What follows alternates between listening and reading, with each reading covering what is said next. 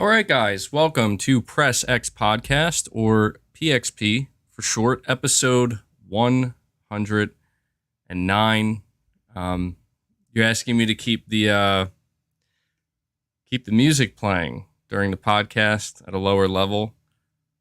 I don't know. It is really nice. It does set the tone. I think I like it. For those wondering, those were some Silent Hill soundtracks, because obviously we're going to be talking about Silent Hill today. But yeah, I'm not gonna do that because it evokes a certain feeling, and I feel like we're going to be covering many different topics, talking about a bunch of different things. But looking albino with this light, yeah, I don't know, man. I can't ever. I mean, I could adjust the lighting a little bit. It is a little bit brighter. I did mess with it, but it did turn out a little bit brighter than I wanted to. I'm gonna dim it. Give me a second. See if this looks better or not. Maybe up the saturation a little bit. All right, let's see. Is this better? It's a little bit, I don't know. Is that like too dark now? Is it better like this, or I'll leave it like this. I think it's good. Because I think most of the time it's too bright. A lot of guys saying it's better. Okay, I'll keep it like this then. And I do have my curtain closed today as well, because that's another reason why it gets. I like the light. I like having the light, but it's not necessarily good for the viewership. But yeah, as always, thank you guys for being here with me. This is episode, I don't know if I said it already, but this is episode 109 of Press X Podcast. We have a lot to discuss today. I mean, a lot. I'm going to probably be moving my mic around a little bit because, I don't know, I want to make sure, because these podcasts, they're basically marathons. These podcasts go on for many, many hours, which, I enjoy that. I know not everybody enjoys that, but it seems like a lot of you do enjoy the longer podcasts, and I don't purposely try to extend them. It's just, I guess I have a lot to say, and especially episodes like this where we have so many different topics to cover. I sometimes get worried that I'm not going to be able to cover all of it and say everything I want to say, as crazy as that may sound. So, for the sake of preserving my voice a little bit and making sure that I can, make it from start to finish without any issues, I got my tea here. I got my coffee. I got both. I got the combo going here. And, there are going to be times where I get louder during the podcast. So if I start like screaming into the mic or something, or it needs to be like moved a little bit further away, just, don't hesitate to let me know in the chat, because I don't want to, blow out anybody's eardrums or anything like that. I don't wear headphones when I podcast. I know most people do, but I hate wearing headphones for extended periods of time. So yeah. But again, thank you for being here. Before I dive into this and go over the topics that we're going to be discussing today, I do want to let everybody know. I don't know why this just like caught my attention in the chat. Jamie says, I finally passed one of my kidney stones last night. I'm happy to hear that. Congratulations. I know that pain, and that is some very terrible pain. So hopefully you're not in pain anymore. I don't know why that caught my eye, but it's because, I'm just reading the chat casually, just, PlayStation, Silent Hill, Xbox, Halo, and then kidney stones. It's like, what? But yeah, I guess that's a good time to say, stay hydrated. Make sure you're drinking enough fluids, enough water, electrolytes, the whole thing. So anyway,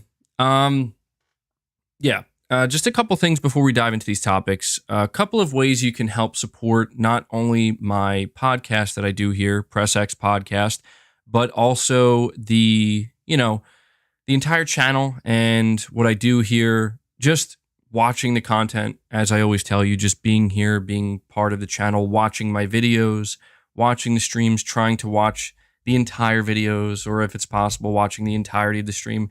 All these things help tremendously. Hitting the like button. For those of you who are here right now, please hit that like button. If you're watching later on after it's live, you also hit the like button as well. It helps out just as much. But some other ways you can help support the channel directly, you can become a channel member and support me month over month.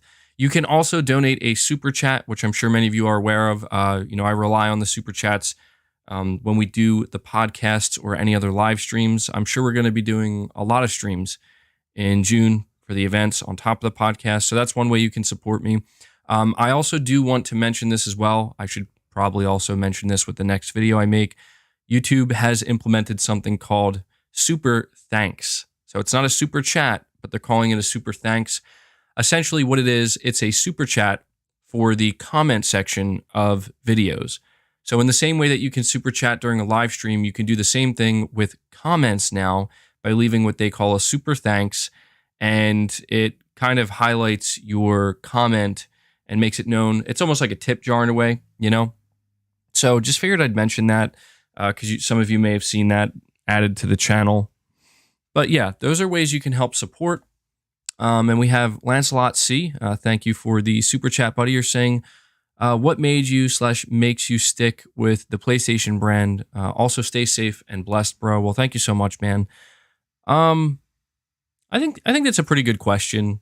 And I think it's a question that honestly, people who probably watch my content and see what I do here, probably a question that a lot of people have. And I think it's simple. I don't want to be too generic about it because I feel like it's easy to give a generic answer to that question. But the reality of it is, you know what? I'll refer to something that Hideo Kojima posted on Twitter that maybe I'll talk about Twitter. I'm sure some of you are aware that I'm back on it. I know it was like 2 weeks or 3 weeks or something like that. But this is a good story. And it kind of reminded me that, it doesn't have to all be bad, depending on, who you follow and what you follow. But anyway, Hideo Kojima posted a tweet where he said, so is it the platform that matters more than the content? And he was asking that question. He wasn't saying that as a statement. He was asking, is it the platform that matters more than the content? And he was trying to figure this out. And I thought that was a good question. And I responded, and I simply said that I think at the end of the day, personally, content is king. Content is everything. But I also said that the platform that is delivering that content and the platform in which, is facilitating that content and everything that goes along with that platform from top to bottom is a difference maker. I know he was talking about his podcast. I'm aware.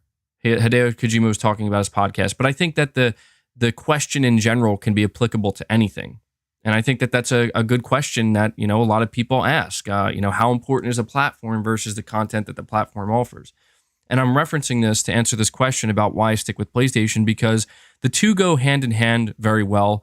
The reality is, if PlayStation had a terrible platform, like a very difficult, almost unusable platform that was just behind the times and just wasn't very user-friendly and just not good in general, I would feel less inclined to use the platform and engage with it. But if nothing changed in regards to the content and the games that Sony makes, well, again, content is king at the end of the day. And as simple as it may sound, the reason why I stick with PlayStation is because they deliver the type of games that I like, the games that speak to me. Not every single one, but the overwhelming majority of them. And Sony really just kind of does something, in my opinion, with a lot of their games that I don't see any other publisher doing, especially the competition. I'm not seeing it. I'm not identifying it. I can't identify it because it's just not there.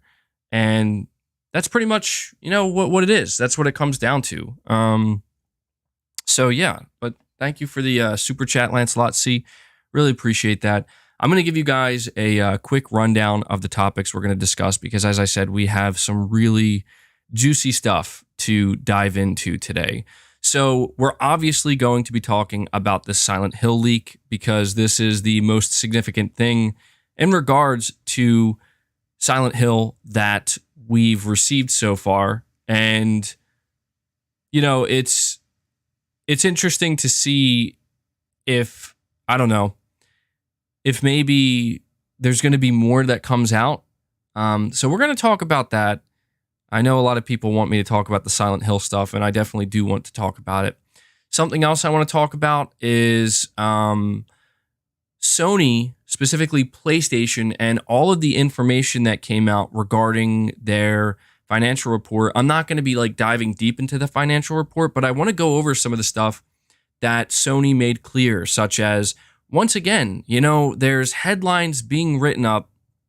There's headlines being written up about, Sony is rejecting this, or they're not doing day and date games. And it's not so much the headlines as much as it's the people on the internet that when Sony comes out and says, we're not putting our games into a service day and date because we believe it will deteriorate our quality, there are just droves of people that just mindlessly flock to, certain parts of the internet that just want to tell people that, Sony is just a greedy corporation that doesn't actually care about quality. And the only reason they're saying that is simply because they just want to squeeze every last dollar out of, a customer. But at the same time, and this is the important part, at the same time, these are the same people that are coming out to defend Xbox, to defend Phil Spencer after what just happened, right?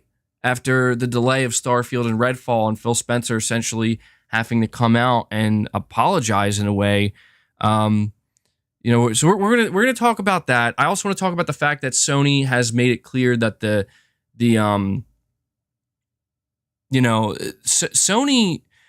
making it clear that the shortage is going to improve quite significantly over the next year. And I think that that's a really good sign. I think that could mark a potential shift.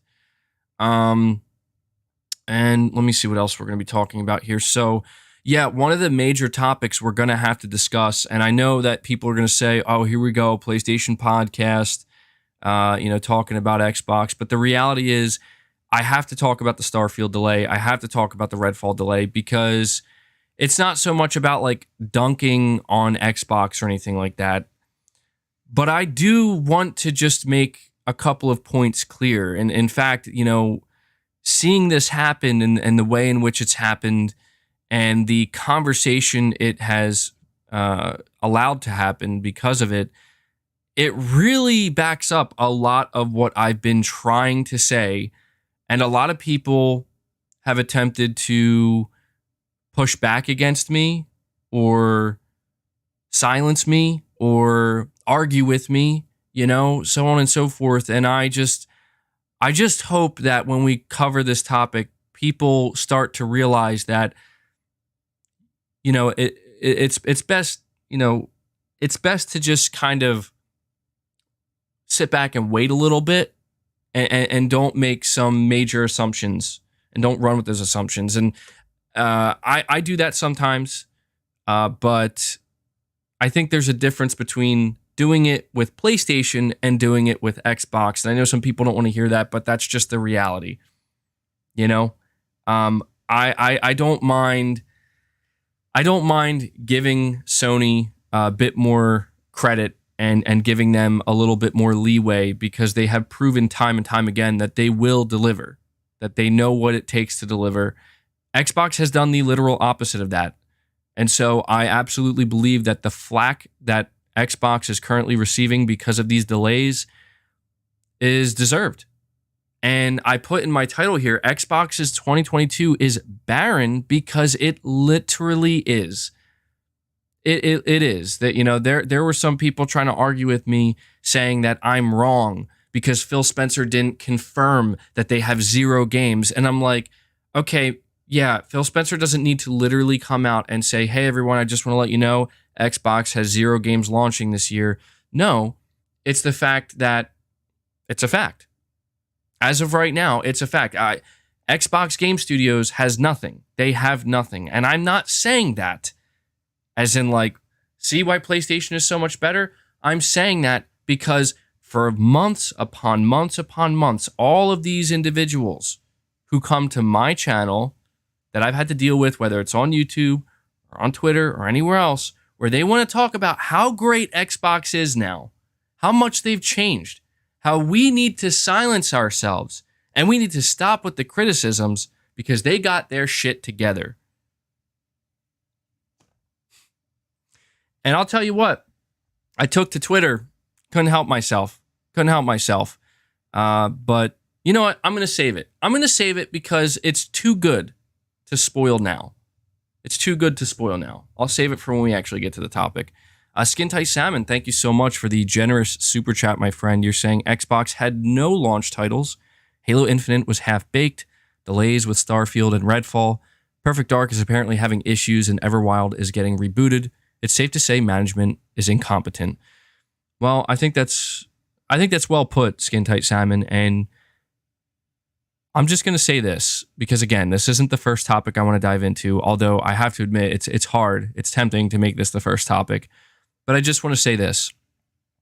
A couple of weeks back, I'm sure many of you were here for this episode of the podcast.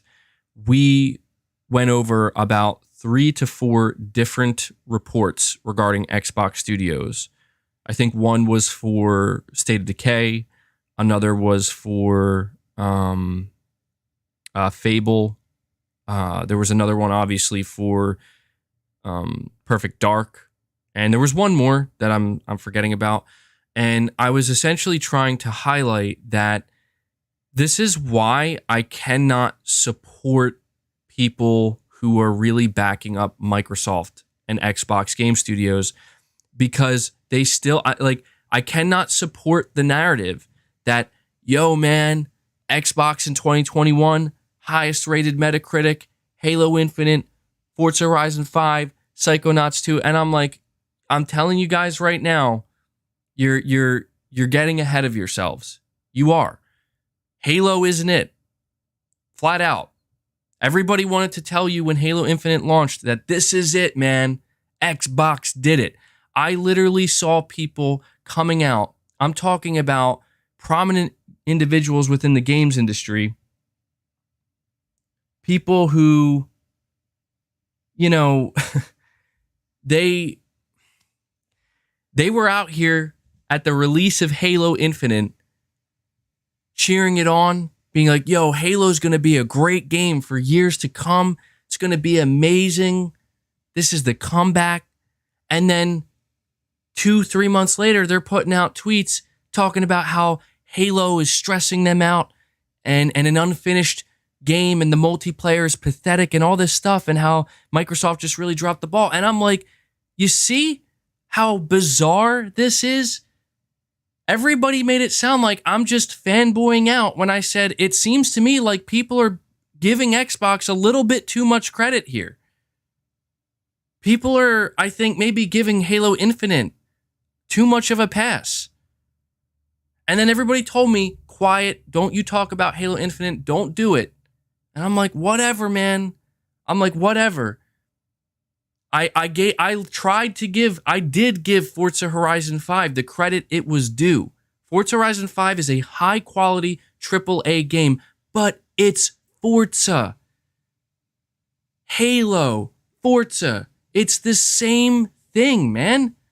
Year in and year out. 2022 was supposed to be the year where Xbox finally did it, where they finally shifted gears, pun intended, right? And they come out here. I'm trying not to go in too hard yet because I know what people are going to do. You know, they're going to assume, oh, here we go, he's fanboying. But look, I've always had a problem with Xbox and the way that they ran things, the way that they did things, and ultimately, let me put it to you this way. It's not Xbox itself that I've had a problem with. It's the end results that Xbox have continually produced that I've had a problem with. The bottom line. And the bottom line is this. As simple and as clear-cut as I can be, so I don't, again, dive too deep into this topic too soon. Xbox has not proven anything. The only thing that they have proven, Microsoft and Xbox together and Phil Spencer, is congratulations, you can spend a copious amount of money to buy stuff. Good job. Let's see the end results. Now, I'm not saying Redfall's going to flop or be a bad game. I'm not saying Starfield is going to flop or be a bad game. What I'm saying is that at this point in time, in May of 2022, Phil Spencer had to come out and apologize to the Xbox fan base. What is this, 5 years after Xbox Game Studios was officially formed? He had to come out and apologize to the Xbox fan base, saying that they're not consistent enough and they know people expect quality and they'll try to do better. And I don't care what anybody says. I don't care how big of a fan you are, because I can tell you this with confidence. I can tell you this with certainty. If Jim Ryan took to Twitter to say what Phil Spencer said to the Xbox fan base, but Jim Ryan had to say that to the PlayStation fan base, where, you know what, guys, we had to delay Horizon Forbidden West, GT7, and God of War Ragnarok. Sorry. We know you expect better. We know you want better. We know you expect consistency. We know you expect quality. I kid you not, probably putting down my DualSense. First of all, I'd be calling Jim Ryan. I'd be calling Sony out like no tomorrow, saying, you got to be shitting me that you think this is okay. But I would also probably go to another platform, maybe not permanently, but at least temporarily, to make it clear that, hey, I didn't buy your console and I didn't buy into your services and I didn't buy into this platform to be told that we know you expect consistency and quality. I bought into it because that's what I expected to be playing. That's what I expected to be engaging with. Consistent game releases and quality. And I know, again, people are going to say, 2021 though, MBG, 2021 though. Okay, that's fine. Xbox had what a lot of people believe a great second half of 2021 from Xbox Game Studios. Congratulations. I'm happy for them. But it seems like people don't really care anymore. Turns out that not that many people are still playing Forza Horizon 5, or at least not the majority of people. Halo is, I don't even know what's going on with Halo, but apparently it's a dumpster fire over there, as far as I'm aware, based off of what I'm reading. Nobody's talking about Psychonauts 2 anymore. These games came and they went, and Microsoft did their job for a moment. They did their job for a moment. But what does it mean? Does it really mean that much when the next year, the head of Xbox has to literally come out and say, we're sorry. I'm not going to say literally because I'm paraphrasing. I'm not quoting him, but he has to come out and say, we're sorry. We don't have any games for you guys. Sorry. We know you hyped up the Bethesda acquisition, and we hyped up the Bethesda acquisition and the, Activision Blizzard acquisition, so on and so forth. And yet, I'm going to be honest. I would say it's unacceptable, but it's more ridiculous to me than anything else. It's actually sad and it's ridiculous. And I'm not saying that Xbox fans should just throw away their console and forsake the Xbox platform. I'm not saying that. But what I am going to say, and then I'm going to move on, I promise, and we'll circle back to this a little bit later because I want to get these super chats. What I am going to say is that I know the Xbox fan base really wants a win, like a big win. Like they want to kind of get that feeling that a lot of PlayStation fans have had from the PlayStation 4 generation and so far with the PS5 generation.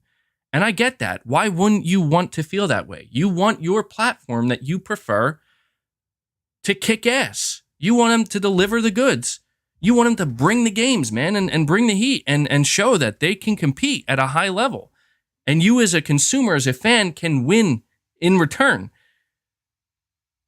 And I just feel like a lot of the Xbox fan base fell a little too hard and a little too fast for the whole best deal in gaming, right? Game Pass. We're buying studios. We're buying publishers. And a lot of these guys, they're like, oh, hell yeah, man, let's go. Xbox back on top. And I'm just like, whoa. Let's wait and see if they actually deliver. Like, let's see if they deliver before we say that everything is great now. Let's see.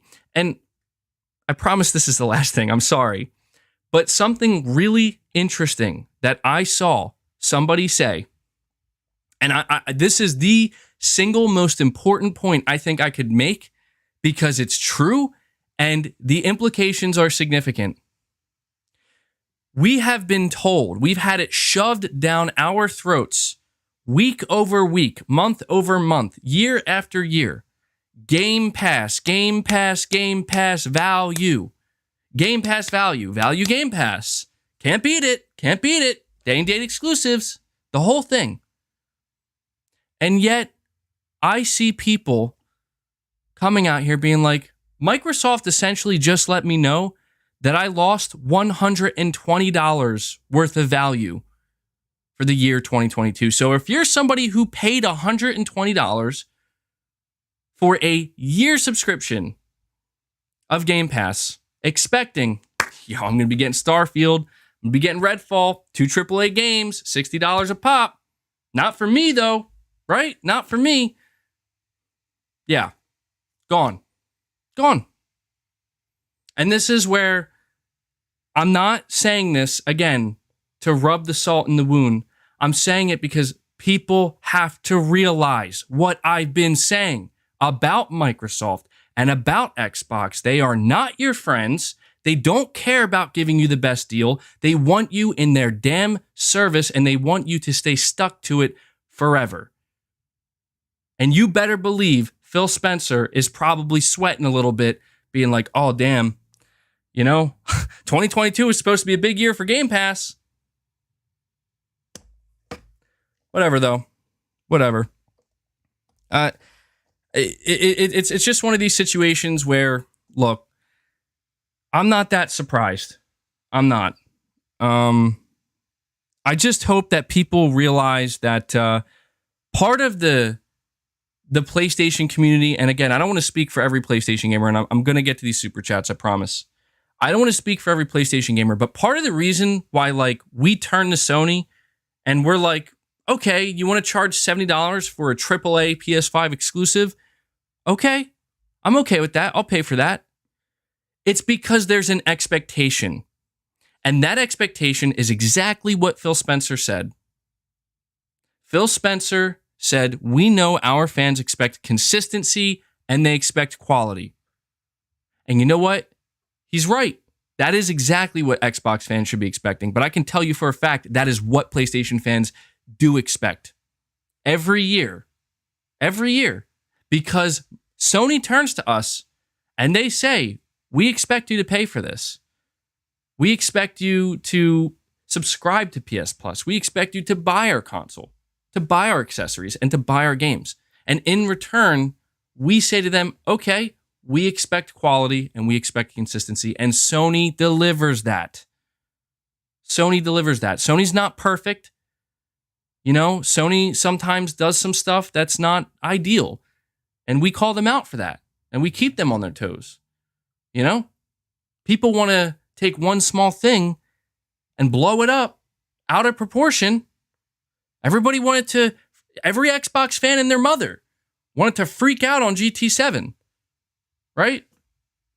But these same fanboys, these same Xbox fans, when Phil Spencer's like, sorry guys, you ain't getting Starfield or Redfall this year, they're like, hey, nobody talks shit on Phil Spencer, okay? You think you can do a better job than Phil Spencer? He's only human.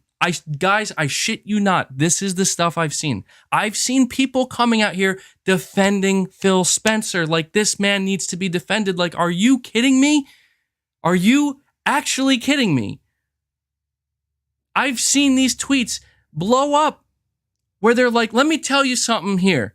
Phil saved Xbox. Y'all better get off his back. And I'm like, you know what? That's cool, man. That's cool. If you're okay in 2022 having 0 games from your platform of choice from a publisher that's out here bragging about, and you see all the infographics, all the charts, 50 studios here, 34, that whatever the hell it is, it's like, get that shit out of my face. Why do I care? It's simple. It's because I have to put up with a lot of shit. Frankly, I have to put up with a lot of shit coming from a large portion of this fan base where they want to tell me that I'm wrong constantly. They want to tell me I'm wrong about supporting Sony the way that I do, about paying full price for games, that I'm exaggerating the quality and the consistency that Sony brings out, and that I'm just a bootlicker, right? Like I'm a Sony bootlicker, when it's like, in reality, dude, I just appreciate what they deliver and I support it. And if you want to say that makes me bootlicker, that's cool. Just go keep defending Phil Spencer. Keep talking about how great of a deal Game Pass is, even though Netflix is literally on fire. Okay? Because Game Pass is going to be the Netflix of gaming.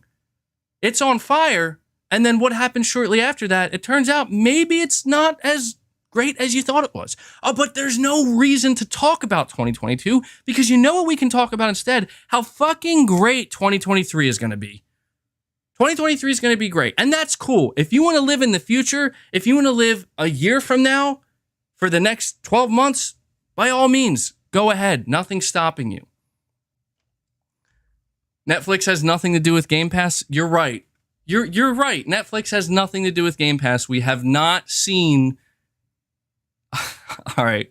It's getting too heated in here too soon. I'm going to bring it down a notch.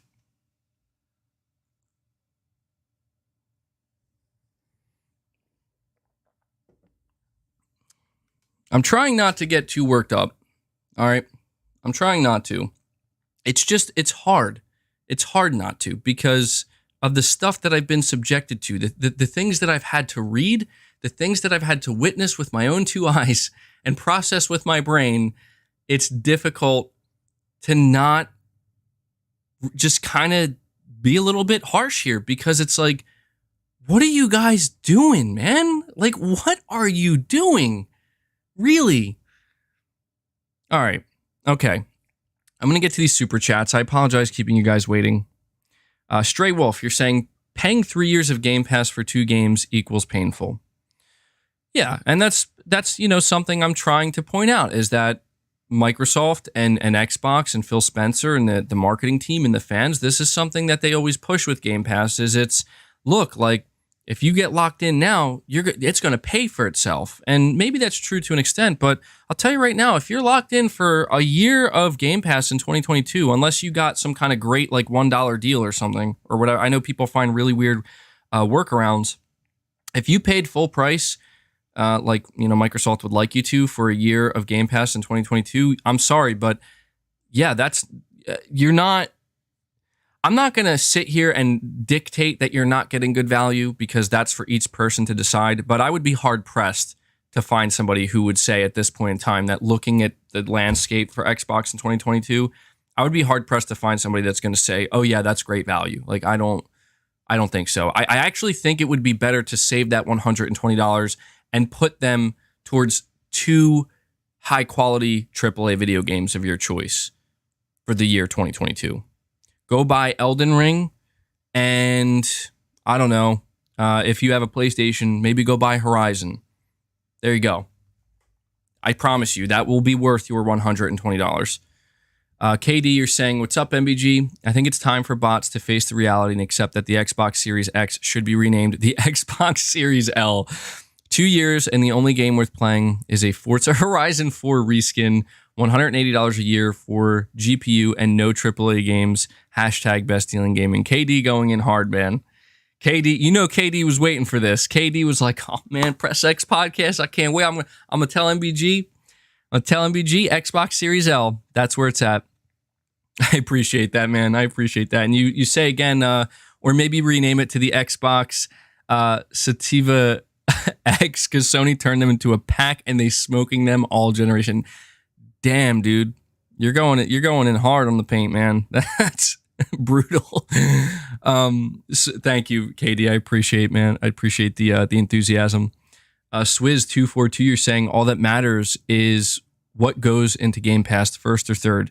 You think exclusives matter more than they do. Microsoft wins with money and buy something to put in Game Pass. And, I will say that is something that I've seen a lot of people say, where it's like, well, at this point in time, it seems like the only time that, or the only thing I should say that Microsoft can do at this point is money hat, is try to get third-party games, be willing to pour out a large amount of money to secure a big third-party game, multiple third-party games into Game Pass. And I agree, like that is at this point in time, assuming, and I have to say this because I know I'm going on this tangent. I want to make it known that the Xbox showcase is coming and we don't know what's going to happen.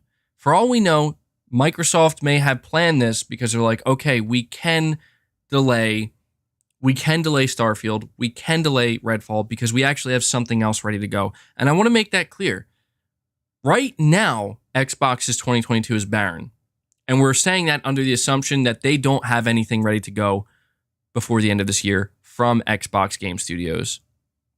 They might have something ready to go, and they might bring that out on June 12th when they have their showcase. But it's just right now, look, I will, if that's the case, then I will say, okay, good.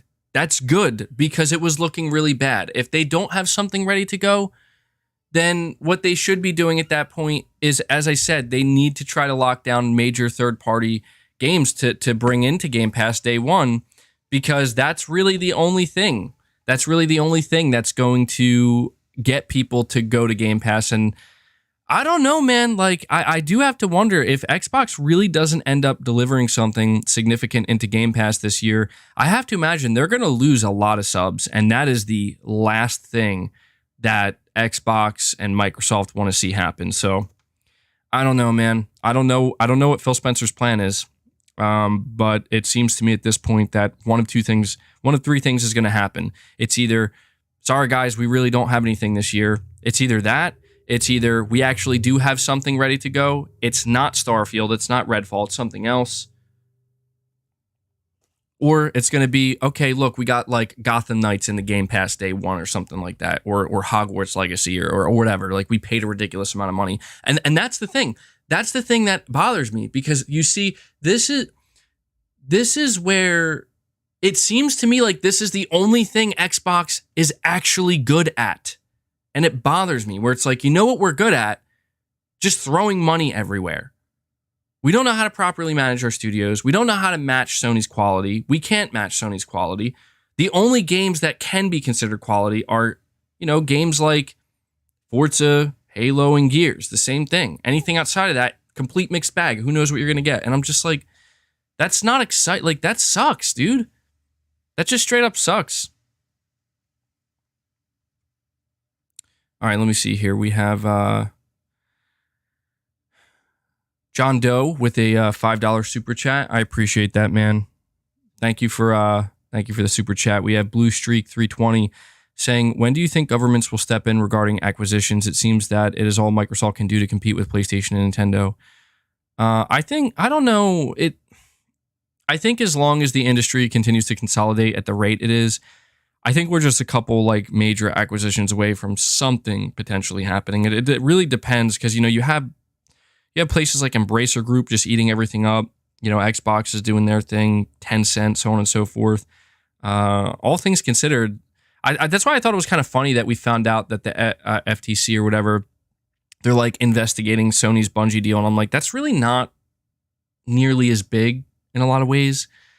I mean, I guess it's just protocol, but it was just kind of funny because, people were kind of talking about it like, oh man, everybody was worried about them investigating the Activision Blizzard acquisition, but look, they're investigating the Bungie acquisition. And I'm like, they're not, like, you can't compare the two. You just can't.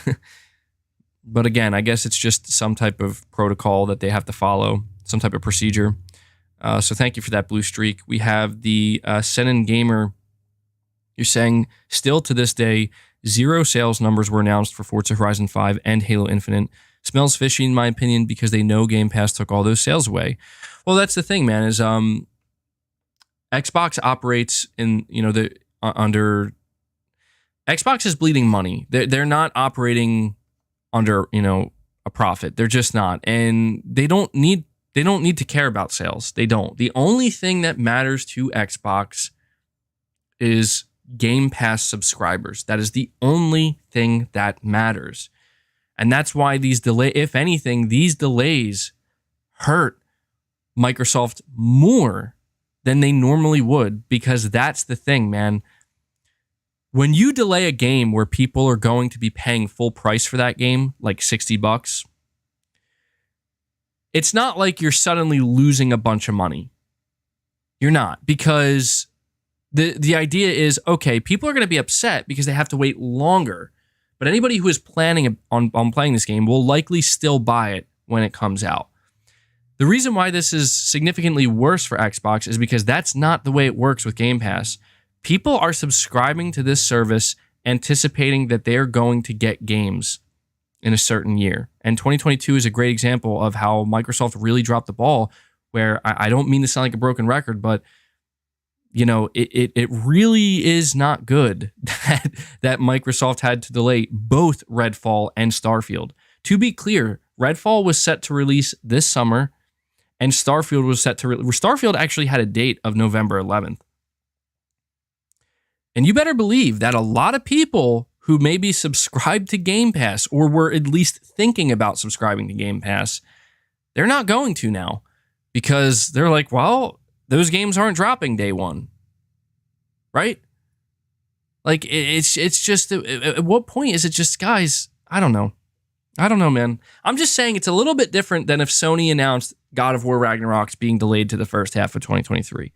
It's not like Sony was hoping that we were subscribed to PS Plus for God of War Ragnarok. You know what I mean? It's a little bit different. So I think that these delays are certainly more impactful in a negative way for Microsoft than, say, Sony or Nintendo. But yeah, you could argue the set-in game, or you could argue that this is kind of the price that Microsoft has to pay for choosing to go all in with a subscription service where you put your games in day and date. This is kind of the price you have to pay, where it's like, well, suddenly game delays now hurt you a lot more than they originally did. At least they hurt your service. They hurt your bottom line. KD, you're saying, talk your ish, MBG. This Microsoft pack going up in the air. Thank you, man. Thank you. Kendall Fire 22. Funny how people killed PlayStation Plus Premium for not having day and date first party games, but Xbox has put just as many games into a service in 2022 as Sony. 0. Damn. Now that's savage, man. Now I get it. Like, I get where people are going to be like, I know that there is a group of okay. Every time, man. Every stream. I know there are a group of people who are not happy right now with anything I'm saying, and they're upset, and they're like, well, you just wait. You're going to eat your words, MBG. Everybody just wait, 2023. And that, you see, that's the thing where it's like, nobody is sitting here. I'm not saying, and I don't think anybody here is saying that Xbox isn't going to have anything for 2023. I don't think anybody's saying that Xbox isn't going to have games. It's just, at what point is it like, how long do people really have to wait? I don't normally name drop on here, and I want to make this clear. I have no beef with anybody. Like, I really don't. I really, really don't. In fact, I barely even pay attention because I'm just doing my own thing. People are doing their own thing. But I was like scrolling through Twitter, and I came across a clip that came from Colt Eastwood. Okay, now come on, everybody knows, just like everybody knows Colt Eastwood. He's an Xbox enthusiast, if there ever was one, and he said it himself. He said it himself. He said this is like, I don't know if this is exactly how he worded it, but I swear I heard him say this is the most violent thing I'm ever going to say towards Xbox, and it made me laugh. And he said the same thing I'm saying. And I'm glad, because I'm like, okay, I'm glad people are saying it, man. Even the people who were like really, bleeding green, I guess you could say, where he basically said that since 2018, Xbox Game Studios has done nothing except Halo, Gears, and Forza. And 2022 was supposed to be the year that was supposed to break that mold. And it was something that every Xbox fan could rally around, even non-Xbox fans, because it's like, here we go. And the bubble was just burst, man. It just deflated rapidly. And, you know, people want to talk shit on me where it's like, oh, you're just a fanboy who wants to see Xbox. I'm like, dude, some of the biggest Xbox fans are out here saying the same thing because it's true. At this point, Xbox fans should not be okay with what Phil Spencer just told them on Twitter. No one should be out here defending Phil Spencer and defending Xbox Game Studios. I'm not saying attack them. Don't confuse what I'm saying. I'm not saying go berserk. No. But just make it clear that this is absolutely unacceptable. And you as a paying customer deserve better and deserve more. That's all. That's all it is. Saying MBG, nobody here is defending Xbox. Well, I'm not saying anybody here. All right, let me get through these super chats so I can start moving on to some other topics. Let me see. KD, this Xbox Microsoft pack is loud as F.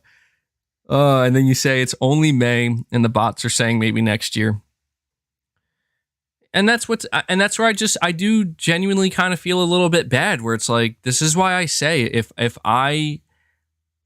this is what PlayStation expected me to do, is to just wait till next year to play the games that they're making, I would be upset, man. I would be pissed, and I'd be like, why am I even here right now?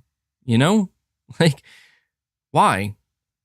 Aaron Yogurt, you're saying Netflix doesn't skip releasing original series for an entire year. LOL. That is true. That is true, man. Perfect Image, you're saying you're awesome. What do you think of the 300 million more from Sony? So I want to talk about this for a moment, because this is, I think, pretty interesting. Something that we learned with Sony's investor report, their financial report, is they said they're putting $300 million more into their PlayStation studios and their game development. And then they also said to release these games on multiple platforms. And again, man, this is what I talk about when it's like people are trying to argue with me with everything, where I'm just simply saying that Sony's putting $300 million into PlayStation Studios to further improve their game development. And people are coming at me being like, no, it's for PC. It's for other platforms, MBG. It's for PC. And I'm like, calm the F down, man. All right? Like, yes, Sony has embraced PC as a platform. This is not news. PlayStation fans were cheering on God of War going to PC. They were happy to see God of War go to PC.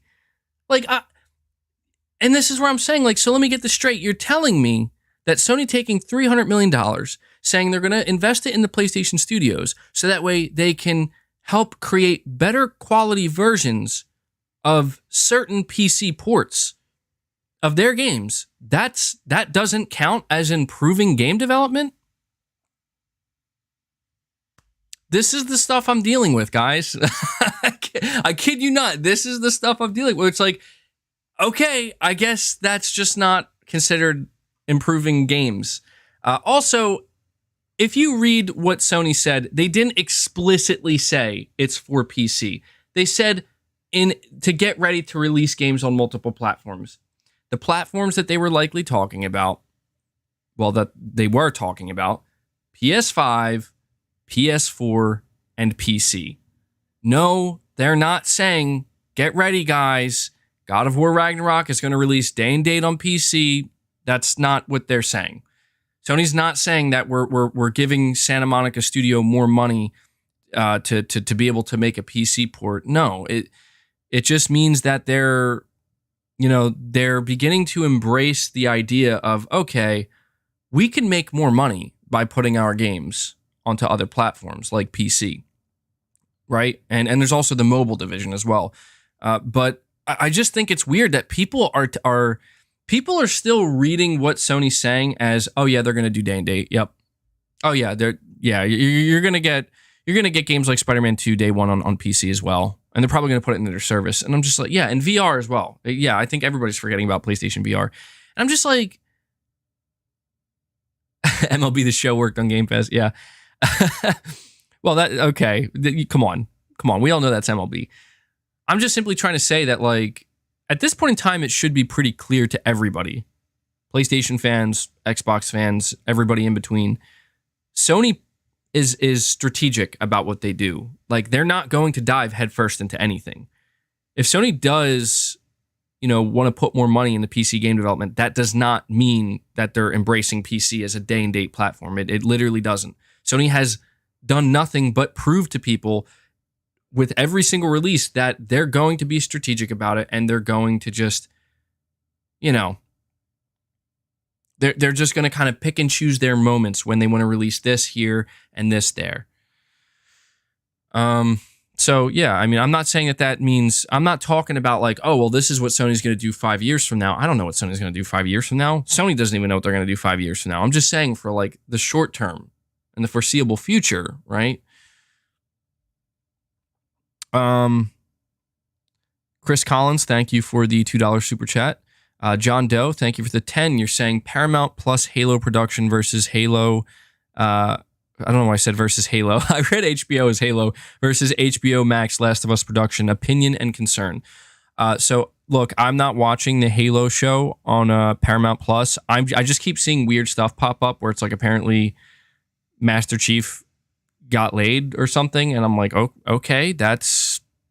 I'm not too familiar with Halo, but I'm fairly certain that wasn't a major plot point at all, or even something that happened in the Halo universe or games. So I'm like, all right, whatever, And they showed his face and everything, and people were like, "What is like?"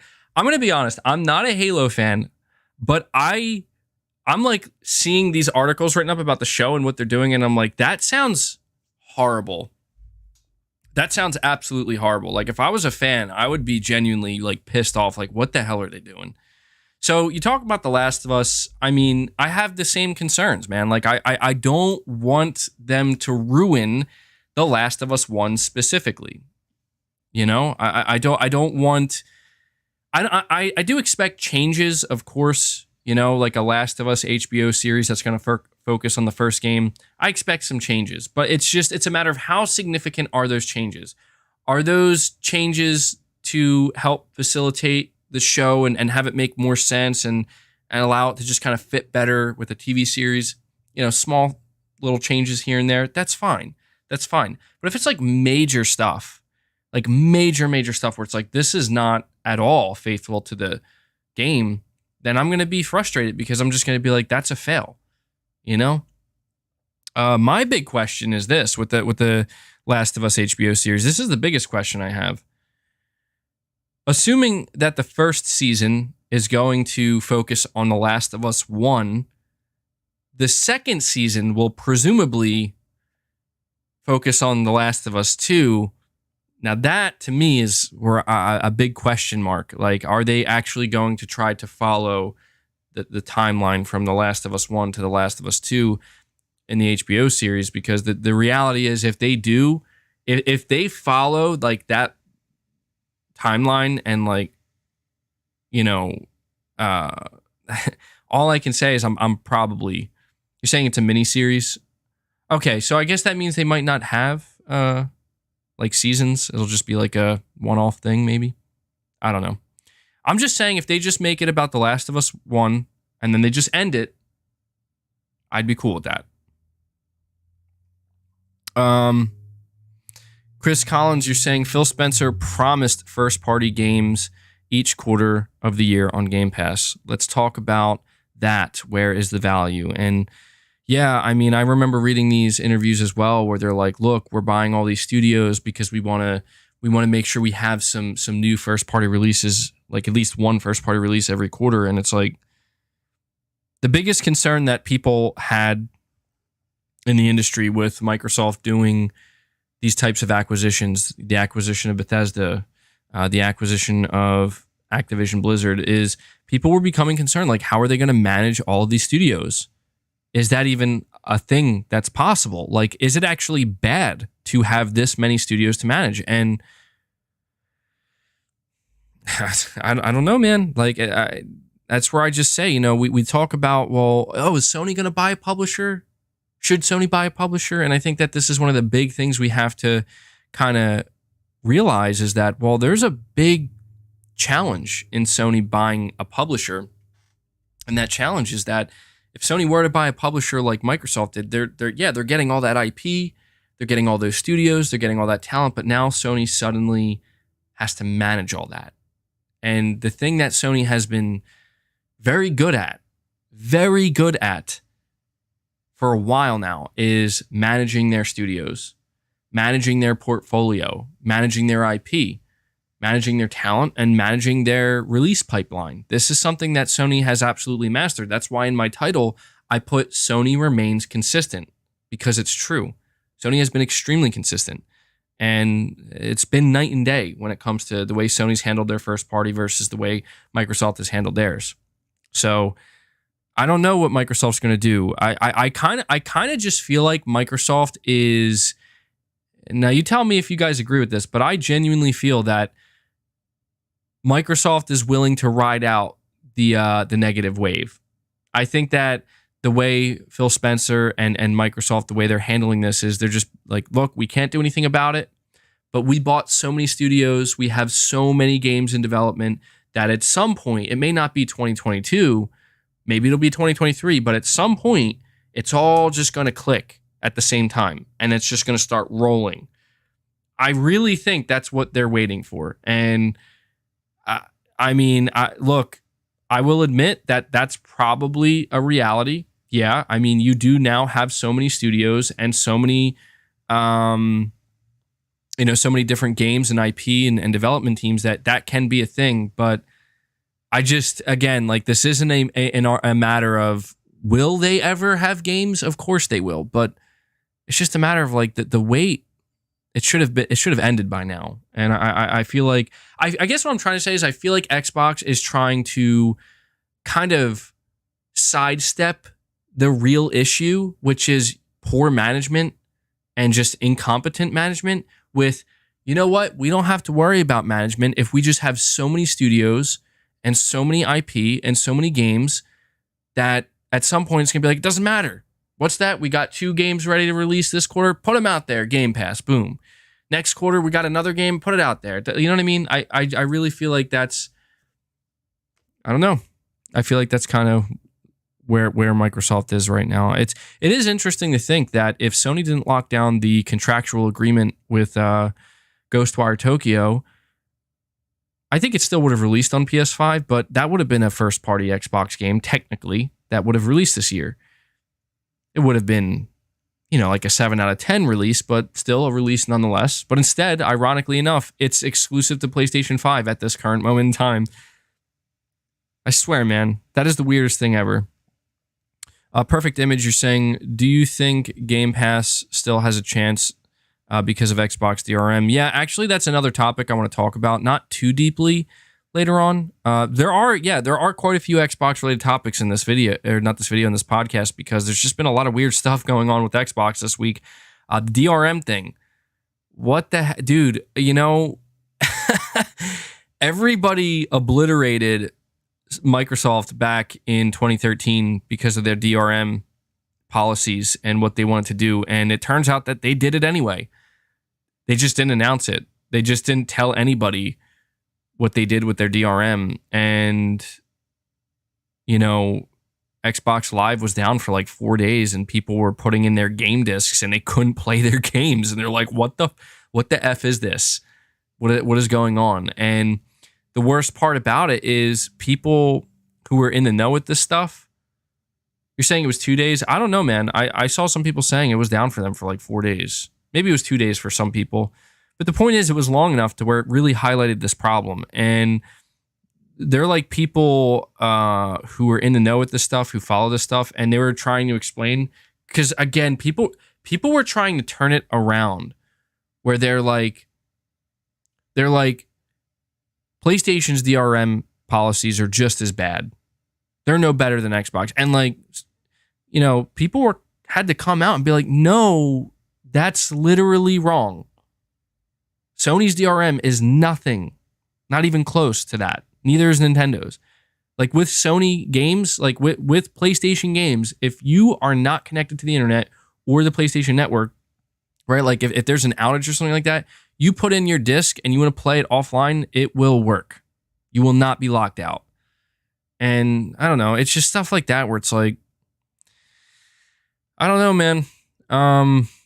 This is where I just try to tell people, like, look, you do got to be careful with these corporations. Sony's not innocent, you know, like you got to be careful with how much of a pass you give them. Like I try to say, like I give Sony a little bit of a pass, not a complete pass, because I do want to keep Sony on their toes. I don't want them to get complacent, and I don't want them to think that they can just get away with anything, because they can't.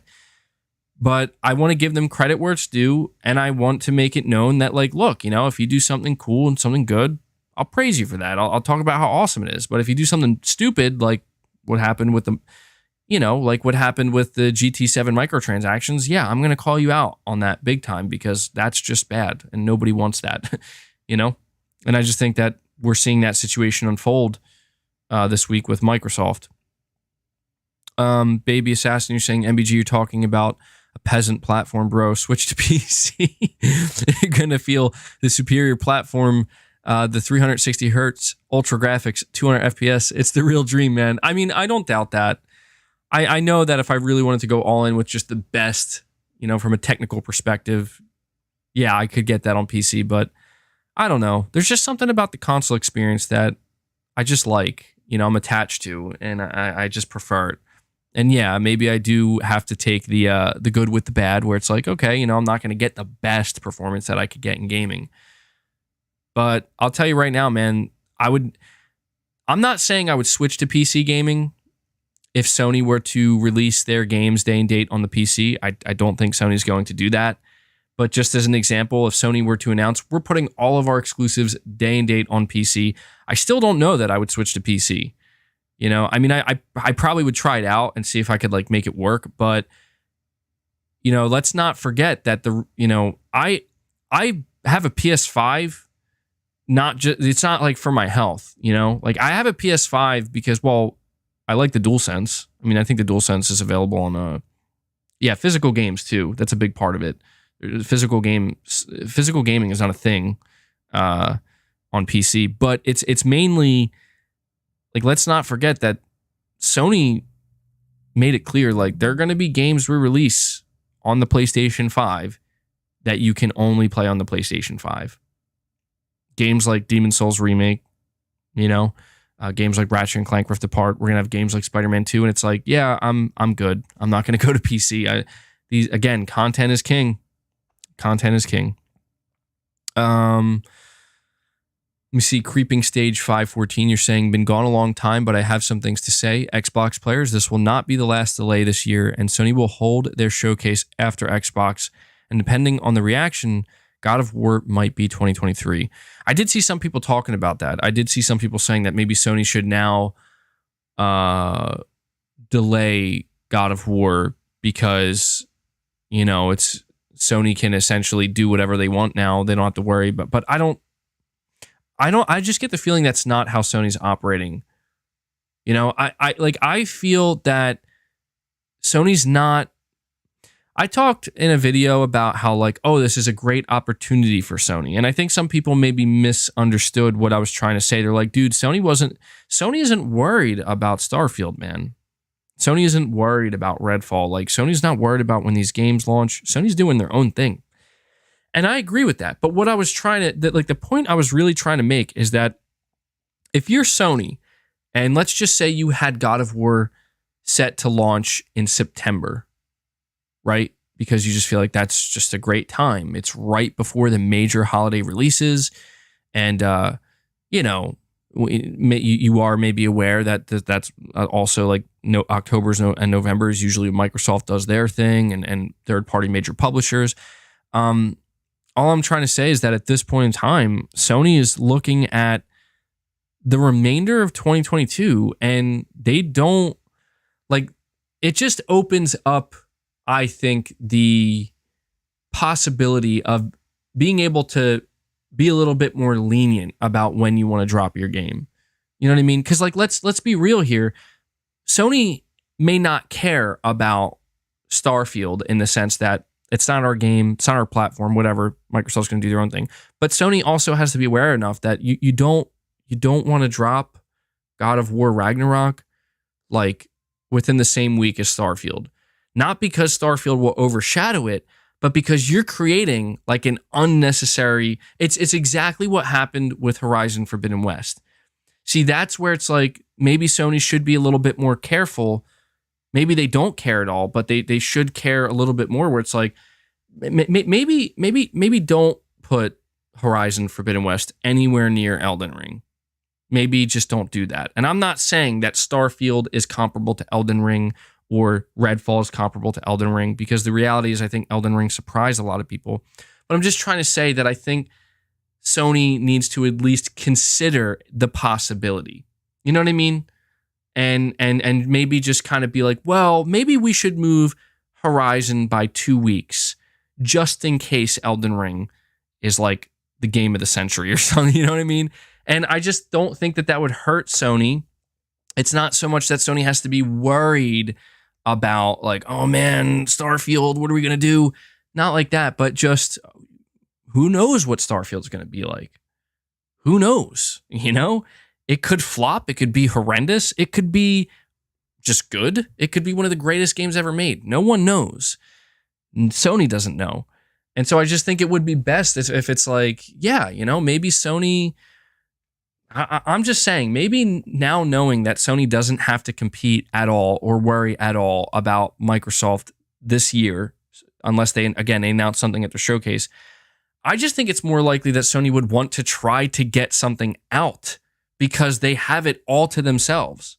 Do you see what I'm saying? Like, I feel like, what if Sony was planning to launch, I don't know, like The Last of Us Online or something? Maybe they said, we're not going to release it, even though it could be ready to release, we're not going to release it this holiday season because we don't want it to conflict with like Microsoft and a bunch of other games launching. But then it's like, dude, two of the biggest games that were set to launch, apparently, especially Starfield, they're just gone. You know what Sony should do? Straight up. Sony should launch God of War Ragnarok on November 11th, 2022. That would be the most savage thing Sony ever did. That would be incredible. Oh my God, that would be awesome. They won't do it. But it would be the funniest thing ever. And it would go down in history as just one of the most savage moves Sony ever made. I feel like Jim Ryan just might be crazy enough to be like, let's do it. Yeah, it would be immature, but you got to admit, man, the headlines and the conversation would just be glorious. It would be so fun. All right. Let me see here. Josh Schrank says, wait, Xbox. Josh, again, you're saying if I had subscribed to Game Pass Ultimate from the launch of the Series X until 2023, that would be a total of $612, not including tax for two first-party games. You continue by saying 2017 Microsoft started the acquisition spree. None of them have released games since. We already got sequels to games that launched back then on the PS5. And, you know, I've seen a lot of people, they're like, well, you know, COVID and the pandemic. And it's like, look, nobody's saying that isn't something that really, you know, nobody's saying that that's something that didn't really impact game development. It absolutely did. Like, nobody's denying that. You know what I mean? I just feel like you can't, it's just not cool to be sitting here and being like, well, you know, the pandemic and Microsoft Studios. And it's like, well, how come Sony's been consistent?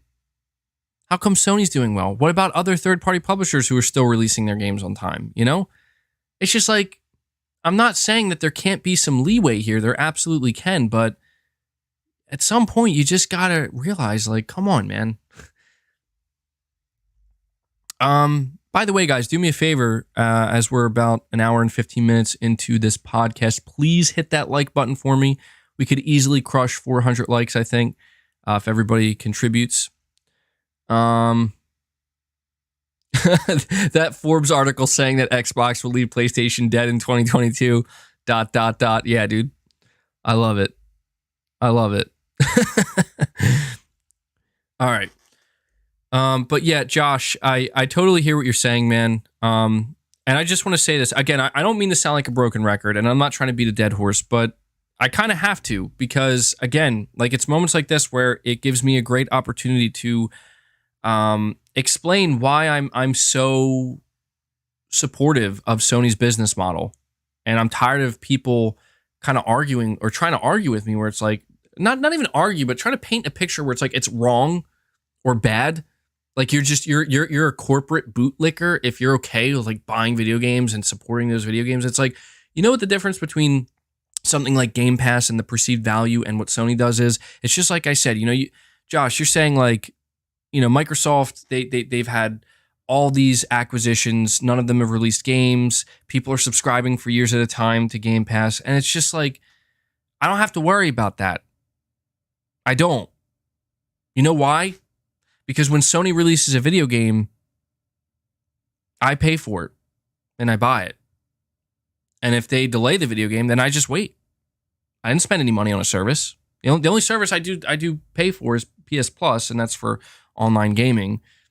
But, you know, if I had to pay for another service on top of that, just to find out that it's like, oh, by the way, we delayed our games, it's like, okay. It's whatever, man. It's just some of the problems that I tried to, like, warn people about, where it's like, look, I know that Game Pass, like, people want to tell you that this is the future of gaming, and I'm like, it's not as clear cut. It is just not as clear cut and as simple as a lot of people want to make it seem. It's not. There's a reason why Sony, the leader, I have to emphasize that, the leader in this market, is not following Microsoft. There is a reason why why Jim Ryan basically said, and also during their earnings report, they said, yeah, we're not doing subscription services. We don't believe a Spotify or Netflix like model is fit for gaming. There's a reason why they're still sticking to their traditional business model. There's a reason why they still do care a lot about selling games at full price and getting sales of games, and why they also still care about selling hardware and attaching these games to this hardware.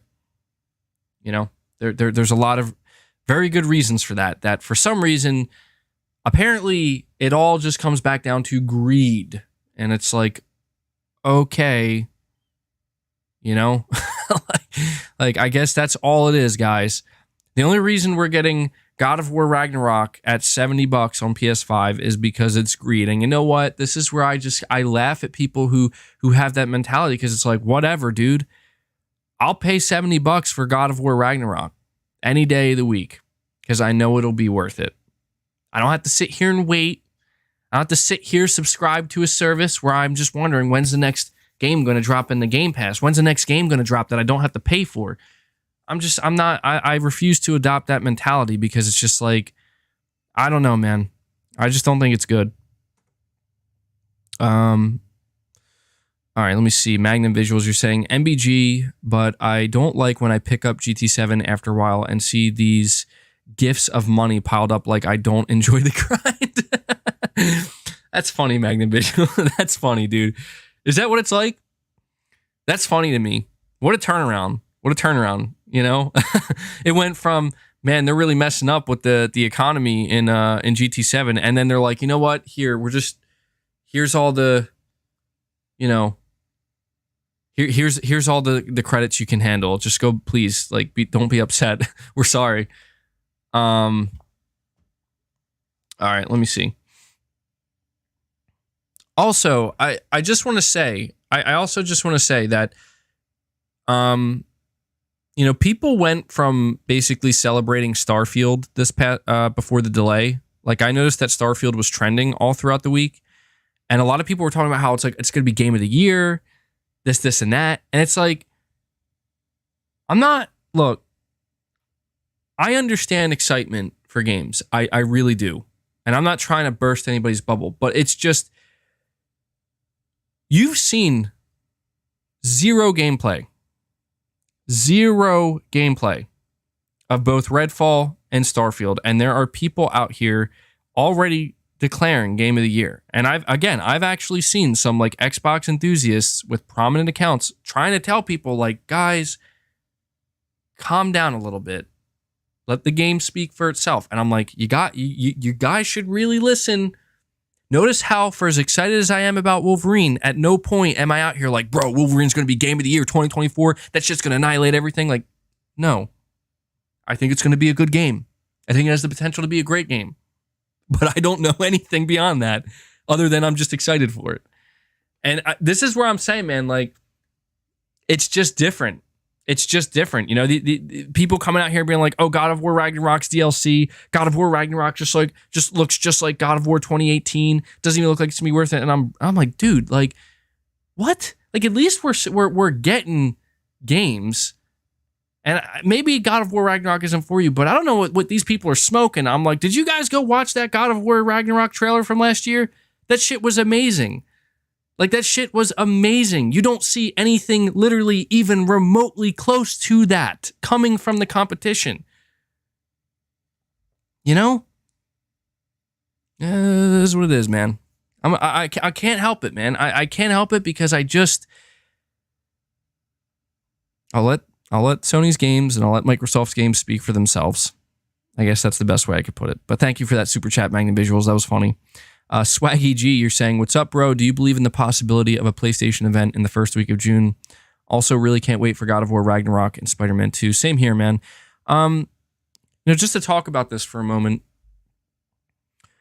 I want to say this. That rumor about PlayStation having an event for the first week of June, that came from Jeff Grubb, and Jeff Grubb, he's a little, I don't know, man. He's a little sketchy with PlayStation, and I don't really take what he says to heart when it comes to PlayStation, mainly because you can tell that he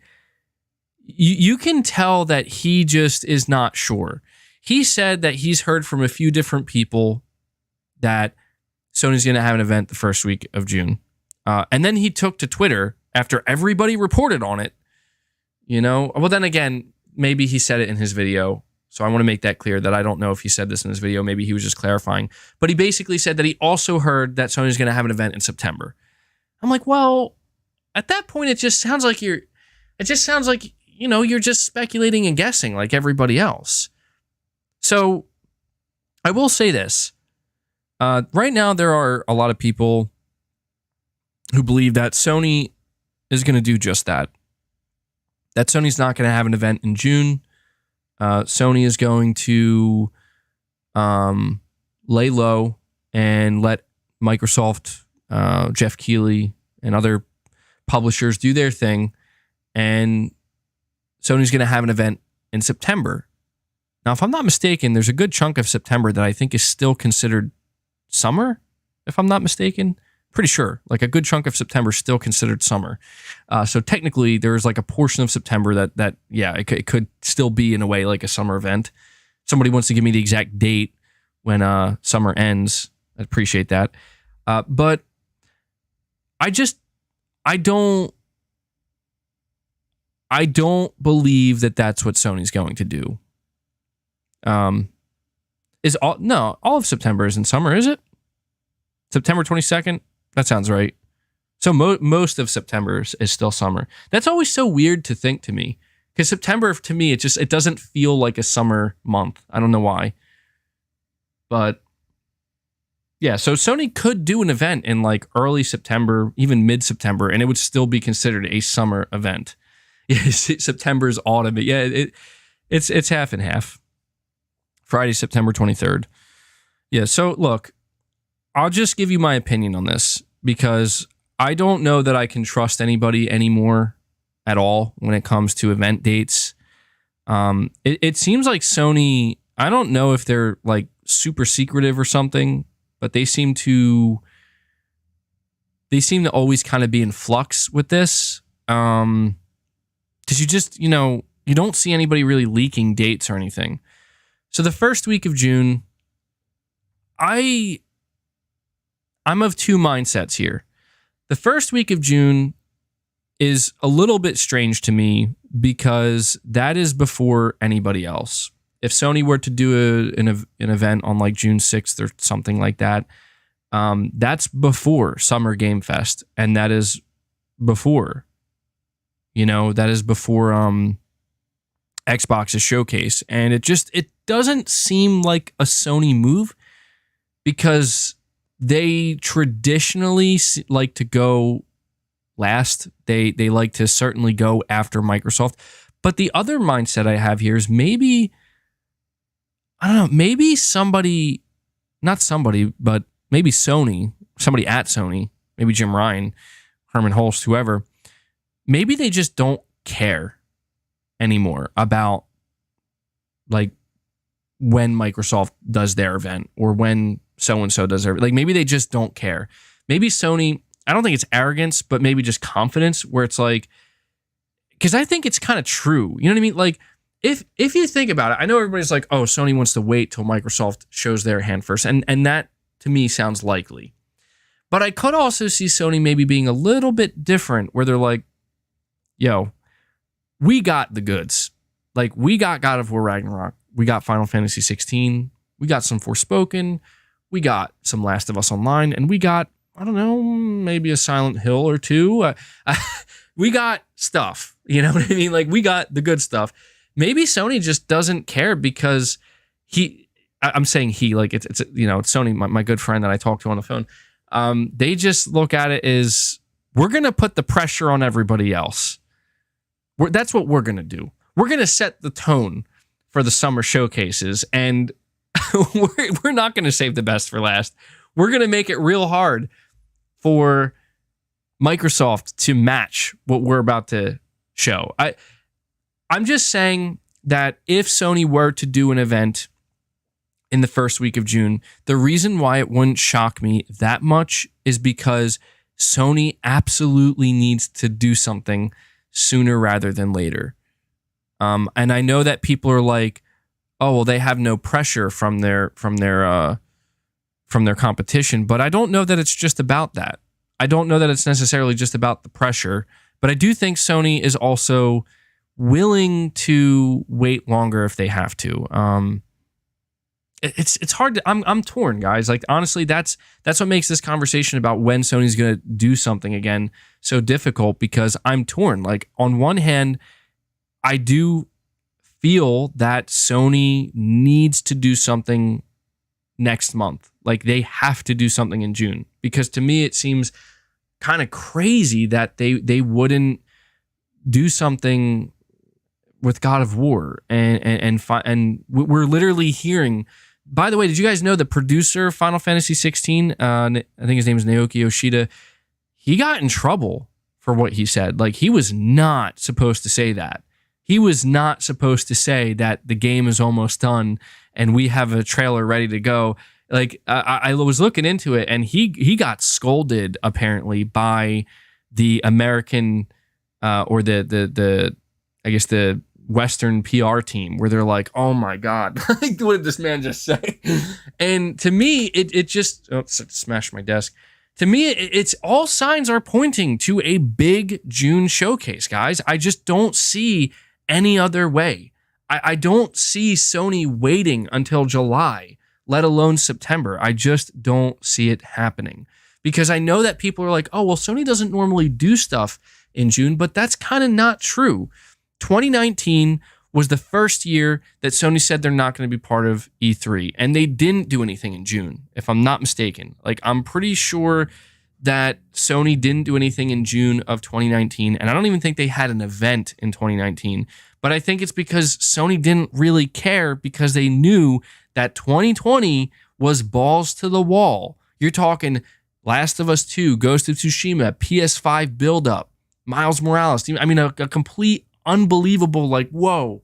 Like, no wonder why you didn't feel the need to do anything in 2019, because look at what you just announced and showed off and released in 2020. And that's not to say Sony didn't do anything in 2019. They did Death Stranding. They did Days Gone. They still had their games. But I'm just saying that, like, outside of 2019 and 2021, Sony has kind of traditionally always done stuff in June.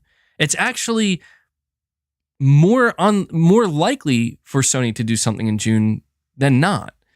And 2021 is the only one that kind of stands out to me where I'm like, why did Sony decide to not do an event in June or something in June in 2021? Because 2019 was kind of understandable. 2021 was a little bit like, they decided to wait till September, but it could be simply because they had a big game launching, that being Ratchet & Clank Rift Apart, and the PS5 was selling like crazy, and they just thought maybe we can just kind of hold this stuff.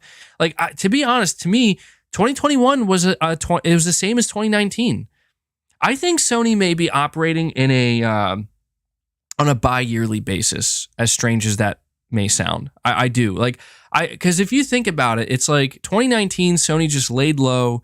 They released some games for the PS4, and then in 2020, they went crazy. And then in 2021, they did the same thing where they just kind of laid low. They released games, and they just they did have a showcase in September, but it was like minimal. It was like, okay, what's like the least we could do, but the most exciting thing we could do? Now we're in 2022, and I don't know. I just kind of get this feeling like when you look at the landscape, and I know that we're talking about how Xbox's 2022 is barren, but the reality also is that we don't know anything about Sony. We know, like, there's only one thing we know. One thing. And that is Forspoken is releasing in October. That's all we know. We don't know anything about Spider-Man 2. We don't know anything about God of War Ragnarok. We don't know anything about Final Fantasy 16. We don't know anything about any of these other projects that Sony has in the works. And so I'm just like, you want me to believe that Sony's going to wait until September to talk about all of these things? I do not believe it. I'm not saying that I believe Jeff Grubb for certain, like, oh, Jeff Grubb said it, absolutely, beginning of June, because he made it clear that he's also heard September, and he's not entirely sure. But what I will say is that I'm more inclined to believe that Sony is going big in June. And that's not just me saying that that's what I want, because I'm going to be honest with you guys. I would be okay if Sony, like from a content creator standpoint, I feel like this is important for me to say, and I'm going to get to these super chats in just a second, but I feel like it's important for me to say this because people do say to me sometimes, like, MBG, you always want Sony to do more, because you're a content creator and you always want to have stuff to talk about and to, content for your channel. And yeah, that's true. But from a content creator standpoint, I would actually benefit more if Sony didn't do anything in June, because everybody else is doing stuff in June. So I don't need to really worry about what Sony's doing, because I'm going to be covering the other stuff that other people are doing. And if anything, it would be more beneficial for me as a content creator if Sony did a big event in July or August or September. But I just really do feel that June is the month, man. And I think Sony's about to go balls to the wall again. I'm ready to be wrong, and I'm not overhyping myself. I'm just saying, logically and rationally speaking, it just seems to me that Sony has done everything they can, where they had their showcases, they showed their games, they marketed these games, they released these games, and they released all the games. And now we don't know what's next. We don't know anything.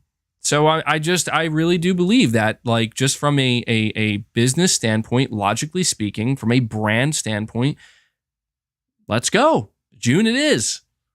And that's how I see it going down.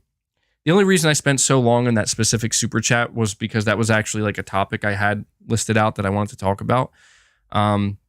Because that's something that a lot of people are talking about right now. Like, is Sony doing a summer showcase? And I don't want to encourage anybody to assume, to expect a June showcase from Sony. I'm not telling you to expect it. All I'm saying is that it would make a hell of a lot of sense at this point in time to believe that maybe Sony won't do it the first week of June, but I do think that they're going to do it in June.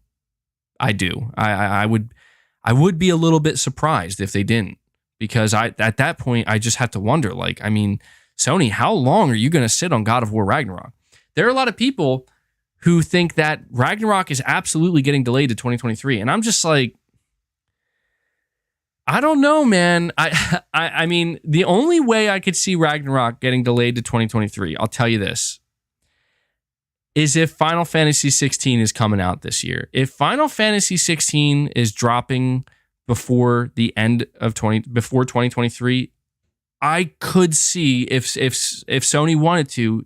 I think God of War Ragnarok, let me make it clear. I think it would be finished. I think the game would be totally complete and they could release it at any time. But I could see if Sony really wanted to be like, I don't know. I don't know. I'm not saying it. I'm not saying it's going to get delayed. I'm just simply saying that it wouldn't shock me if Final Fantasy 16 is ready to go, if Sony kind of felt, well, maybe we don't need to drop Ragnarok just yet. It'd be a little bit disappointing because I really do want to play Ragnarok this year. All right, let me see here. Swizz242, you're saying Game Pass is about games, not first party, just games. Is it though?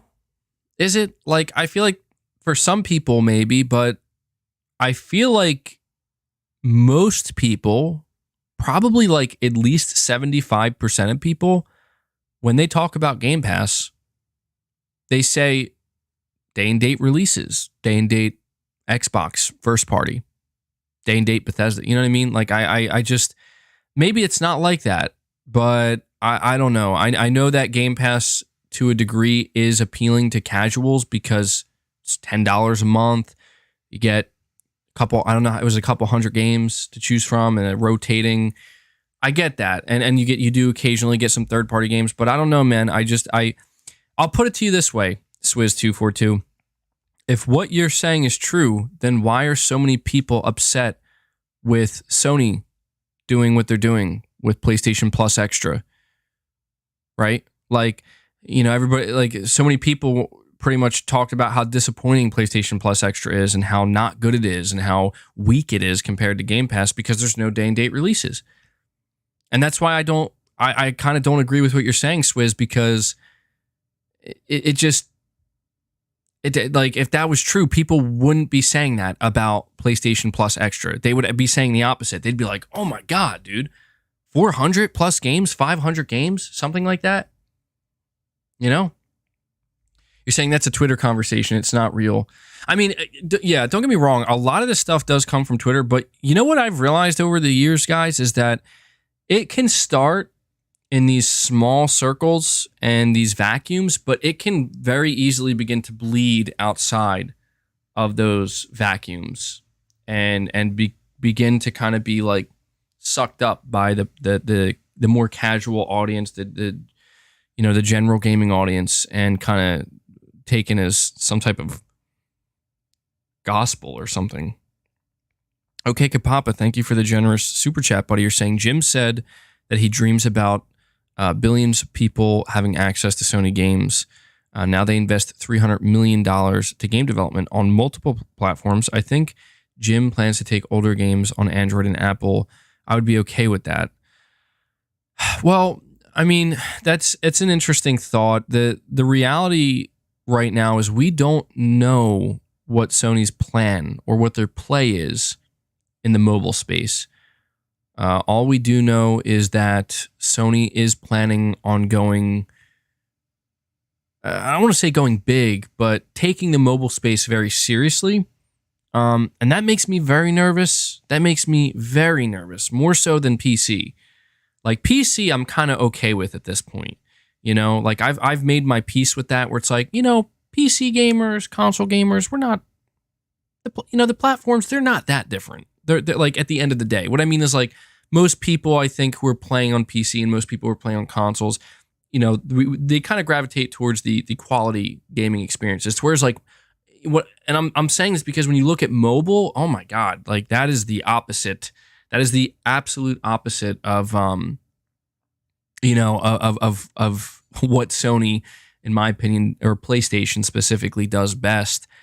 And I do get very nervous about what Sony does. Now, I will say there's been this interesting shift in the mobile space where I'm sure you guys have seen this, where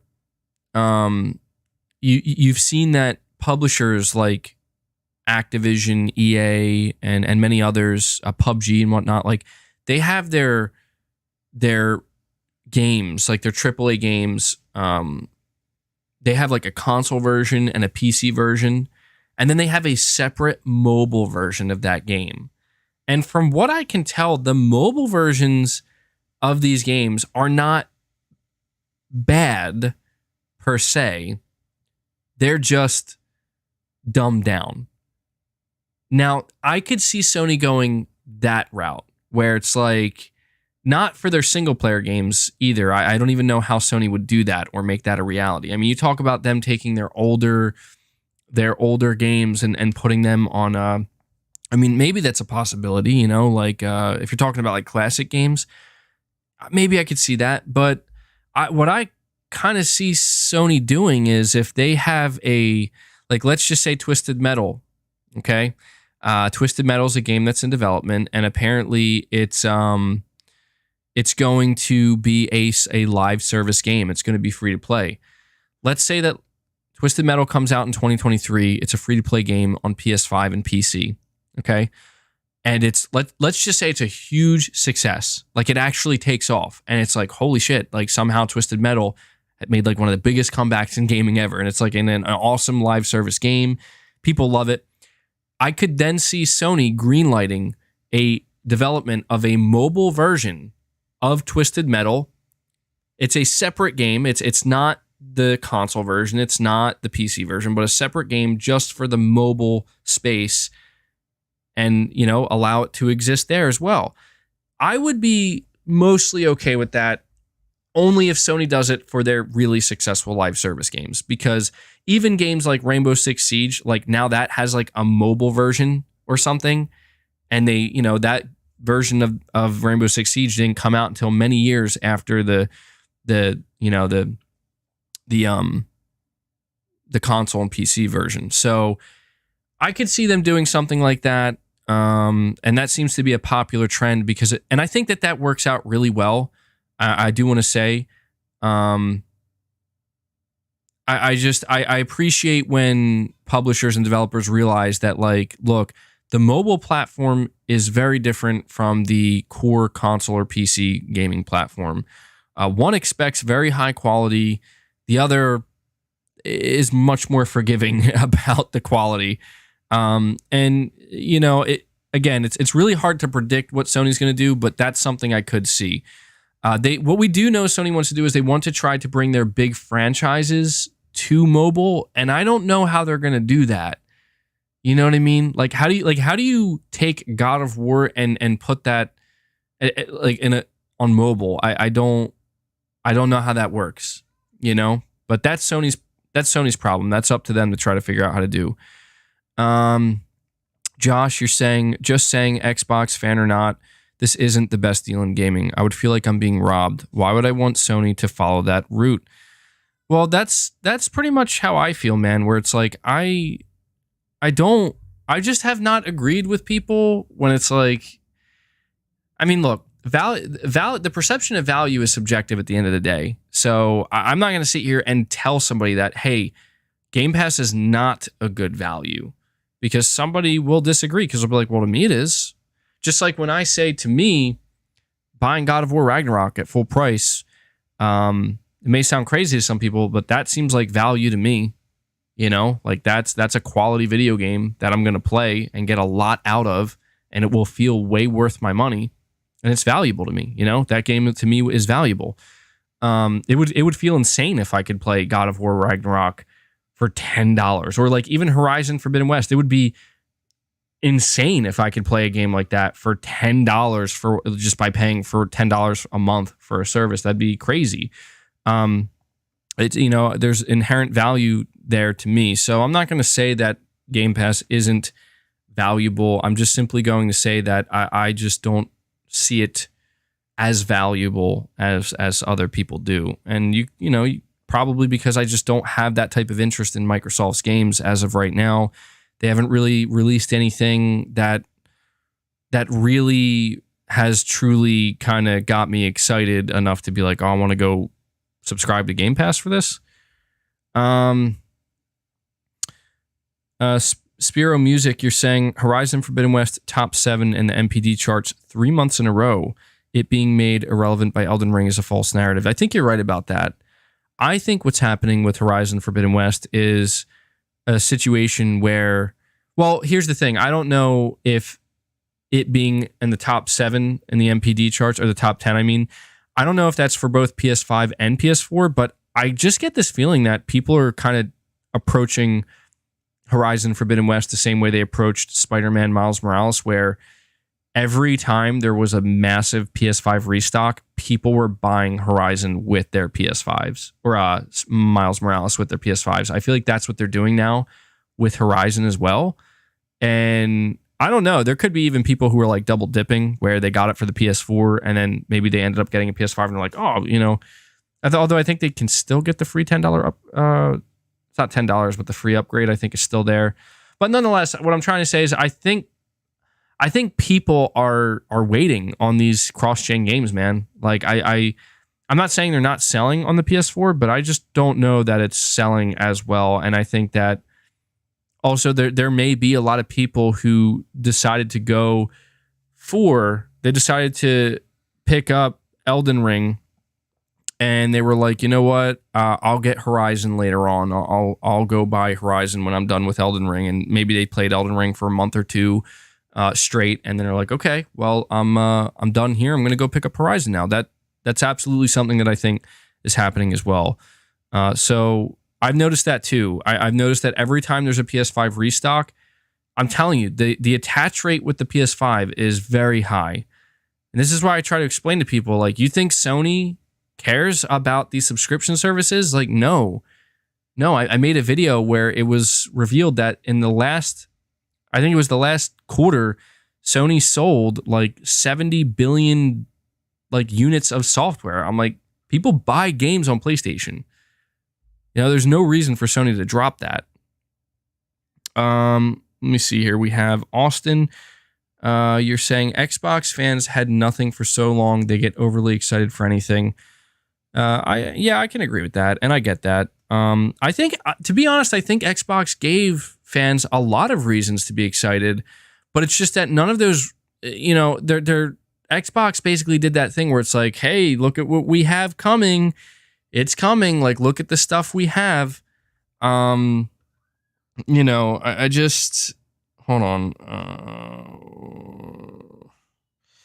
I feel like this is what Xbox did for pretty much the past year and a half. And I can't really blame Xbox fans for saying, oh yeah, like, this is great. It's going to be great. But I think some of them, as I said, they got a little bit too excited too soon. And now 2022 is looking to be potentially very disappointing for them. Techie6, you're saying, watch some of your old Xbox videos yesterday, and you sounded so broken and depressed back then. Completely different from now. Yeah, I mean, that's the thing, man. I wasn't trying to be dramatic about it at the time, but I really did spend a lot of time. Young G, I didn't miss your super chat, buddy. I'm about to get to it. But to Techie6, to answer your super chat, that's the thing, man, is that I just wanted Xbox to improve, and they just seemingly weren't, and I kept feeling like they're telling me to wait, and meanwhile I'm like looking over on the PlayStation side of things, and everybody's like, oh my god, we're getting Game of the Year material like every year. These games are some of the best I ever played. And I'm like, maybe I should go check out what's going on over there, because they might be doing exactly what it is that I'm sitting here asking Xbox to do, and it turns out that is exactly what happened. So Good times. Good times. Young G, you're saying Santa Monica has an open position for brand manager. This means marketing is about to start for Ragnarok. And yeah, I don't doubt that, man. I don't doubt that. This is why I'm saying, like, when I heard that who was it? It was the lead animator on God of War Ragnarok. He came out and he said it's coming out in 2022. Look, I know that people are like, oh, well, that's not Cory Barlog, and he's not the head of the studio and whatnot. But I'm like, dude, he's the lead animator of the game. Like, he has a pretty good idea of how far along the game is in development. And I just don't think he would be saying it's coming out in 2022, nor do I think he would be allowed to say that if it wasn't coming out in 2022. So, yeah, just some food for thought on that one. Magnum Visuals, you're saying, at this point, gaming is colliding like two galaxies where Xbox and PS gamers had influence on how they make game design choices based on Twitter conversations. Yeah, that's pretty bizarre, man. Like, I don't want to believe that. Like, I don't want to believe that this type of stuff is influencing game design with some of these games. But I can see how, a lot of developers are on Twitter. A lot of developers see this stuff. And sometimes a lot of the feedback is good. But most of the time, a lot of it is just, it's just kind of unreal.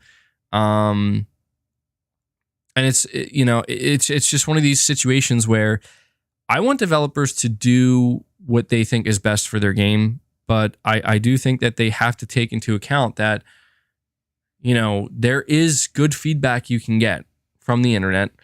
It just might be kind of hard at times because you have to kind of wade through all the crap that people are saying. But that's something that I wouldn't want to have to deal with if I was a developer. I feel like it would be virtually impossible to try to figure out what is it that people want. But it does feel like that sometimes, Magnum Visuals. It does feel like, I know people are like, oh my God, console wars and shit. It's like, look, I understand that it's really easy to kind of reduce it down to something so nonsensical and mundane and ridiculous as, oh, it's just people console warring over a piece of plastic. To me, that's not what this is. That's not why I say the things I say, and that's not why I get as passionate as I get about it. This comes down to games. This comes down to, the influence of, like you said, kind of the internet and the general public, and the combination of these corporations wanting to achieve certain things, certain growth, and how I just don't want to see things ruined. You know what I mean? Like, I don't want to see a future where it's like, we need to make a God of War live service game and make it free to play and make sure it's on every single device. Like, please, no, don't ever do that. And by that, I mean, we're also not making a single player God of War anymore. Like, this is why I don't know, man. I don't want to see Sony follow Microsoft. I don't want to see Sony follow anybody. I want to see Sony do what they have always done, because they do it better than everyone. And this is where I will get passionate and I will not hold back. And I don't care if I sound like a fanboy, because it's fucking true. Like, it's true. Like, Sony has earned their spot, man. Sony has paid their dues, and Sony did things their own way, starting with the PlayStation 1. And they did that throughout the PlayStation 2, 3, 4, and 5. And they failed a couple times, man. They fell down, but they learned their lessons and they listened. And this is where, I know people get nervous because it's like, oh, well, what about their live service games? And that's why I sit here and I say, like, look, I'm not going to assume the worst automatically. I do have a little bit of faith in Sony. I do have a little bit of faith that they're not going to just immediately destroy everything that they've built up in the name of live service gaming. But I'm going to be watching them very carefully, and I'm going to be kind of like watching them like a hawk and seeing what they do with live service games. And I will hold their feet to the fire, absolutely, with their live service games, because I don't want to see them make the same dumbass mistakes that many other publishers make. You know, I understand as a business and as a platform, it is in Sony's best interest to pursue live service games. And I would prefer that they do that over, immediately making a Game Pass-like service. I want to see a good balance. I want to see a good balance struck. I think that balance can exist. And I think that at the center of that balance will be, again, what PlayStation does better than anybody else, which is offer some seriously high quality products, man, that have the type of talent behind them, the type of passion behind them that you just won't get in like 99% of other games and other products. And I remember I just came across an interview with Cory Barlog that I think he did. It was either in 2018 or 2019, but it was for like God of War. And, he was doing a lot of press at that time because, people wanted to talk to him and be like, yo, man, like you were the brain behind this game. And somebody had asked him like, what it was like at PlayStation and how it was. And he was pretty much saying how like the thing about PlayStation and the way they're run, what makes them so different from so many other places is they really are willing to give creative freedom to an extent where it's like they're going to manage you and they're going to take care of you and make sure that things are on track, but they will they will try to do everything they can to help you succeed and get your game, get your project, and get your team exactly where you want to be. And this is where I just try to say, it's like, look, it's a good, PlayStation has the best balance. I feel like that's the best way I could describe it. That's why I'm so passionate about PlayStation and why I'm so harsh towards Xbox, because I just feel like they're just way out of balance, man. I feel like Sony is able to properly manage their studios. They're able to have diversity. They're able to grow their studios in a good way where you're not just buying things left and right. You're buying things that make sense. You're being strategic about it. You're being thoughtful about it. And when you release your games, yeah, Sony cares about the quality of their games. Sony's not okay with a game that comes out that's like, well, this got like a 6 out of 10 or people basically view this game, the general consensus is it's kind of mediocre, and Sony's like not okay with that. I'm like, that's good. They shouldn't be. Why would you be okay with that when you can just try to push to be better than that, It's not about how many games you can cram in 1 year. It's about balance. And that's what I'm just saying. Like, Xbox's 2022 is completely barren. Meanwhile, over here, PlayStation, they're putting out, you got Sifu, you got GT7, you got Horizon Forbidden West, we got Forspoken coming out towards the end of the year, and we're likely going to get God of War Ragnarok this year too. And I'm like, that's the polar opposite of their competition.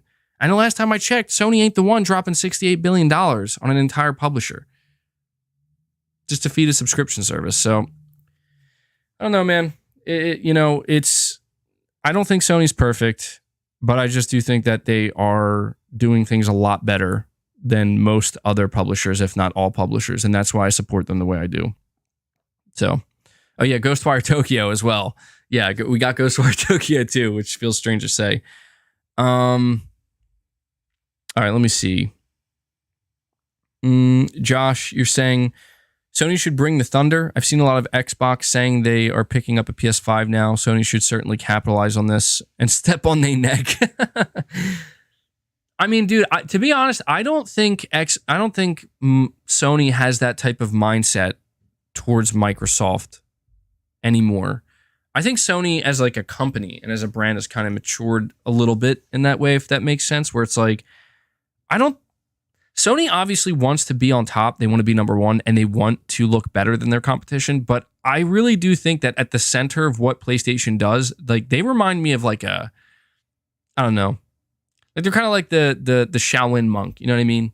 Like they're not out here trying to be flashy all the time or, beat their chest all the time. They're just kind of like in their own zone, focused on what it is they need to do.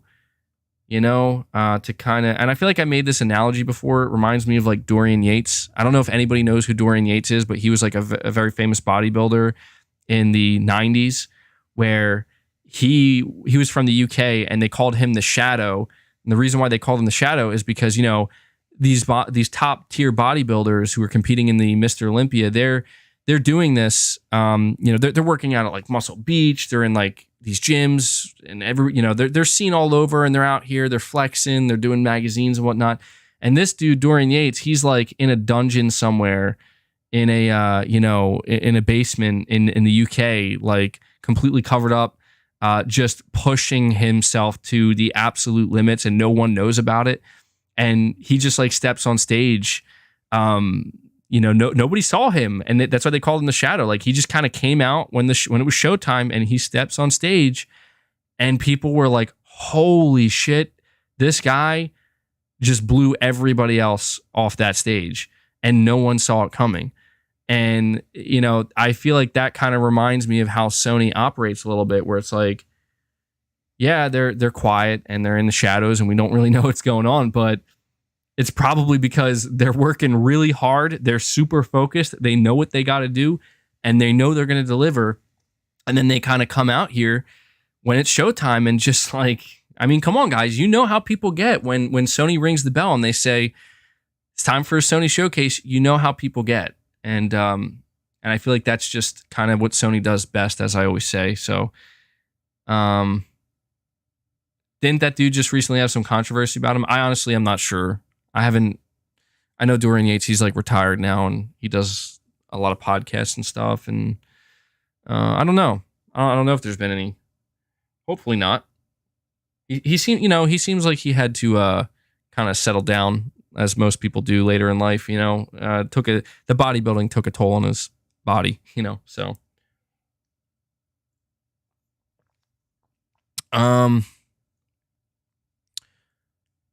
And Josh, again, you're saying, as savage as it would be, Sony should definitely drop a game in November. That would be super smart. The Last of Us remake or whatever, anything really.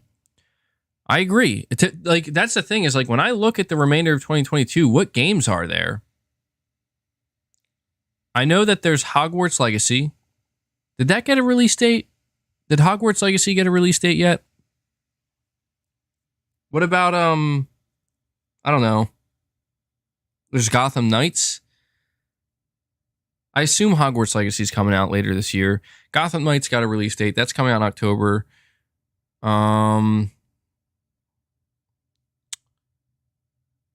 Fantasy 16. Yeah, I think Sony's going to have something for the holiday. I do.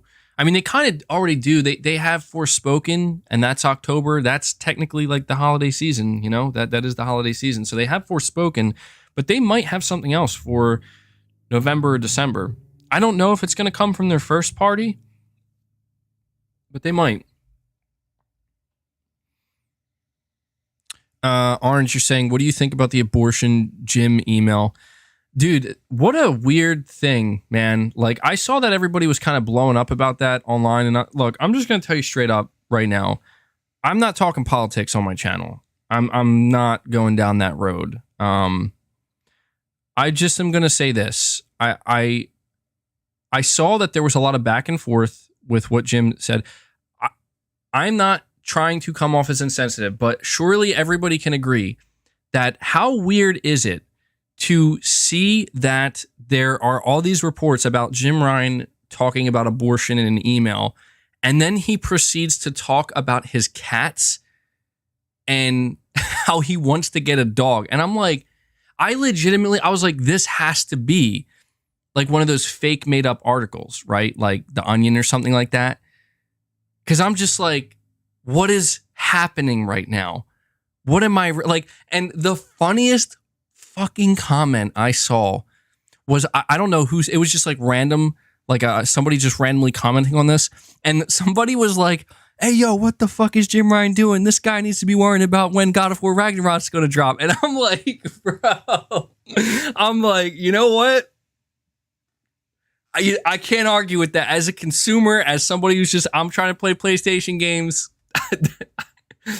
I can't argue with that, And I just, look, I'm not trying to downplay it. I know it's a very important topic and whatnot. And I don't know. I gotta wonder what's going on in Jim's head that because I don't think, like, look,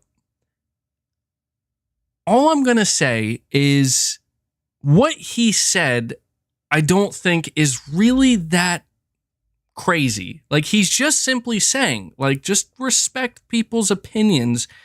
Doesn't mean you have to agree with them. He's basically just saying, like, don't go ballistic on each other. And I'm like, all right, like, I get it. But at the same time, I do understand how saying that and then proceeding to talk about your pets and your cats and how you want a dog. It's like, all right. I mean, that's a little bizarre, man. Like that. I feel like that was kind of like an Office moment, like a Michael Scott moment or something like that. And I don't know. It does kind of come off as tone deaf. Like, maybe, Jim, look, maybe just do an email about your cats and dogs, man. Like, just, that would be fine. Let's just talk about your cats and dogs. Keep it simple. That's all. I don't know, man. It was, I was like caught off guard seeing this like coming out, and I'm like, what the? I also just want to say, I gotta say this. This stuff about what, like, Jim Ryan's email came out the same fucking day as the Starfield and Redfall delays. And I saw, like, the first thing I saw was Jason Schreier reporting this.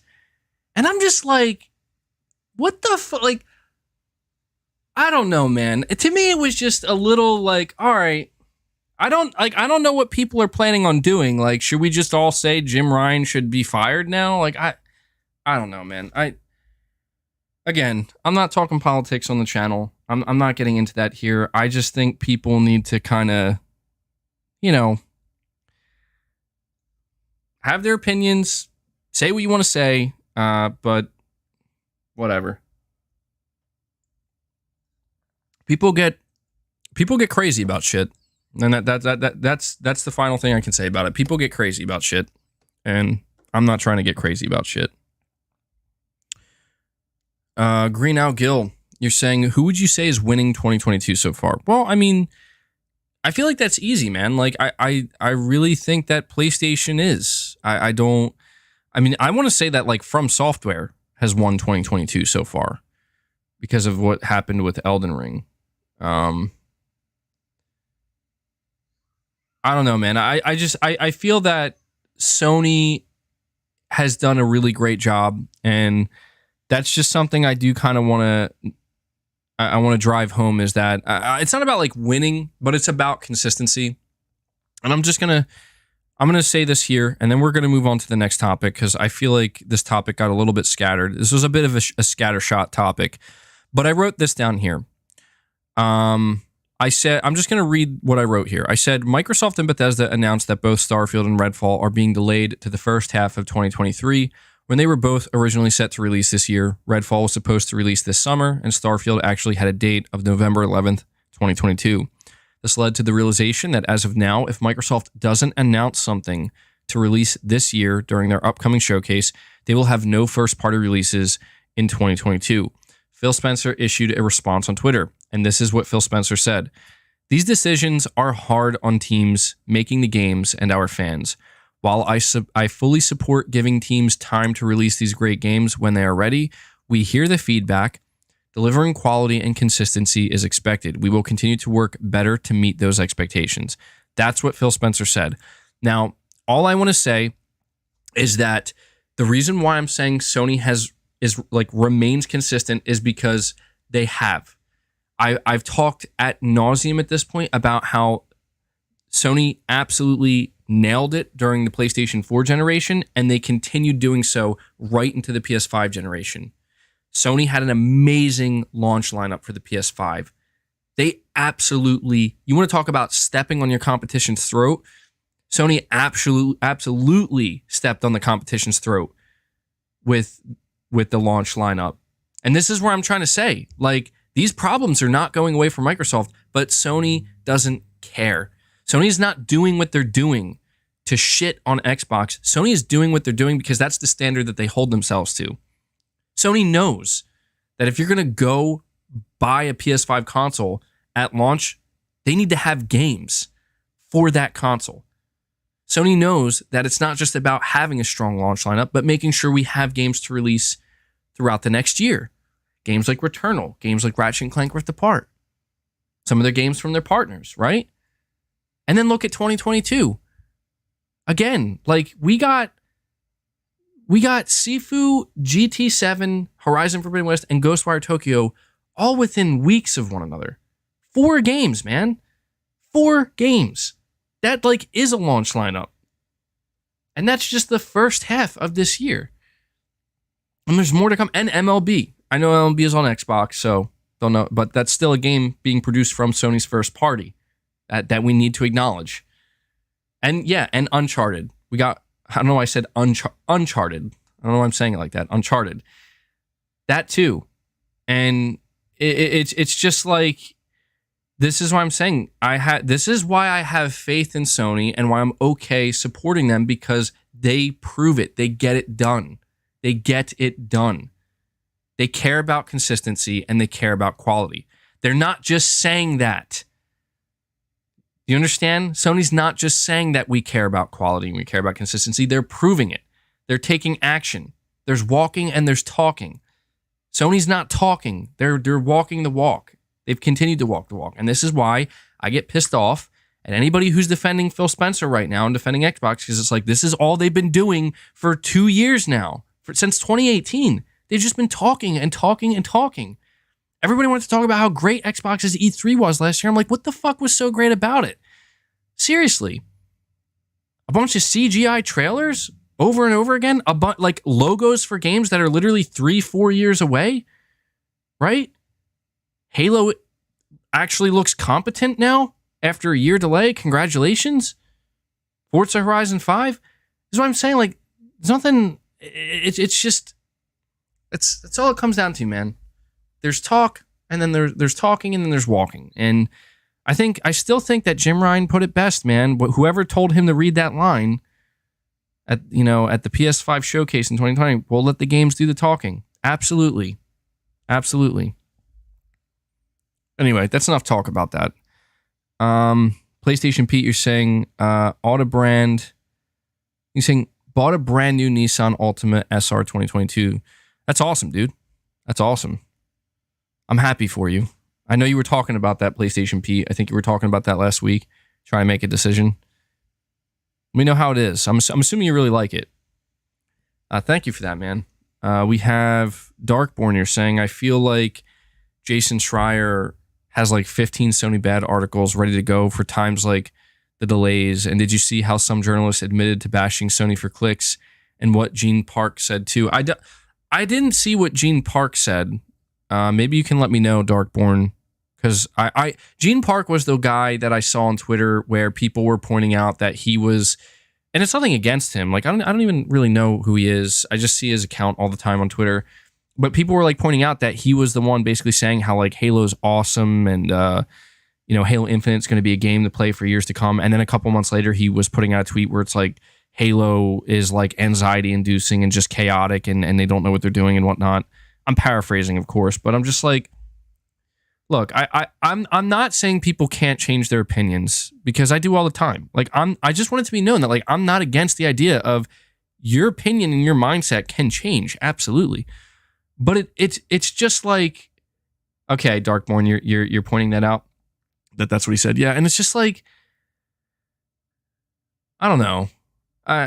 You're saying you don't think the Gene Park criticisms of his Halo takes are fair. He got suckered by good first impressions, and that's the thing, man. Is I feel like this is another situation where that's kind of the story with Microsoft, right? It's like people end up getting suckered into things, man, almost all the time.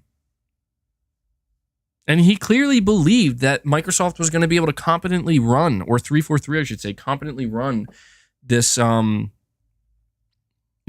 this game as a service with Halo Infinite. And clearly they're not equipped to do so. When am I talking about Silent Hill? We'll probably talk about that next. Because I definitely got some stuff to say about Silent Hill.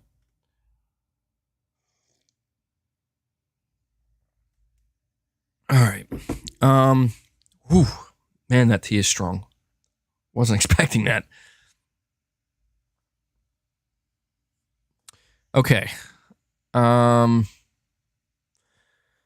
Josh, you're saying even with the Bethesda acquisition, they have no games this year. What was Microsoft's plan for the series consoles? What if the deal didn't go? I don't know, man. Like, honestly, I don't. We still do have more stuff to talk about when it comes to Microsoft, but when it comes to the delays, look, this is the final thing I'm going to say. And I promise this is the final thing. I'm going to move on to the next topic. The final thing I'm going to say is I'm going to give Microsoft the opportunity. I'm not being hopeful, and I have no expectation, but I'm going to give them the opportunity on June 12th to do something to turn it around this year. At the very least, and I said this before, and I will say it one last time here, and we'll probably bring it up just one more time right before Microsoft's show. I told you guys that the big moment for Microsoft was supposed to be the first reveal of Halo Infinite. Do you guys remember that? I think it was May of 2020, and it was a colossal disaster. It was a laughingstock. And now look at where Halo Infinite is. Apparently the TV show is a laughingstock too. Look, with the upcoming June 12th showcase, Microsoft is presumably going to be showing off the first gameplay of Redfall, and more importantly, the first gameplay of Starfield. Now, okay, they got delayed. That's one thing. But I will tell you right now, the pressure is on. The pressure is on. And what Microsoft needed to achieve in 2020, they're going to relive that this year at their event. Where when people see Starfield, it can't just look okay. It can't just look good enough. Maybe Redfall, we could be a little bit easier on. It's a new IP, unproven. So maybe Redfall doesn't have to be like the best thing we've ever seen, right? Maybe that's a game that I think could just be good enough and it looks pretty good. But Starfield has to be something special, because if it's not, mark my words, you're going to see another Halo Infinite situation. And I say this because, look, I know Bethesda, people love them and people have a great admiration for them. And I know that this is Bethesda's main development team, Todd Howard. So it's a little bit different from the Halo Infinite situation where it's not like it's Bungie to 343. But what we can say is that Bethesda has seemingly lost their way in certain areas before Microsoft acquired them. So all I'm trying to say is that it's not a matter of talking, it is a matter of walking. And on June 12th, I'm going to give Microsoft the opportunity to blow people away, to prove to everybody why they need to be taken seriously and why people should be paying attention to them. And that's all. That's all it comes down to. And I know that people are going to say that it doesn't have to blow our minds. And maybe for some people, but fine. If you're somebody who's going to go into the Xbox showcase and be like, well, as long as it's okay. No, I'm not doing that shit. I'm not. I don't do it for Sony, and I'm not going to do it for Microsoft. This is where I don't give passes. I expect awesome stuff, man, because if I don't see something great from Microsoft on June 12th, then whatever. The year's just done for them, and I'm not even going to be paying attention. But I'll tell you right now, I don't have that expectation when I go into Sony's shows. I'm not. When I see God of War Ragnarok, whenever I see Silent Hill, or whenever I see Spider-Man 2 or the next new big AAA IP from Sony, I'm not going to be going in being like, well, as long as it's just good. As long as it's good enough. No. Sony wants me to pay full price for games. They want me to stay engaged in their platform. Show me the greatness. Expectations, man. It's okay to have them. Like, I know that everybody's like, oh, have zero expectations. I'm not about that. I'm not. It's okay to have some expectations. I said I don't give passes like that. Anyway, and that's it. Done with this topic. Well, I got to read these super chats. Brandon Chad Perez, you're saying finally have time to catch a podcast. Been far too long. Hope you and the family have been doing well, man. Well, thank you so much, dude. I appreciate you being able to stop by and hang out with me and listen to me rant and rave for hours. I appreciate it. And the family's doing well. Thanks for asking, man. And thank you for the super chat. Tepipita1, you're saying, I personally don't care how long games take to release/develop as long as the execution is right in the end. It's about how you finish, not how you start, in my opinion. I agree with that. And and I think that's why I'm just trying to say this, is that it's like, look, if Starfield can have a great showing and like it's like, oh man, this game's going to be amazing, then I don't think people are going to feel so bad about it getting delayed. Same thing with Redfall. But if it's Microsoft's show to lose, man. It's Microsoft's year to lose. And if they disappoint, I just think it's going to add a lot of salt to the wound. And that's not what they need. It would be like if Sony announced that God of War got delayed to 2023 and then they had a state of play and it just looked not good. Like if they did a state of play and it was just like, I guess that was good. That was okay. Like, oh no, dude, no, that would not fly. That's not how these things are going to work. What if Hideo opened June 12th with "I'm back" for the Xbox show MBG? Oh my God, I'd scream. I'd be like, no, this can't be real. This can't be happening. No, it would be cool. I would be happy to see Kojima. I would be a little weird to see him on an Xbox stage, but I'd still be happy. I'd be a little nervous too. I'm not gonna lie.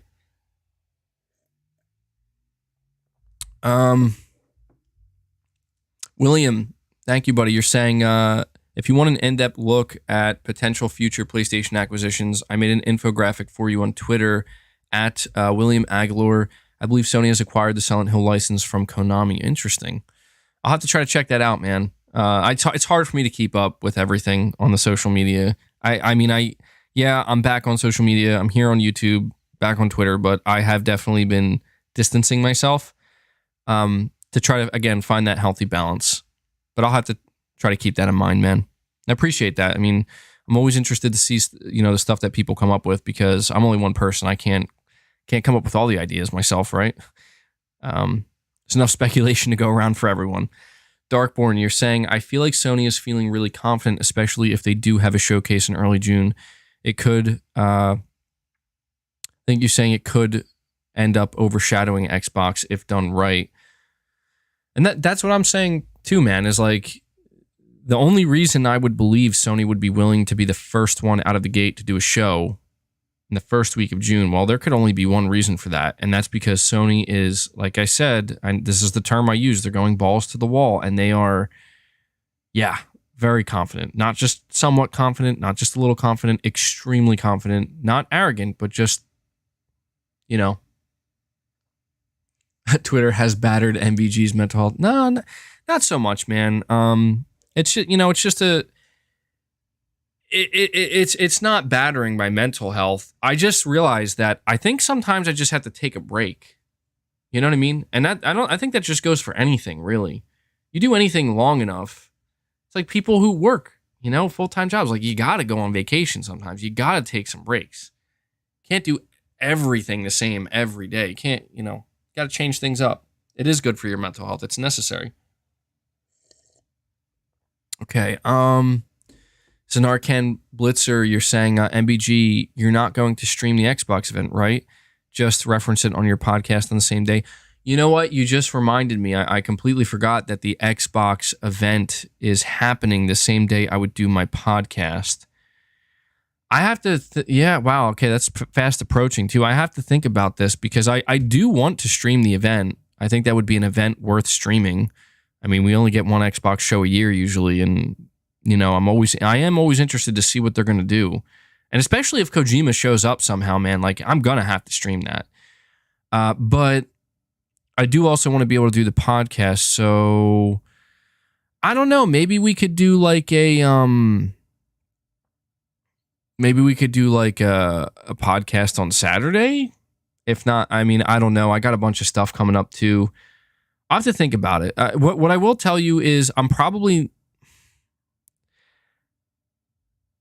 don't know. I mean, I don't know. It's like, should I do the podcast and then stream it while I'm doing the podcast? I feel like they should be two separate things because there's a chance that there like still will be Sony topics and Sony news that we have to talk about that week.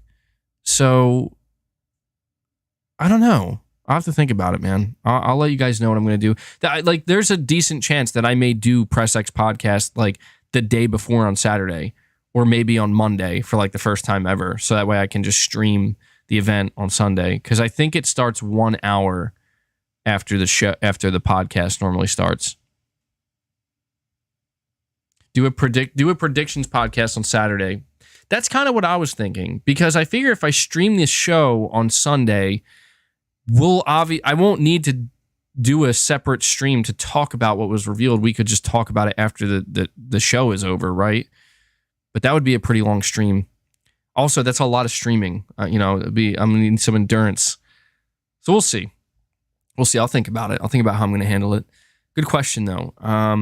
Anthony Perez, you're saying I just joined, so you may have already said, but what percentage chance are you giving the Sony event in June? Just an overall confidence level. Well, I did answer this earlier, but I'll just mention it one more time briefly. My feeling right now is I think there's a good chance, like I am confident that Sony will do something in June. I don't necessarily know that I'm extremely confident it will be the first week of June, but I do feel that Sony has something planned for June. So percentage-wise, I want to say that I'm at like a 65, 70%.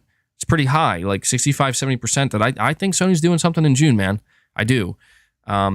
So that's my confidence level. Thank you for that, Anthony. Darkland22, you're saying calling it now, Xbox Showcase gets a grade of C-. That would be sad. I hope not, man. That would be pretty sad. They can't have a show that gets a C-. They need something, especially like, look, the only thing that can help Xbox this year, if they really don't have any games, is a massive showcase. That can make up, not completely, but it can help a lot. So if they could do like a C- showcase on a year where they have no games to release, oh, that's bad. That's very bad. So we'll see. We'll see. I have no idea what to expect from Xbox's showcase. Could be an A+. I will tell you, last year, everyone was giving them an A.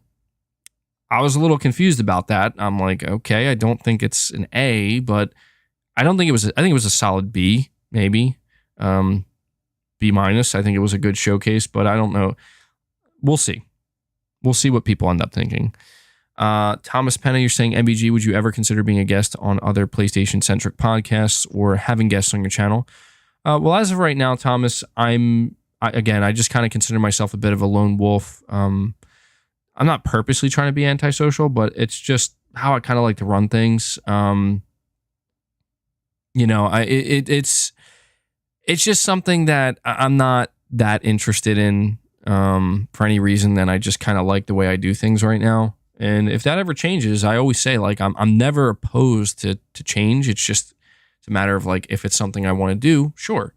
But we'll see. We'll see what the future brings. Anything can happen. Okay. We absolutely have to move on to the next topic at this point, though, because yeesh. Okay, well, to be fair, we kind of covered a few different topics over the past 2.5 hours. It's not like I just talked about one thing and one thing only. We are going to talk about Silent Hill. So I'm going to read this to you. We're talking about Silent Hill because we seem to have finally received our first legitimate leak. The leak was some images that were copyright claimed by Konami and taken down. The leaker didn't reveal who exactly is developing the Silent Hill game, but did let us know that there are 2 Silent Hill titles in development. The leaker did not clarify which these images pertain to. He also confirmed Sony is still involved and seemingly explicitly hinted at Kojima Productions being involved. Jeff Grubb also claims that the new Silent Hill game will be a PlayStation 5 exclusive, or he seems confident in it. He answered somebody on Twitter who asked if it was going to be exclusive, and he says there's a good chance of that, yes. And let's also not forget that Gamatsu reported last year that they were told by their sources that a new Silent Hill was being developed by a Japanese publisher or a developer, and that Japanese developer is in fact Kojima Productions, and it's being funded by Sony. So this, this has created an interesting conversation because I'm just going to tell you right now what I think the situation is. All right. I'm just going to get down to it. Wait, Dust Golem said there are 3.5. Wait, what? 3.5 Silent Hill games? What? When did he say this? Somebody please clarify this for me. Maybe there's something I missed here. But the important Max Durrett of YouTube spoke to Golem. Golem said he only showed 10% of what he was given. Also, he said he wouldn't announce the names of people involved to allow people to be hyped and not disappointed. On Twitter, he said that. I'm telling you right now, man. I'm telling you right now, like, I just don't believe for a second that Hideo Kojima is not developing a Silent Hill game. You're saying on Twitter he quote tweeted a VGC journalist. All right, let me go check this out. See, the reason why we want to pay attention to Dust Golem with this is because he is legit at this point. You know, like the fact that Konami copyright claimed these images, this was his way of of proving that, yeah, he's being fed real information here. That, and we've been going on for this for a long time. And this is the first time, like, we actually have tangible evidence. Let me see here. I'm on his Twitter. I want to see where he quote tweeted this journalist. Oh,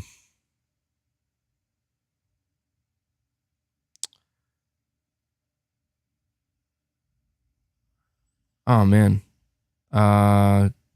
Okay. Wow. There's a lot of stuff he's posting on Twitter. And I don't know that I can keep up with all of this. He has threads where it's like 20 posts and stuff. All right, I'm gonna read this. This is a string of tweets he put out, and I'm assuming that he's giving us a little bit more information here, so I'll just read it. He says, "This is a long, dorky, sentimental, excited, frustrated, honest tweet thread all about leaking recent events, my feelings, some others' images of me. Some of this is bragging, some of this is humble, all before I pass out to go to bed. On Silent Hill, people honestly do not have the slightest clue what a fucking wild ride they're about to embark on. There is a lot more than people think there is right now. There's people who think they know what's going on right now who really don't. It could be a mess. It could be wonderful. What I'm privy to has me excited, cautiously optimistic, a bit worried, intrigued to see how things unfold. Time for a brag. I know so much more than I'm letting on right now. I could right now make the choice to become one of the scariest leakers on the internet and get sued in the process. Part of me wants to tear down people's images of me and people go, oh shit, this guy is actually for real or legit. But this would actually be super destructive for everyone, myself, the developers, and the player's experience for many as well. It would cause a lot. There are plenty of people online who have a very negative outlook on me, and some of it isn't unwarranted, though he says, I'm not a liar, I'm not malicious, some think I am. I'm emotional, and I'm dumb, and I'm passionate, and I often get excited, and I sometimes get frustrated. I feel like I can relate to this guy. Am I Dust Golem? No, I'm not. Sometimes I trust too much. Sometimes I convey myself very poorly. Being a leaker is complicated. I'm just trying to see if I'm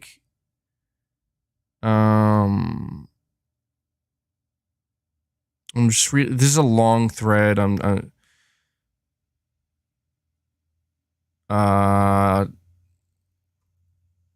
Okay. All right. Yeah, this is actually a longer thread than I thought. Holy shit, this thread goes on. We are 30. Okay, he went on for like 30 different tweets here. So look, I don't know that I can read all this right now.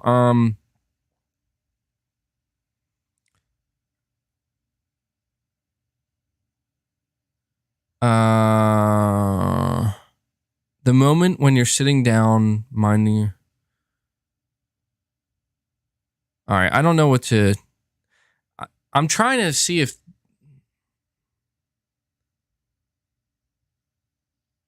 Sorry, I don't mean to do this live. I'm just trying to see if there's anything of significance that I may have missed here.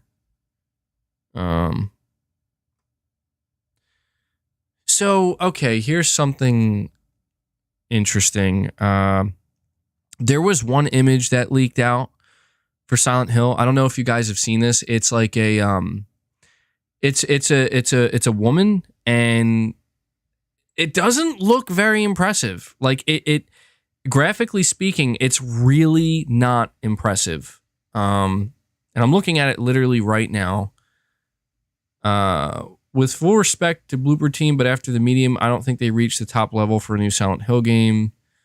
This kind of detail So I'm just going to be straight up right now.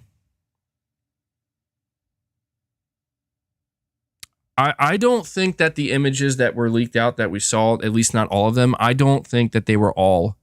Maybe like one or two of them are in relation to the Kojima project, but I'm pretty sure... I don't know. Maybe it's also like really early stuff where it's like it's not being... I don't know. Again, this stuff apparently was from 2020, so it could be anything. I just...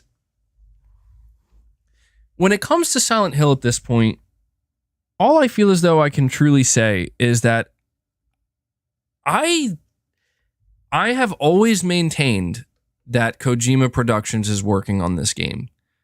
I don't have a source or anything like that, but I just get the feeling. Like, I just, I went back again and I watched that thing where Kojima introduces Del Toro's new trailer and Del Toro says, you know who should make a new Silent Hill game? Somebody should, because it has great art style. And I'm just like, you got like Jeff Keighley kind of always getting into it. And it's like, I have no doubt that Bloober Team's working on a Silent Hill game. I believe that 100%. I believe that Bloober Team's working on a Silent Hill game. And I just want to say that check Dusk's Reddit post. It's on the... Let me see. I just want to say this too. I don't believe, and I really want to make this clear, just because I know what's going to happen. I want to make it clear that I think Bloober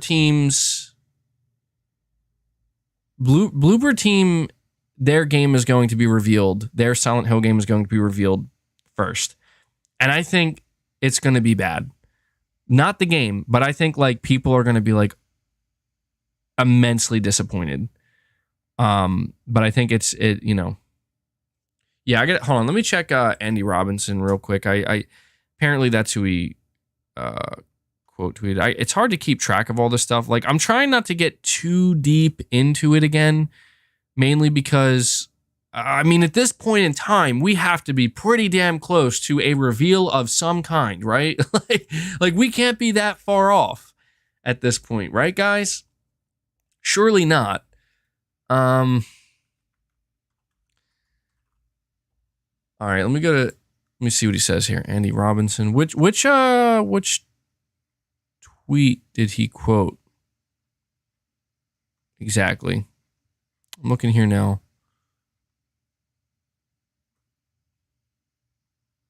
Okay, Andy Robinson says, Silent Hill, read my report from last year. As I understand it, at least 3 projects at different studios could currently be in development. Interesting. It's worth noting that Andy Robinson, not necessarily, I don't know if it's Andy Robinson explicitly, but I always say that VGC, on top of Gamatsu, they said that a prominent Japanese developer is making Silent Hill. I'm going to get down to it right now, guys. I'm going to get down to it right now. All right. And this is, to be honest, I wish I had more to say about Silent Hill at this moment in time. All I feel as though I can say is that I fully believe that there are multiple Silent Hill games in development. I believe what Dusk Golem is saying. I absolutely believe 100% for sure that the images that were leaked out are real. In fact, it's not a matter of belief. They are real. This leak is real, and it's real because Konami had no choice but to copyright strike it down. And that is how a leaker earns their stripes, I guess you could say. And it's pretty clear. It's pretty clear that whatever Dust Golem has learned, he knows a lot. And he doesn't want to spoil it. He says he has a lot of concerns. You know, he has no idea. Like, we have no idea what's coming and what's about to happen. Look, man. All I'm going to say is that when it comes to talking about Silent Hill, when it comes to talking about Hideo Kojima and Kojima Productions, when it comes to talking about Metal Gear Solid, when it comes to talking about Sony, it has been a wild fucking ride nonstop for like a year and a half, getting close to 2 years now. So I have no doubt at this point in time, and I still believe, I don't care, call me crazy, call me whatever the hell you want to call me. I'm just saying that I think some big shit is going down. Maybe not necessarily soon, but I just think that, yeah, there's something big going on here with all this. And I do believe Dust Golem when he says, like, we only know like 10%.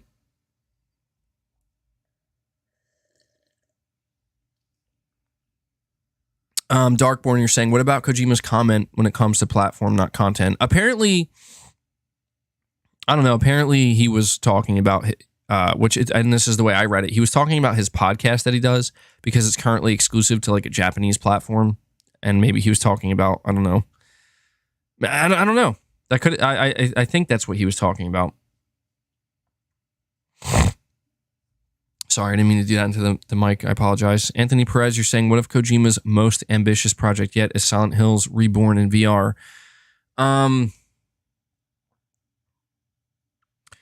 Yeah, there's too much smoke here, guys. I know that a lot of people, putting my thoughts aside, a couple things that Dust Golem, imagine Sony is behind the Bloober Team Silent Hill MBG. See, I'm not going to lie. I kind of thought that. I was like, yo, did anybody else just see how Sony just signed an agreement with Bloober Team with PlayStation Plus Premium? And I think it was, again, I think Jeff Grubb was the one who mentioned that he heard, like, and he's not sure because, you know, he's always not sure, but he heard that they're working on a Silent Hill 2 remake. And I'm like, well, okay, I could kind of see that happening. And I could maybe see Sony wanting to get on board with that, but I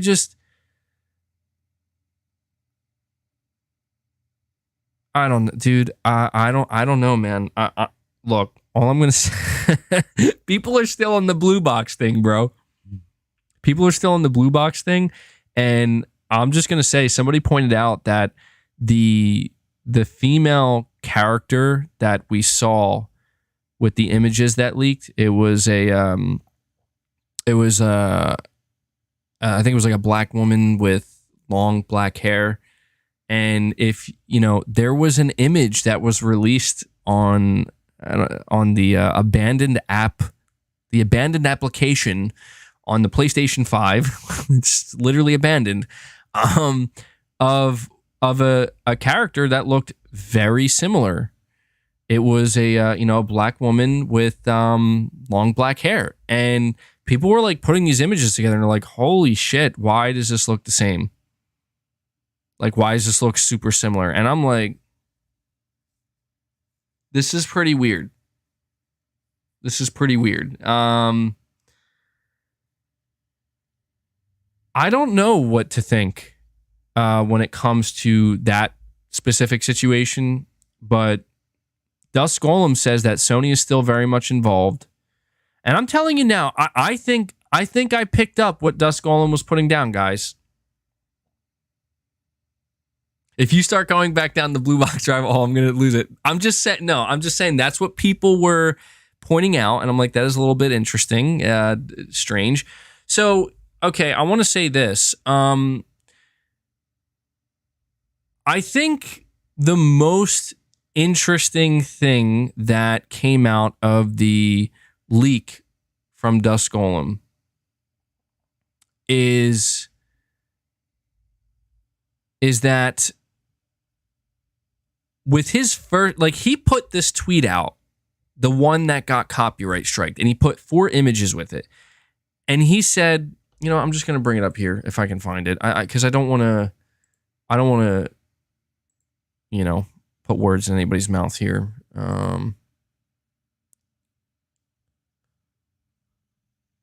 Okay, so I just found the tweet here where he quote tweeted Andy Robinson, who said there could be as many as 3 Silent Hill games in the work.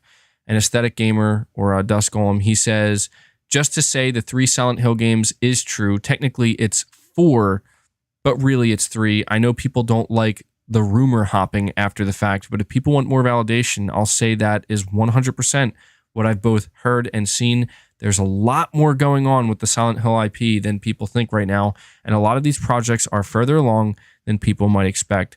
Apparently, back in 2018, Konami's idea was to make 2 Silent Hill games.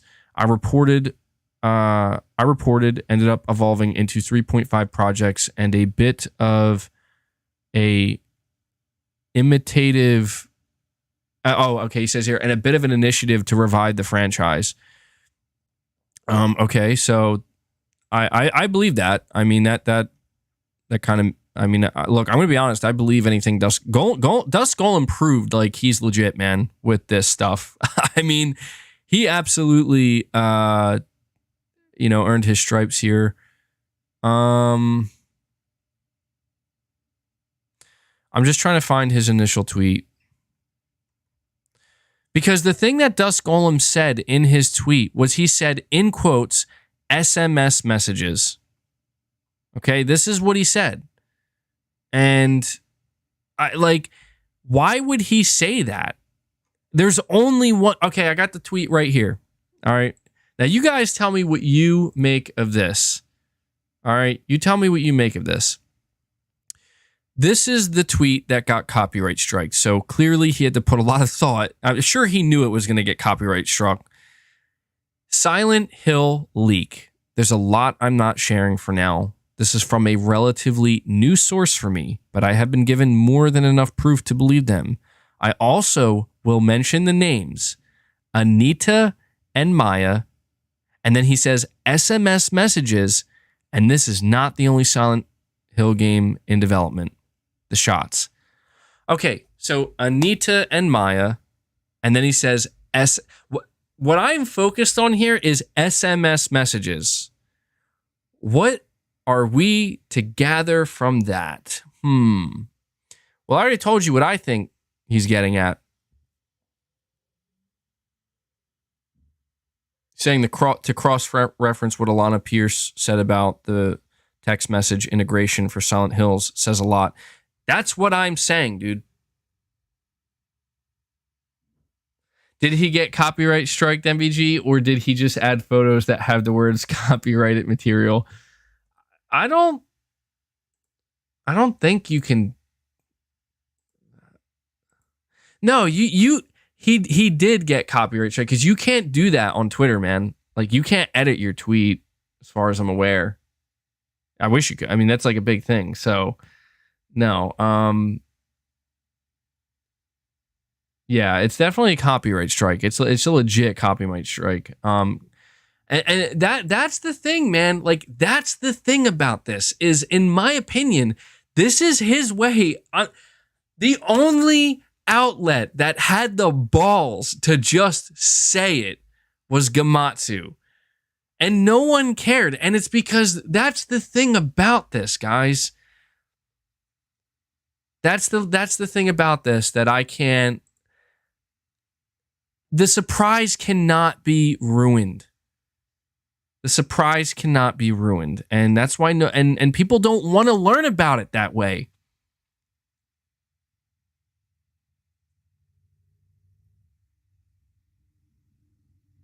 I don't know. I guess I'm just trying to say that like no one wants to learn the truth in this way. No one wants to find out like, oh, turns out I'm telling you, there are more people, not a lot of people, but there are people who know about this and they don't want to ruin it. They're probably scared from a legal stance. Like, yeah, you don't want to be the guy. But I'm telling you, Gamatsu is the only one who's just like, I don't give a shit, bro. It's Kojima. And I don't know, man. Kojima said earlier that he will reveal himself in the Jeff Keighley event. Yeah, and that's the thing. Like, I don't feel the need to pursue this as hard anymore because to me, I have everything I need.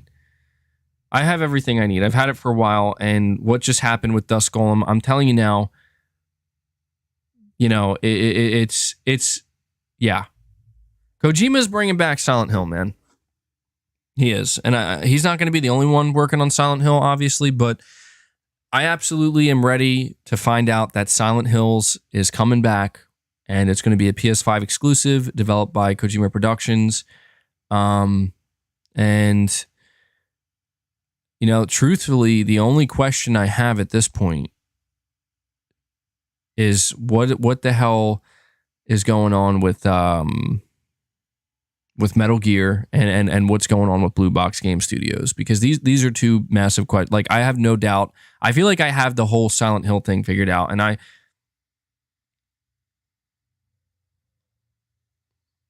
you're saying Gamatsu won't be confident.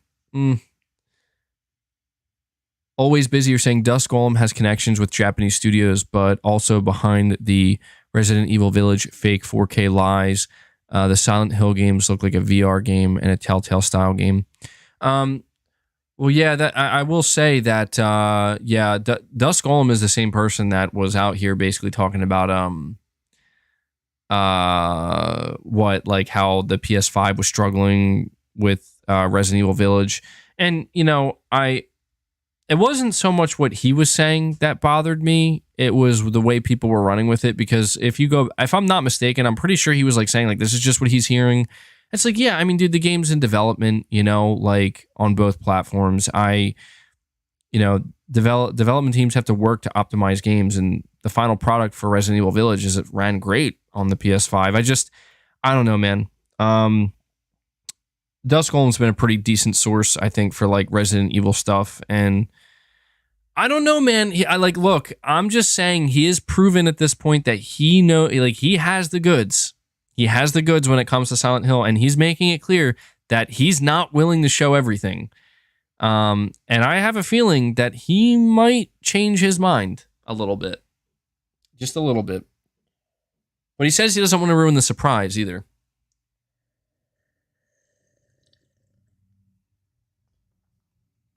Darkborn, you're saying, I always thought the only way to really get Kojima to agree to become part of PlayStation Studios is to grab these IPs to make him want to join. Well, I've seen some people like speculating that, Sony maybe acquired the Silent Hill IP or something like that. And I don't think so. I think it's more of like a licensing thing. Gamatsu knows 100% that it's real. They wouldn't post fake stuff. That dude, that hurt their reputation. Yeah, dude. That's what I'm saying. Like, we've known, man. We've known for a while. Like, Gamatsu, the reality is Gamatsu is probably the most reliable source when it comes to Japanese game development. There's really no one else that's going to have a better track record and that's going to, you know, come out here. And I love how, like, Gamatsu, I just laughed because they just kind of casually came out and they were like, yeah, it's Kojima. And people were like, nah, no way. No, dude. And it's like, bro, this is Gamatsu. It was like they dropped it so casually that people were just like, they just didn't want to believe it. And I'm like, you know, this is what I mean. It's like, this is a type of scenario where we just got to let it play out how it's going to play out, man. And we have to just let the surprise land the way it's going to land. And I don't want, you know, like, I'll tell you right now, if somebody were to like contact me and prove that, like, you know, they're in the know and they told me like, yeah, dude, Like, here's proof that Kojima's working on a Silent Hill game. I would not tell anybody. I would keep that for myself because I wouldn't want to ruin that either. But I just believe, like, based off of everything we've heard and everything we've seen, yeah, I think it's true. I think it's real. And why wouldn't it be? Why the hell wouldn't it be?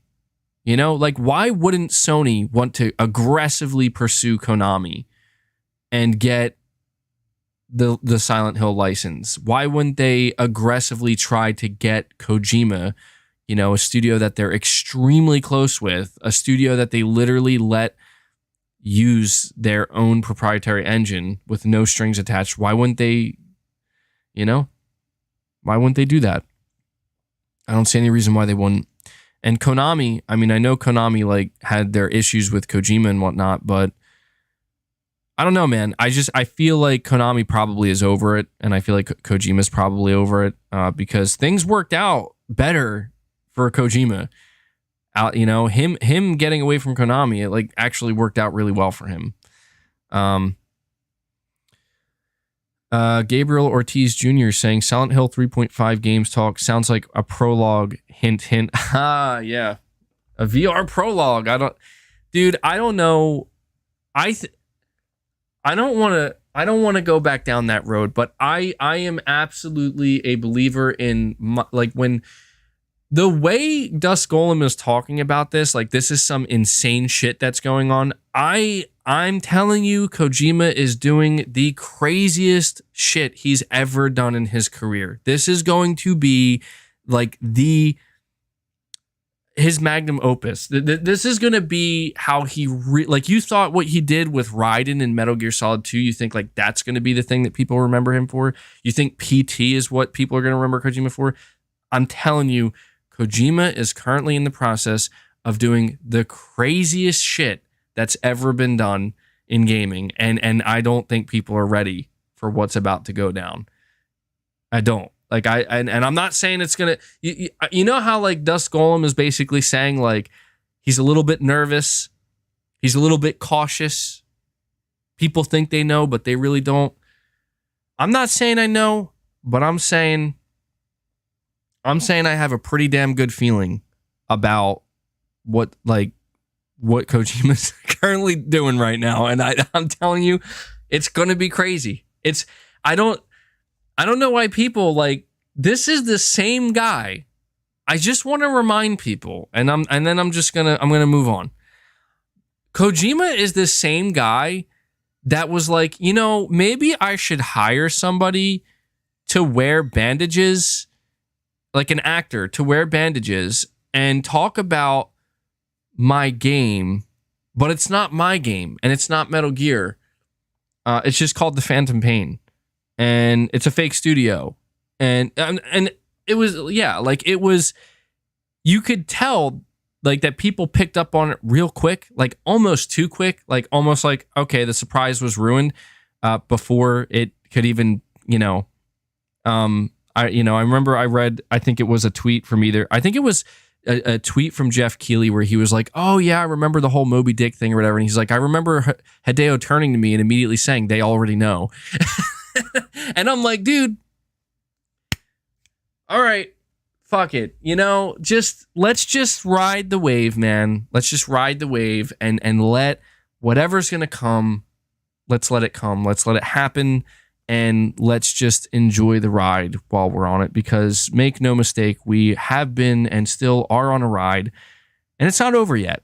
It's not over yet. It's actually pretty far from over. So, and that's it. And we'll leave it there. We'll leave it there. Okay. Let me see what we definitely have other interesting topics to discuss. Actually, maybe some of the best topics of the. Okay, so this is a topic that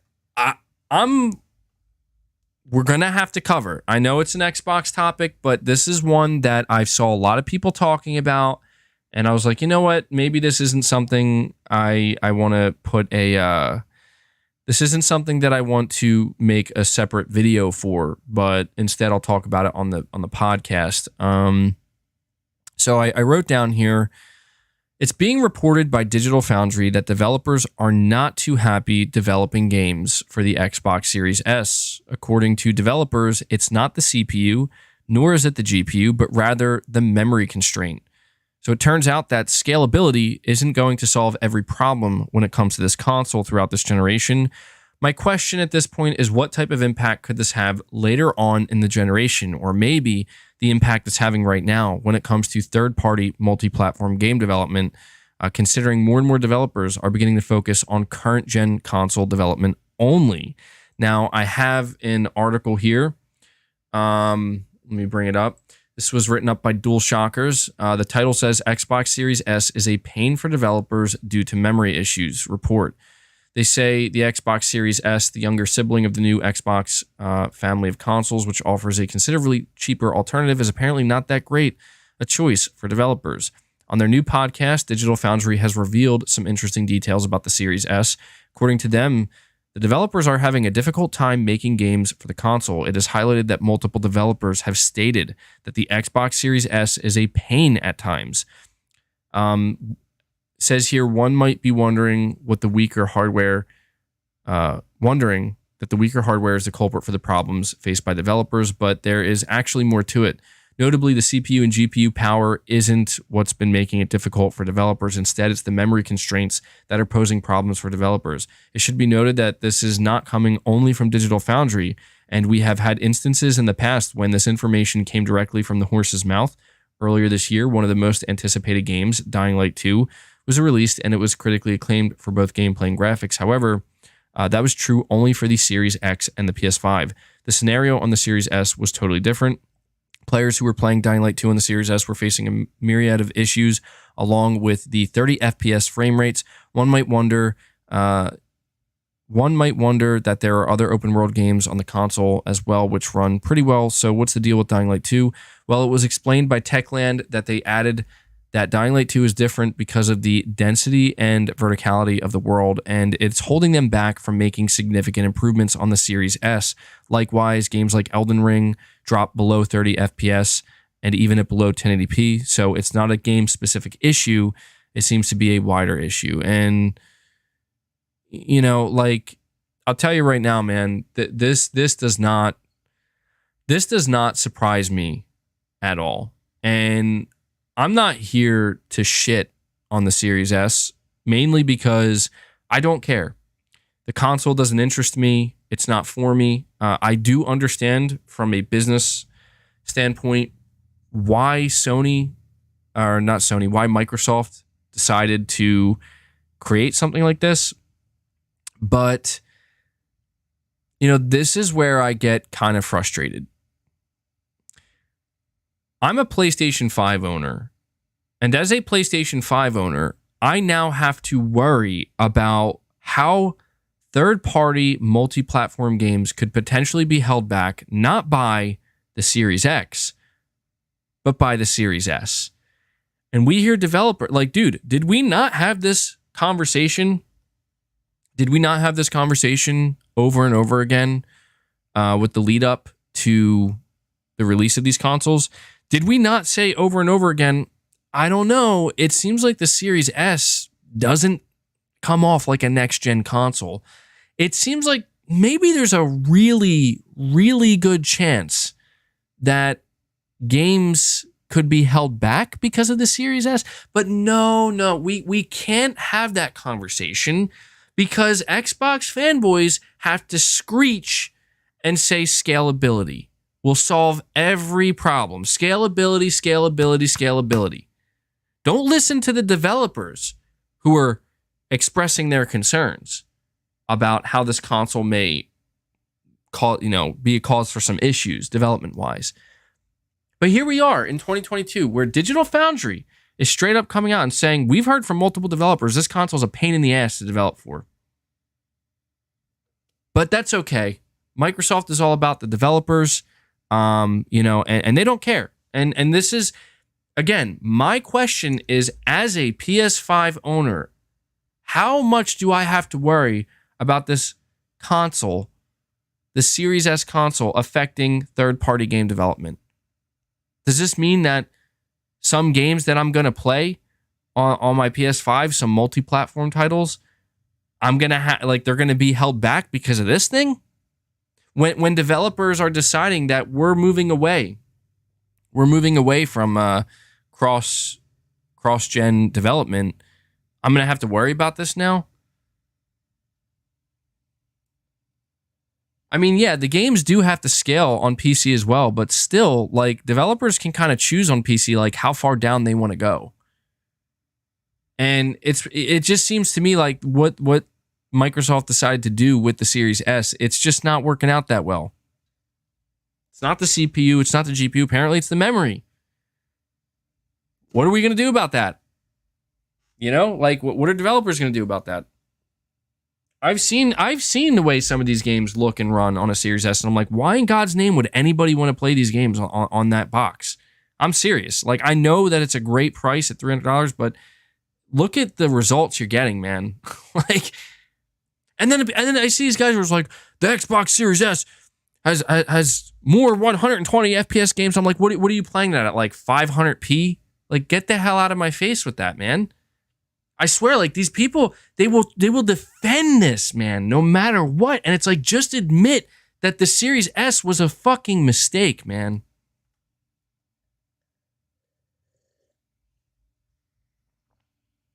I don't know. Maybe it wasn't a mistake. To me, it just seems like it is. Like, I thought by this point we would be getting reports about the Series S where it's like, developers like the Series S. Development is easy on the Series S. It hasn't been anything like that, dude. I just don't understand, like, why Xbox fans are just so okay with this idea. Not to mention, it doesn't even have a disk drive. I really couldn't. I could not ever recommend a console like that to anybody. I really couldn't. I don't know. It seems to me like Microsoft was, I mean, again, I get why they did it. Microsoft was more concerned with being sure that they can create a piece of hardware that can be cheap and appealing to the more casual market. They cared more about that than the way it would potentially impact developers. So it is what it is, man. I saw this and I was just like, man, it hasn't been very good for Xbox this week. And it makes me feel like, wow, like nothing has changed, man. Darkborn, you're saying, I'd like to see some first-party Xbox developers scale games all the way back to the first Xbox as well, so they can preserve games. Scalability, right? Yeah, I mean, look, I don't know. He's saying, MBG, I feel you're a bit overly aggressive today. Maybe I am, but it's just because I'm seeing, like, I was talking about this stuff, like, way back. I mean, not that long ago, but over the past year, over the past 2 years, and I'm just like, I'm not sold on the Series S, and I think it's a bad idea, and I just think that Microsoft should just focus on the Series X. You know, I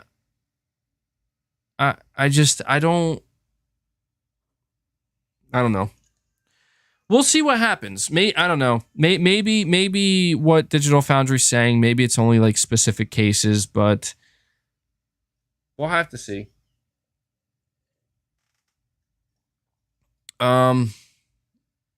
MBG smells blood in the water at Xbox. Well, the reality is, the reason why I care about this, like, I'll put it to you this way. If this was something that was like just solely an Xbox problem, I wouldn't care. I probably wouldn't be talking about it like really that much. I'd be like, well, you know, it sounds like they're having a hard time over there with the Series S, or some developers are not happy with it. But my whole thing at this point is exactly what I said. It's like, I just don't, it makes me a little bit annoyed that it's like, I don't want to have to worry about this, man. You know? Like, if Sony created some cheap PS5, some garbage PS5 with like, oh, it's $300 and it can run games at 120 frames per second at 400p resolution. Like, no. Like, please don't waste your time on that. Just focus on the PS5, you know? And that's why I think the way Sony did it was better than the way Microsoft did it. And I've always said, I'm not an advocate for digital content. I'm not an advocate for a discless console. But I've always said that if you're talking about the best bang for your buck when it comes to entering the next generation of gaming, the PS5 Slim is absolutely the way to go. I don't know why anybody, if they had the option, would choose a Series S over a PS5 Slim. You'd have to be out of your mind to do that. I don't know. You're saying the Series S is not for you, MBG. It has its place. I mean, well, yeah, it has to have its place now. It's been out and it's not going anywhere. My question is, I'm interested to see if at some point a development team, like a big AAA development team, is like, we're not optimizing for the Series S. We're not releasing our game on the Series S. I wonder what would happen then. Like, I wonder if Sony, or not Sony, if Microsoft, I keep getting them all mixed up today. If Microsoft would be like, okay, or if they'd be like, then you're not releasing your game on our platform. I really wonder. I have to imagine there, if some developers are talking to Digital Foundry and saying, yeah, this console's a pain, I have to imagine there's been quite a few people developing games on this for this console that have been like, yeah, this is not good.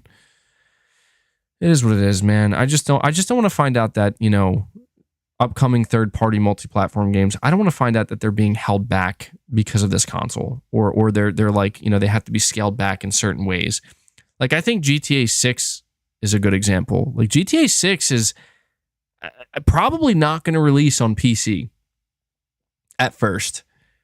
It'll probably be ported to PC at some point, but GTA 6, just in line with the way Rockstar does things, GTA 6 will first be developed for the Series X and the PS5 and the Series S, and then it will eventually be ported to PC. Now, that's interesting to me because you're telling me that that GTA 6, okay, a game where we're expecting Rockstar to like literally melt our minds, is going to be, it's going to have to take the Series S into consideration.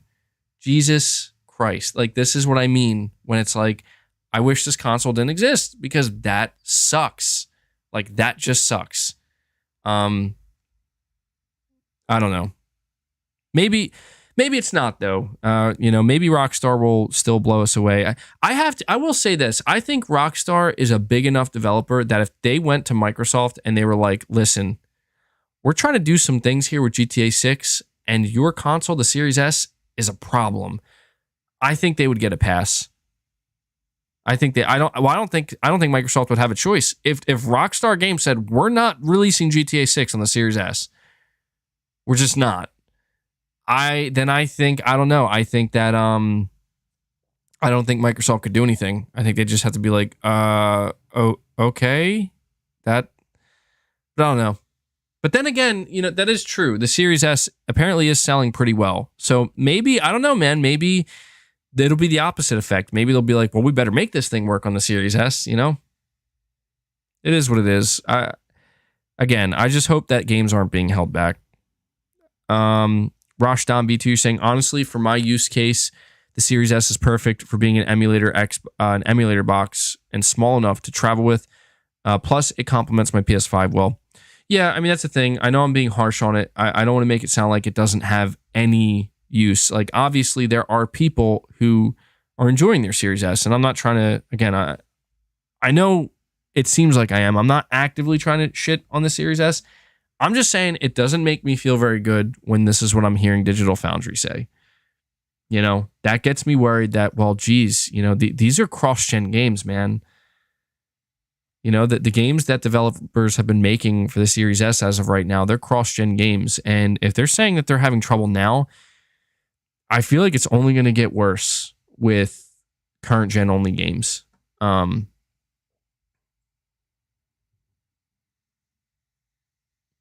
me see. You're saying always busy. You're saying Halo is a prime example of games not being held back. They flat out left modes out of the Series S, and the Series X has.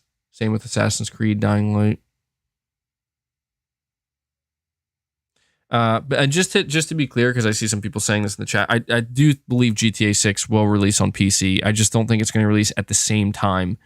I think that it's going to release on consoles first, and then it will release on PC. That seems to be the way that Rockstar does things with their games. So yeah, we'll have to keep an eye on this, and we'll see if we get any more reports from like Digital Foundry or anything like that. I mean, my hope is that, like, honestly, my hope is that maybe Digital Foundry, they're just hearing this in like certain specific scenarios, and it's really not that bad. It's not that bad at all. All right, so I want to talk about something else that I think is worth going over here. Yeah, Rockstar always double dips. I really wonder what they're gonna do with GTA 6, man.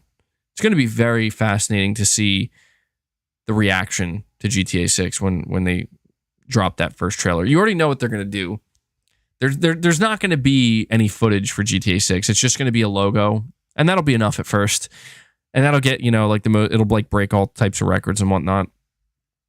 KD, you're saying, this is what I never understood about the Sony cross-gen slander. Cross-gen is never leaving this gen simply due to the Xbox Series S existing. Well, that's the whole argument, man, is like, a lot of people are fighting that by saying, no, the Series S is a next-gen console. And it's just like, no, it's not. It's just not. I don't understand like how people can see these results that the Series S is bringing to the table with these games and say that it's a next gen like that's next gen to you. What is your concept of next gen? It's like I just don't agree with that whatsoever. To me, the Series S is not a next. I know it's better than the Xbox One X, but it's still like it doesn't seem to hold a candle. I have seen people put up these charts where they're like comparing the Series S to the PS5 and making it sound like the Series S. They're like the Series S cheaper than the PS5, smaller than the PS5, so and so more than the PS5, and like the big thing they're leaving out is like 1,000% less powerful than the PS5, 1,000% less capable than the PS5. Like that's pretty important, man. Like that's actually kind of what next gen is all about. Next gen is about the power and performance. And I don't know, man. I don't know. I mean, yeah, it's RDNA 2 and whatnot, but that's the thing is like people like, they're like, oh, look at what's inside the Series S, man. This is what makes it next gen. And I'm like, oh, okay. But then again, I see these results in games and I'm like, what? Like, to me, it's weird because the best thing I've seen out of the Series S is people basically being like, oh, you can play this game at 1080p 60 frames. And I'm like, that's next gen to you? That doesn't feel next gen to me, like at all. That really doesn't seem that appealing. Like I'm not, and I know that like a lot of people don't care about graphics and whatnot, but I don't know. I'm not into that. I know it doesn't speak to me and I know it's not for me, but I'm just not, I just don't like when companies are trying really hard to appeal to the more casual market. I don't like that because it just comes off to me as like, I don't know, not exciting, frankly.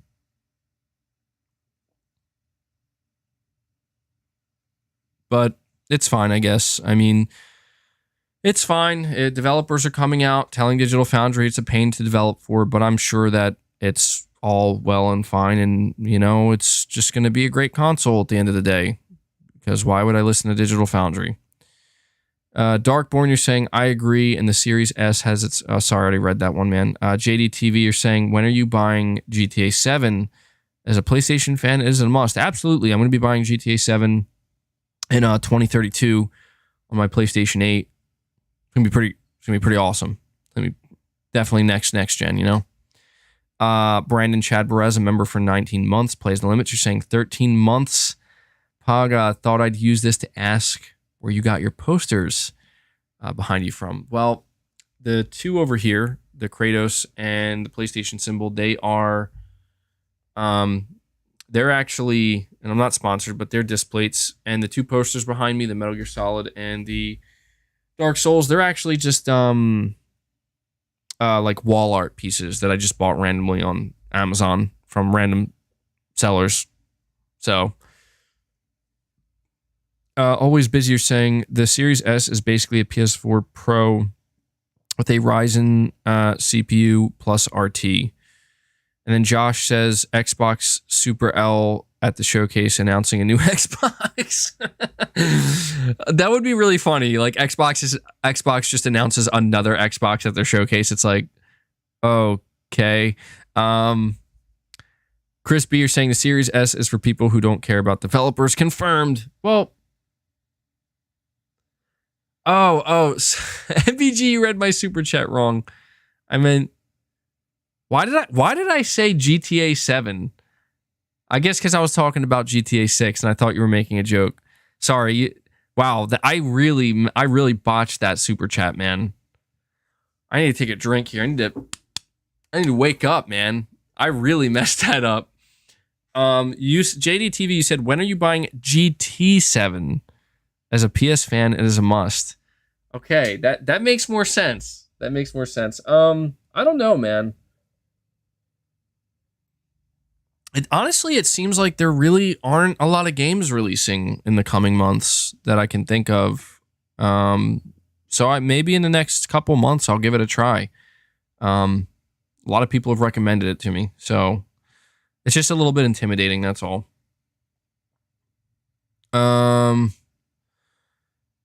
But yeah, I don't know that I would say like the Series S is for people who don't care about developers, because the reality is like it's not the consumer's job to worry about developers, but that is Microsoft's job. And it's just like, I just don't know that it was necessarily wise of Microsoft to, I mean, they took a risk where it's like, well, we're going to take this risk here where we may upset some developers, but we feel like it'll be worth it because yeah, that was too much. GTA 7. Yeah, I swear I thought that's what you said, man. I thought that's what I read. But I just think that the Series S, truthfully speaking, not that I haven't been truthful, but I guess really to just kind of whittle it down here, the Series S is a console that ever since I heard about it, to me, it sounded like a bad idea. And I was frankly glad that Sony wasn't pursuing something like that, mainly because when I think of a new console generation, I really do think about progress, like in a significant way. And I just wasn't convinced about what I was hearing about the Series S, that it was really going to be that impressive. And then it came out and I saw like the marketing behind it, and a lot of Xbox fans were really trying to, like pump it up. And I'm like, well, I get it. Like, I do get it. I get how this can be appealing to people who are looking to save money and try to get new people into the generation. Like, I get all that, but I guess it's just, for me, that's not what I'm about. Like when I think of next gen, I want to be excited about the best power and performance you can possibly get. And I'm not trying to cheap out about it. I'm not trying to pay like, $1,500 for a console, but I'm also not really worried about getting a console for like $300 or $350. I'm okay with $500 or $600 if it's going to be something awesome. And I feel like the PS5 did a great job just kind of finding that great middle point. Even the Series X. I mean, look, the Series X for the price is great for what you're getting, and I feel like the generation would have just been fine with just a Series X and a PS5. I just feel like that would have been fine. But that's not the way it went down. And so all I'm ultimately trying to say here is that this report just makes me a little bit anxious as a PS5 owner. Like, okay, I mean, this is what Digital Foundry's hearing, and I hope that it doesn't negatively affect these next gen only or these current gen only games. Speaking of which, something I do want to talk about. Did you guys see that Gotham Knights gameplay? Did you guys see that? What are your thoughts on this? What are your thoughts about the Gotham Knights gameplay? Because, I mean, I was originally excited because I kind of thought like, okay, they're dropping the PS4, they're dropping the Xbox One, and I'm like, that's what I want to hear. That's what I want to hear. I want to see more AAA development teams leaving behind the older consoles. Let's get away from cross-gen. And then I saw people were like talking about like, oh man, that gameplay looks rough. And And I went to go watch it, and I'm like, oh man, like it doesn't look horrible. Like I think we can all agree, like it doesn't look like terrible, like oh my god, like this is a joke. It's not that bad, but it definitely looks rough. Like it looks really kind of, as the kids say these days, it looks mid, right? You're saying it does look like the Arkham games. It definitely has the same art style, but the graphics were not very impressive. I mean, for a game that's apparently going to be current gen only, I have to say, from a graphical standpoint, I was kind of like, yeesh. I remember when the demo first started, there was like a camera shot of the street of like the streets of Gotham, and there was a car like turning the corner, and this car, I feel like somebody like didn't properly texture this car because it looked straight up like it was like out of a PS3 game or worse, and I'm like, what is going on here? And if I'm not mistaken, I think this is a game on the PlayStation 5 they're charging $70 for. $70. And I'm like, I don't know about that one, my friend. I don't know about that one. I'm all about buying games and supporting games, but for $70, you gotta give me something real good, man. Real good. Unknown Games 99, you're saying, MBG, are you getting the Steam Deck? I mean, the PSP Pro. No, I don't. The reason why I'm not getting the Steam Deck is because I don't have any use for it, truthfully. It's the same reason why I would be interested if Sony made a handheld, but I'm not going to sit here and pretend that like I go out a lot, and I'm always going around doing things, and I got to bring my portable gaming handheld with me. Like I don't. I'm not like that, I mean, there might be certain use cases for it, but right now, a Steam Deck is not necessarily something I'm interested in. I'm more interested in Sony making a handheld because the thing about the Steam Deck, I know like you call it the PSP Pro, but the thing is, it's very limited in the PlayStation games that you can play on it. You know what I mean? Like I know it's crazy. Like you could play God of War 2018 on the Steam Deck. You can play Death Stranding. You can play Horizon Zero Dawn, but Days Gone. But that's like it. You know what I mean? And it would be cool to get like a handheld from Sony where it's like you can play God of War Ragnarok on this, but then you'd probably have to play it streaming, So yeah, it's not necessarily something I'm looking forward to, but we'll see. I mean, my mind might change on that depending on how much Sony embraces PC. Edward Jordan, a member for 14 months, Greatness Waits, you're saying MBG, Kojima's Silent Hill PSVR 2 game, haptics, heart sensor, headset feedback, eye tracking, adaptive triggers, thoughts. I mean, that sounds intense, man. I will say this. I actually wouldn't be very surprised if Kojima's working on a game for PlayStation VR 2.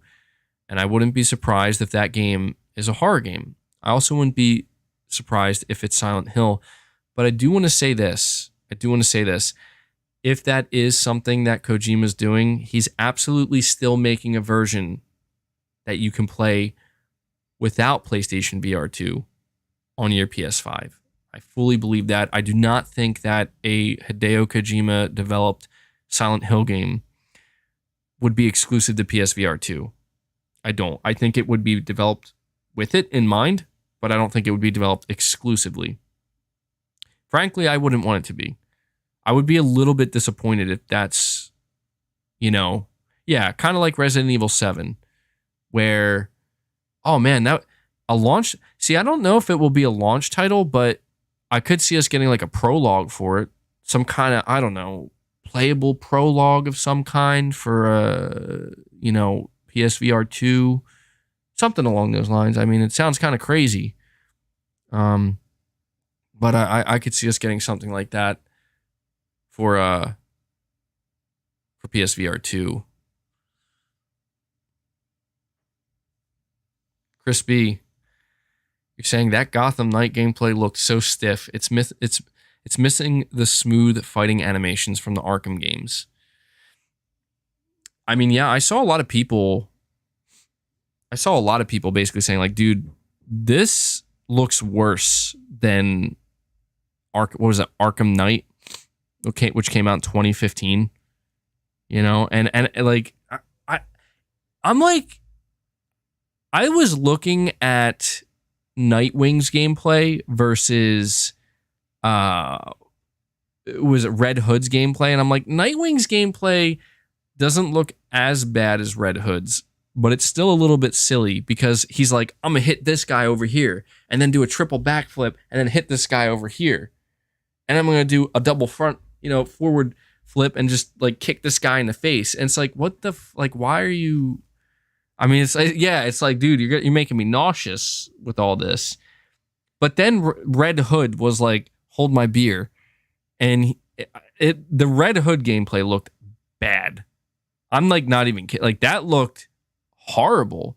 And also, what is going on with the traversal system where they're like, you know what, Red Hood is going to use his soul energy to literally just jump around in the air. And I'm just like, they want $70 for this game? Really? Like, could you imagine if this was like see, now I'm starting to maybe like question a little bit, like maybe Sony shouldn't make a play on WB Studios if they're selling, because I'm looking at this and it's like, this ain't it, man. If Gotham Knights was like a $40 game, I would feel a lot different about it. I would, because I'd be like, okay, it's $40 and it kind of looks good enough, but it's not. Like, this is a big AAA game, and I like the look to an extent. Like, I like the atmosphere in Gotham City. I like the premise of the game. Batman's dead, and I like all that, but yeah, I see somebody saying Game Pass day one. I mean, I don't know, man. They have high hopes for this game. And the truth is they're probably banking on the name, right? Like, it's Gotham, it's Batman, it's Nightwing, whatever, Batgirl.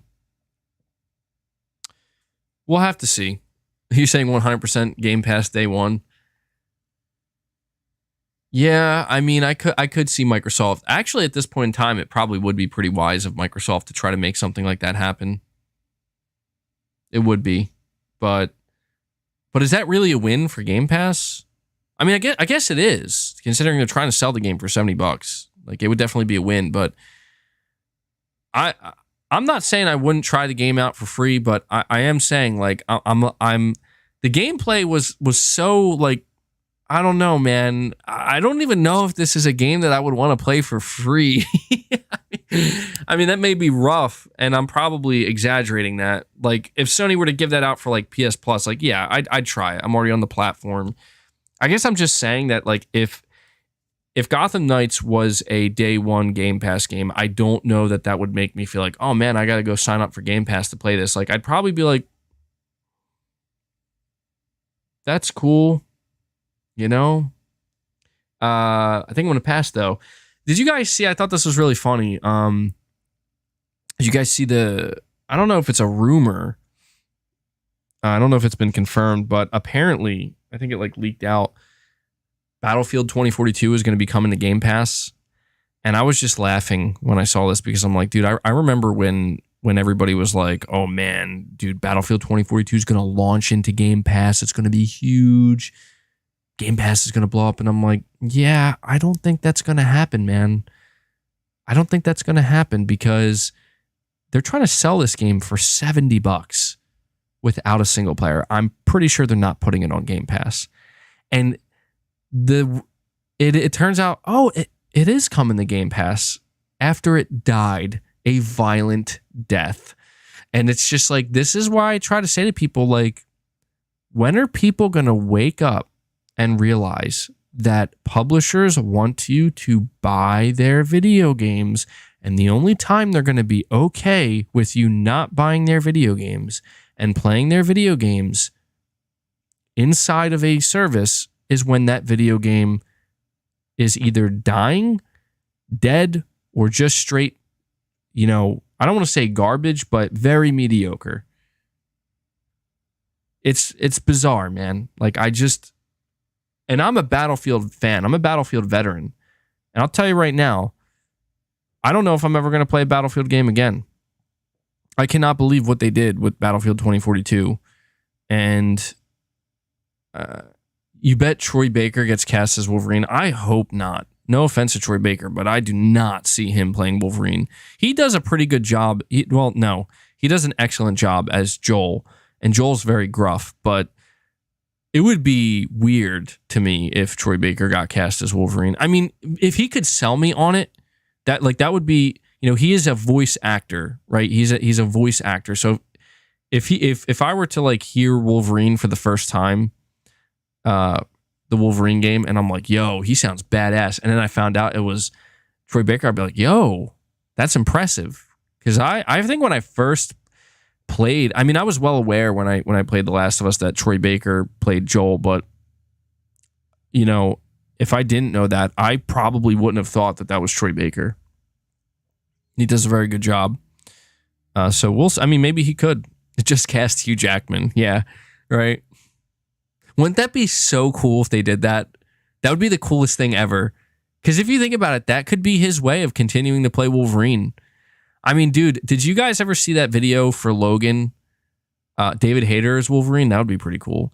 I remember there was this video clip for Logan. Also, Logan, absolutely incredible movie. Everybody should see it. But I remember that there was that scene towards the end when he's in the woods, and this isn't a spoiler because it was in the marketing material and everything, where he's like running in the woods, like in his tank top, and he's like going berserk mode and whatever. And there was this clip where it showed how Hugh Jackman was recording the voice of like his screams and stuff as he was watching the film, and he was lining it up with it, and it was like really impressive, man. And it was just so good, and I'm like, dude, they should absolutely get Hugh Jackman to do Wolverine.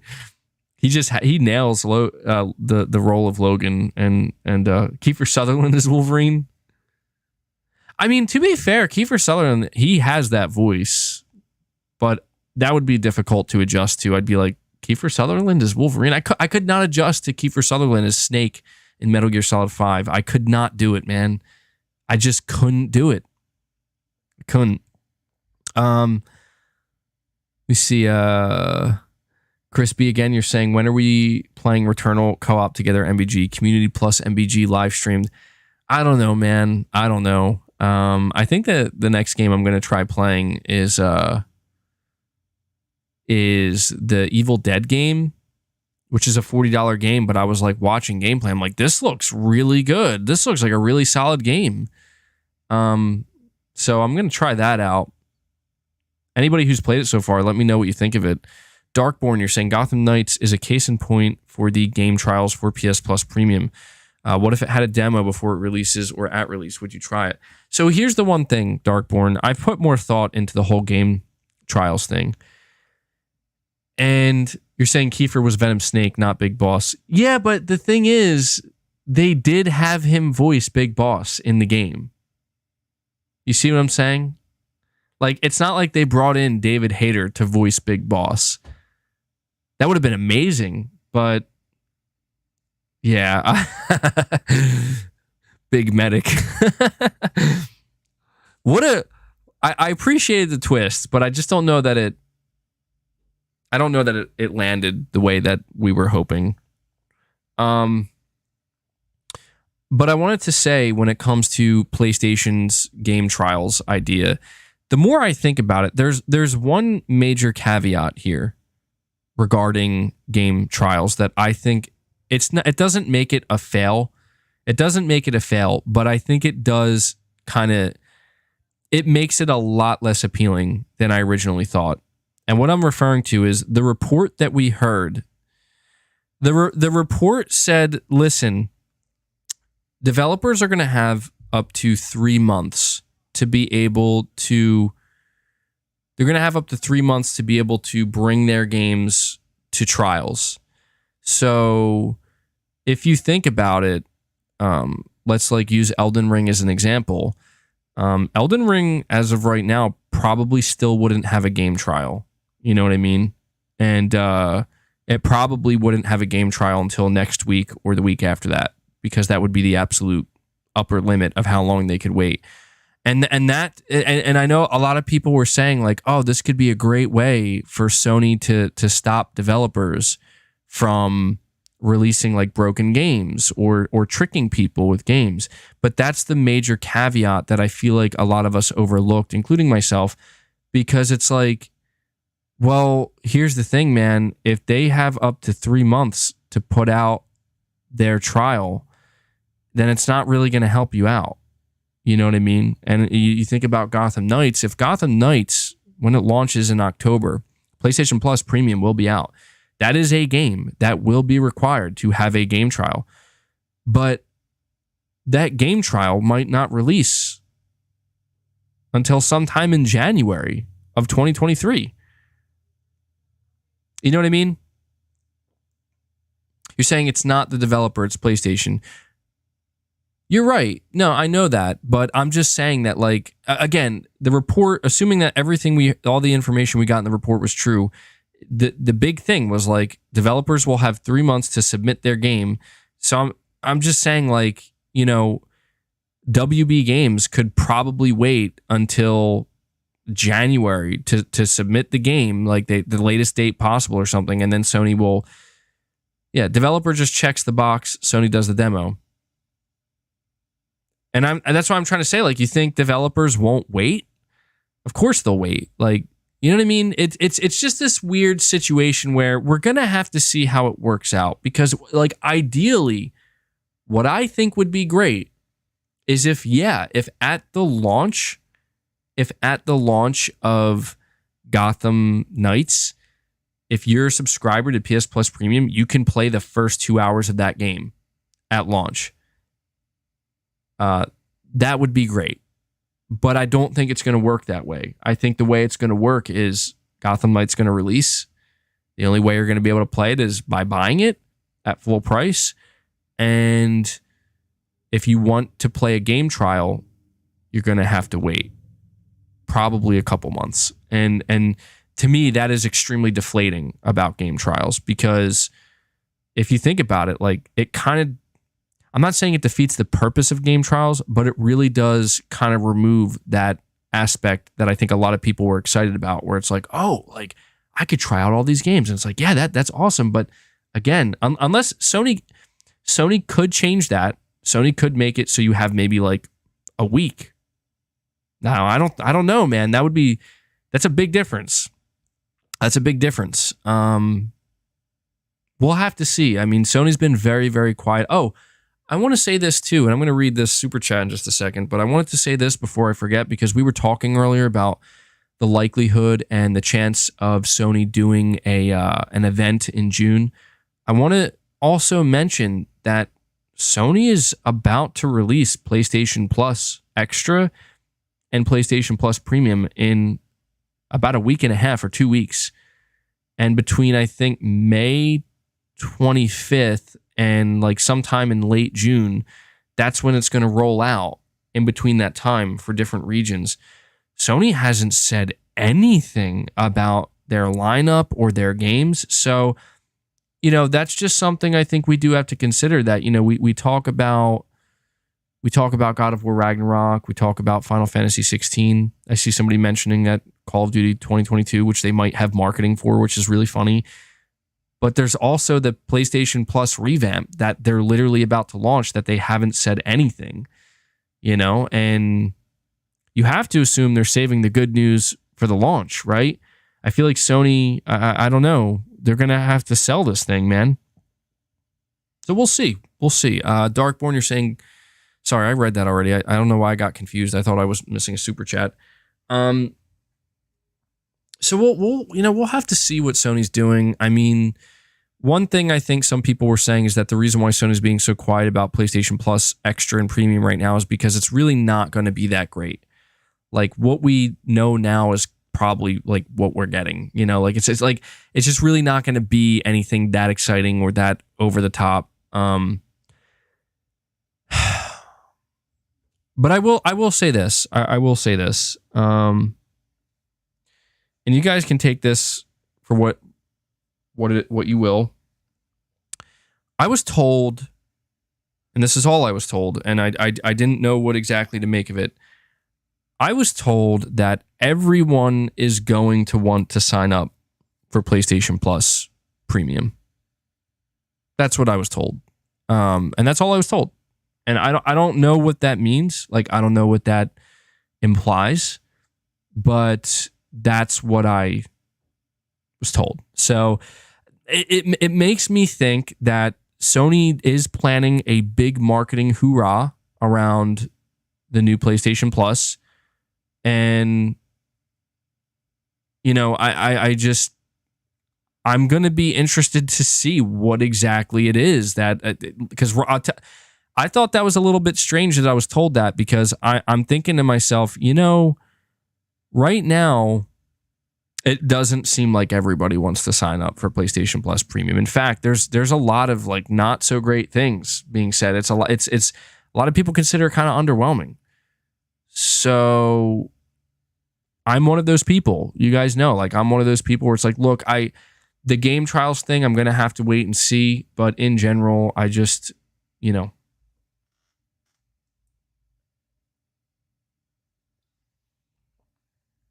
Oh man, I'm at the end of my tea here, and it's really strong. It's good though. So yeah, let me see what else I have to talk about here. Let me see. Okay, all right. Yeah, there is something else I do want to talk about. Look, I'm pretty passionate about this next topic we're going to discuss. And by the way, if I sound like I'm like a bit more subdued now, well, it's probably because I don't know. I got a little too worked up earlier, but also like I'm trying to, like I said, preserve my voice a little bit. Is my mic too loud or anything? How's the audio volume? Just want to make sure before I get back into it.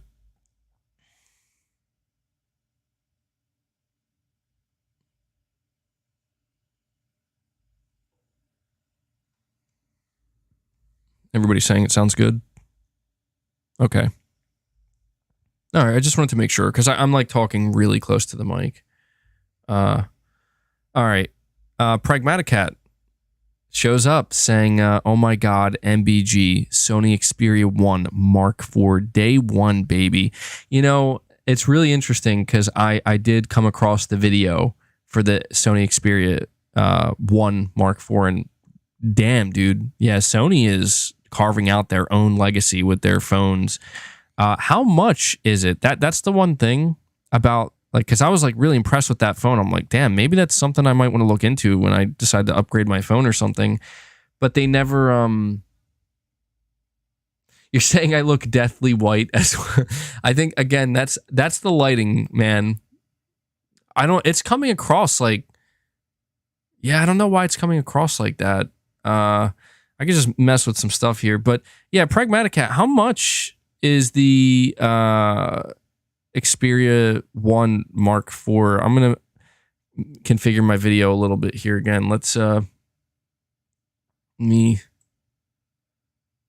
put the brightness all the way down if I wanted. Maybe I could high contrast, low contrast, mid contrast. I do have another topic I'm going to discuss. Just give me a second here, guys. Oh my God, September 1st, $1,600. See, that's where it kills me. $1,600. That is, it's a lot, man. That's a lot.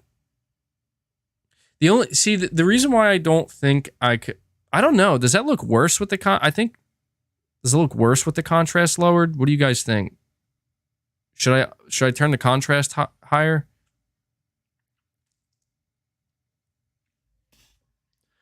Looks okay.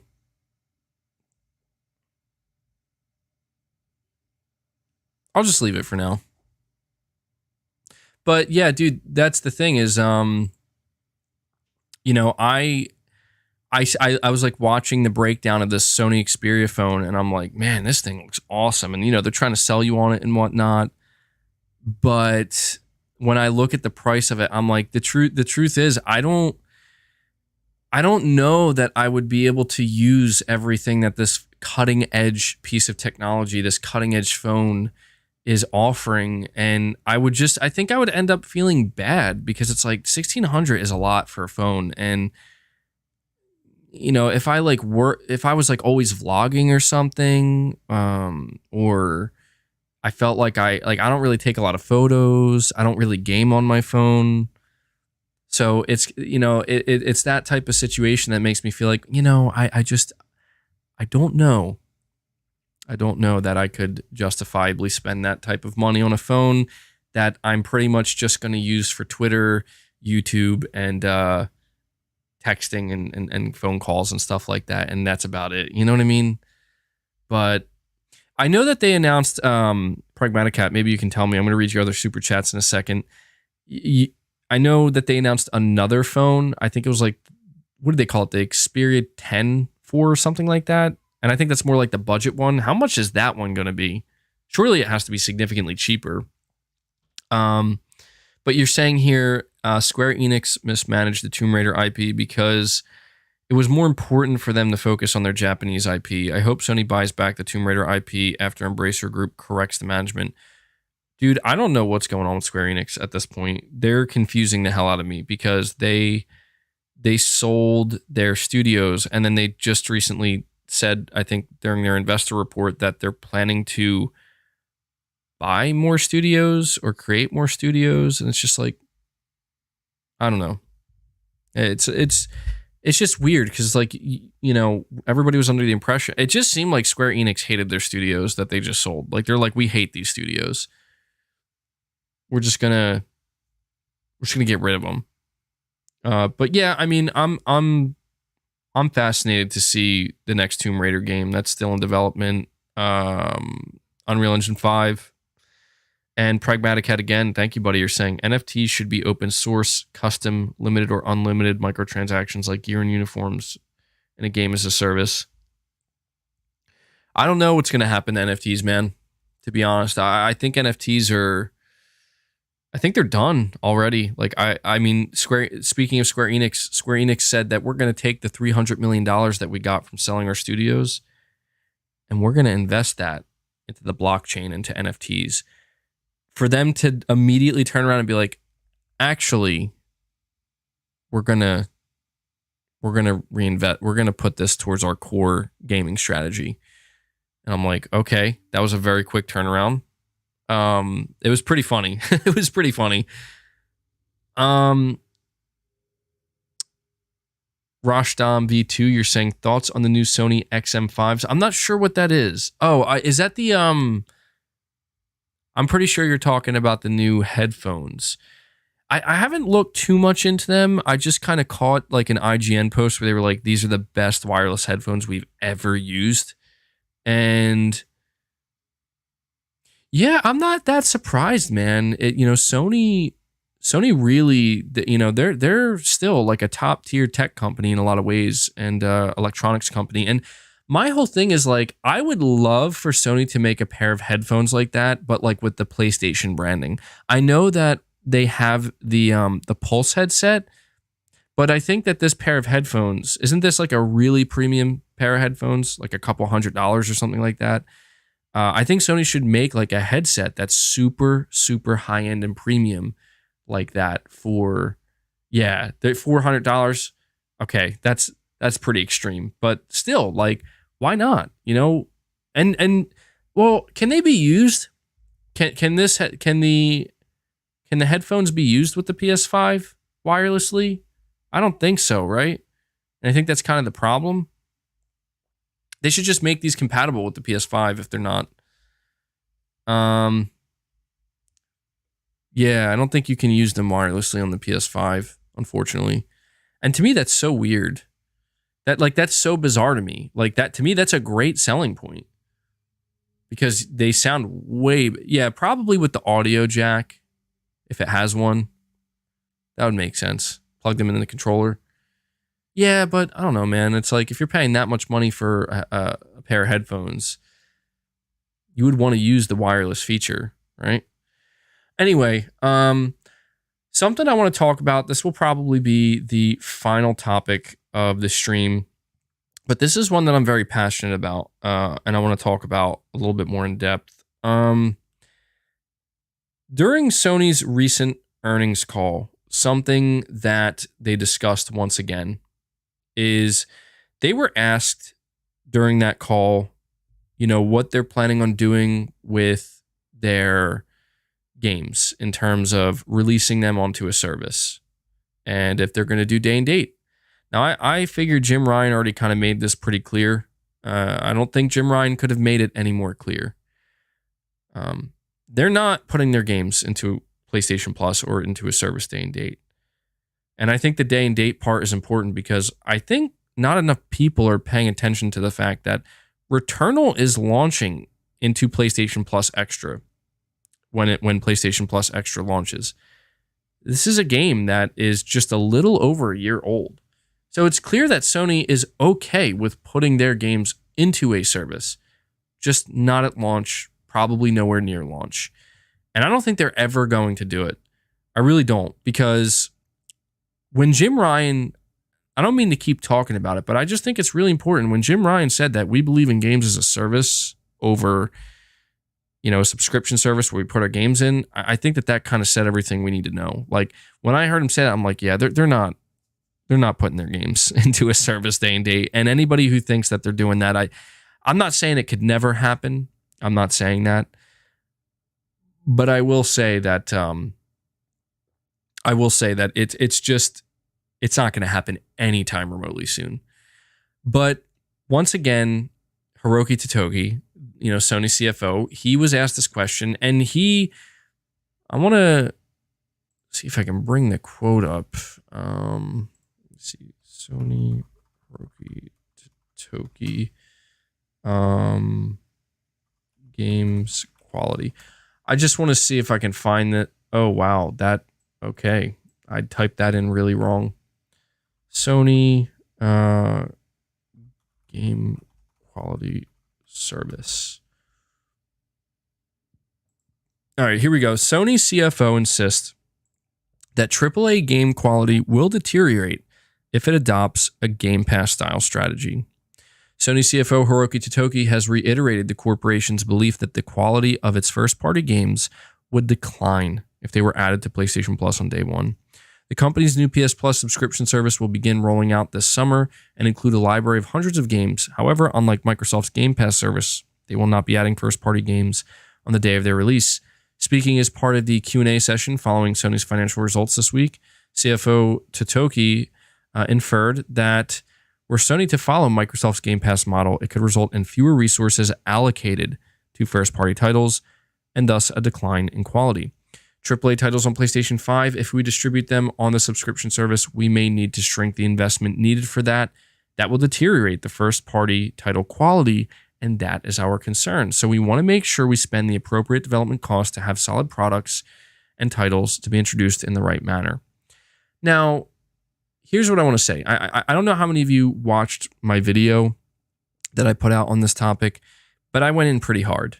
I really did. Like I kind of,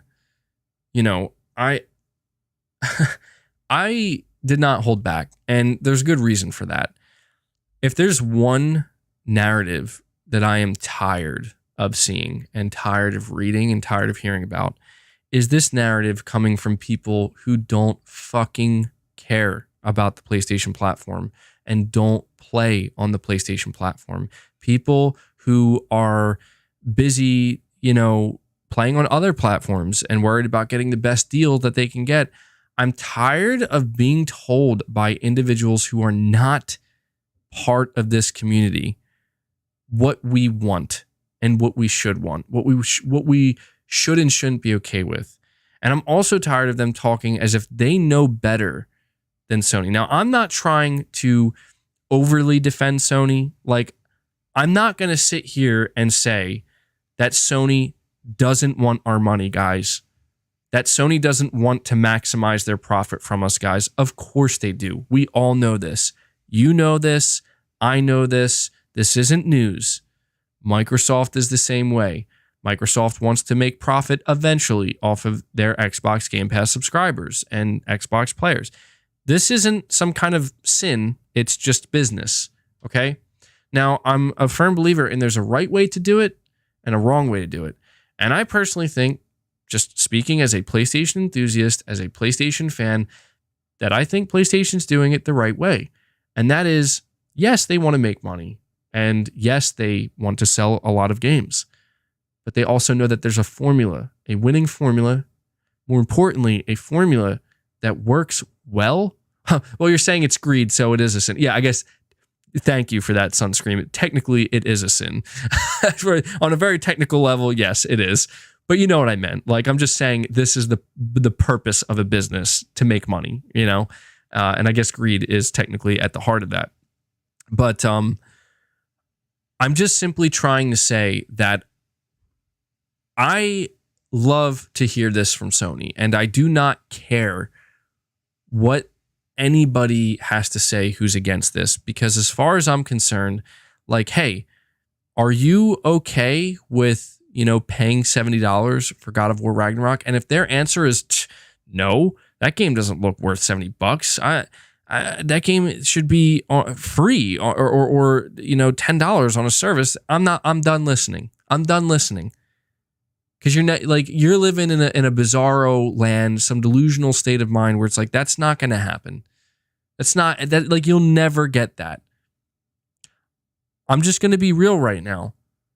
I know people talk about, and I'm just making this comparison because I want to highlight the difference. People are extremely excited for Hellblade 2. Okay, and I think Hellblade 2 looks really good. I think it looks like a solid game. It's one of the games I'm more excited for. I'm telling you now, it's not going to be as good as God of War Ragnarok. It's just not. It will be good. I do not believe at all that it's going to match the same type of quality experience that you're going to get with God of War Ragnarok. And I think that those are two fair comparisons to an extent, because they're both, you know, I'm pretty sure that Ninja Theory said that Hellblade 2 is AAA. Now, again, I'm not saying it's not going to be good. I think Hellblade 2 is going to be great, but I'm telling you, it's like, I don't think it's going to be $70 like God of War Ragnarok or Spider-Man 2 great. And that's the thing is like, I will tell you this. I'm not saying it's a fact. No, I know I'm saying it very confidently, but hey, I could be totally wrong. What I'm saying is just an opinion. If Hellblade 2 comes out and it's like, dude, this game is like just as good as God of War Ragnarok, I would be shocked. I would be utterly like, what? You're telling me Microsoft just delivered a AAA video game, single player video game into Game Pass that is as good as Sony's $70 God of War Ragnarok? I would be shocked, man. And I'd be like, yo, Microsoft is not playing. Ninja Theory is not playing right now. But I'm just not convinced, you know? I just, look, I'm okay with Sony's business model. And I just get honestly very exhausted and very tired of seeing people just kind of talk about this and make it sound like, well, you shouldn't be. And that's a problem. And you're just okay with Sony just wringing you dry. It's like, Sony's not wringing me dry, man. Like, Sony asked me if I wanted a physical PS5 copy of Horizon Forbidden West. They asked me for $70. And I'm not saying that's cheap. That's not cheap. But I paid that $70. I inserted that disc into my PS5, installed that game, and I put, I think, about like 91 to 95 hours into that game. And I platinumed it. And I got everything I could have got out of it. And all I could think to myself was, wow, what a great game. Totally worth the money. You know? Like, I'm not sitting here feeling like, oh man, I don't know if that was worth the $70 purchase. I don't like, and that's the thing, is if I ever buy a game for $70, like the one game that I think, and I saw somebody bring this up, And I think, and I said this when Ratchet and Clank Rift Apart came out. Some people were like, I don't know, man. Ratchet and Clank Rift Apart was a little bit short for $70. Now, I personally put about 25 hours into it, and I did platinum it. I wasn't trying to rush through the game or anything. And I was, exploring the environments a little bit and whatnot, trying to collect some stuff. But I could agree. I'm like, you know what? I can agree with that. Like, if you're not comfortable with that, where you're like, I don't know. It's a pretty linear game. Saying 25 hours, damn, you're bad at games. Well, I wasn't rushing through it. I was intentionally like taking my time, savoring it. But I know that there were people. Look, I know that there were people who like finished it in 15 hours or something like that, or maybe even less, like 12 hours, which I don't know about that. That's pretty quick. But I could definitely understand where it's like, for a game like that, if you feel like that's just not worth $70, I totally respect that. You know what I mean? Like, I'm not going to sit here and tell you, like, what are you talking about? You better buy a game like Ratchet and Clank for $70. Like, no. But at the same time, like, I have to say that I feel like you can't really argue the value of a game like Horizon Forbidden West. I mean, whether or not you like the game, obviously that's subjective, but I feel like that's a game where you just simply can't argue that value. Because I saw, somebody yesterday, they were like, oh man, I'm tired of, everybody always just wants to buy like 6 to 8 hour games from Sony, and one and done. And I'm like, and somebody showed a chart where it's like, dude, look at these games that Sony released, games like Returnal, games like Horizon Forbidden West, where it's like people are putting a lot of time into these games. And the average like completion time for like a game like Horizon Forbidden West, I think is like 30 hours just for, or like 28 to 30 hours just for the main story.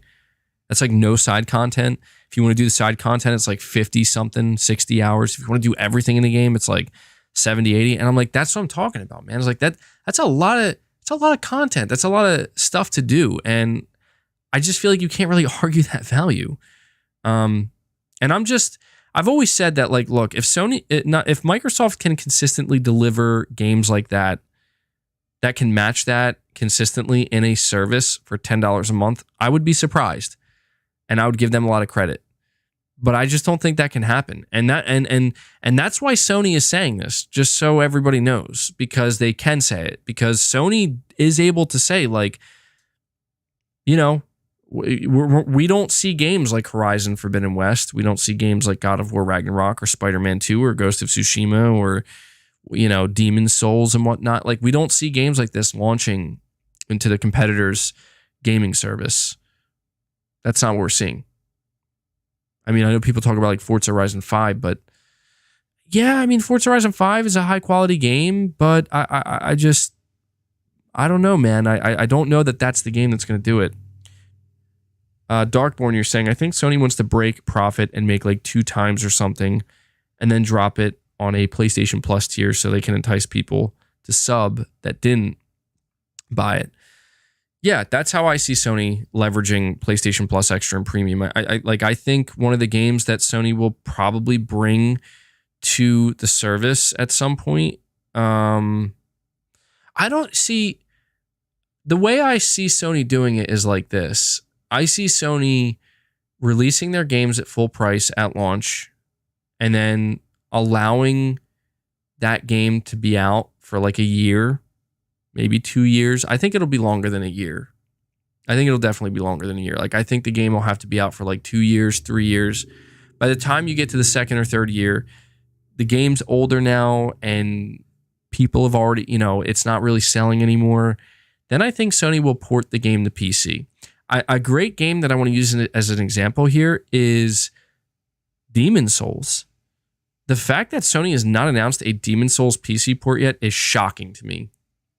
And the reason why they probably haven't is because they still think that, or not think, but they probably are seeing that this game is still selling PS5s, or it's being bought like with a lot of PS5s that are being sold, but they could be working on a PC port. And I say this because if you look at the success of Elden Ring, why wouldn't Sony want to bring Demon's Souls to PC? I mean, that would sell like crazy, dude. Capitalize on that Elden Ring hype. And then I think after that, after Sony You know what? Returnal is a great example too. Like, Returnal isn't releasing on PC. Isn't that a little bit surprising? Like, I think that's a little bit surprising because Sony's like, we're going to put this into our service. And I thought it would have been the other way around. What I mean is, I think Sony would have wanted to release Returnal on PC at like close to full price, maybe like 50 or 60 bucks, get those sales, and then put it on their service. But they didn't do that.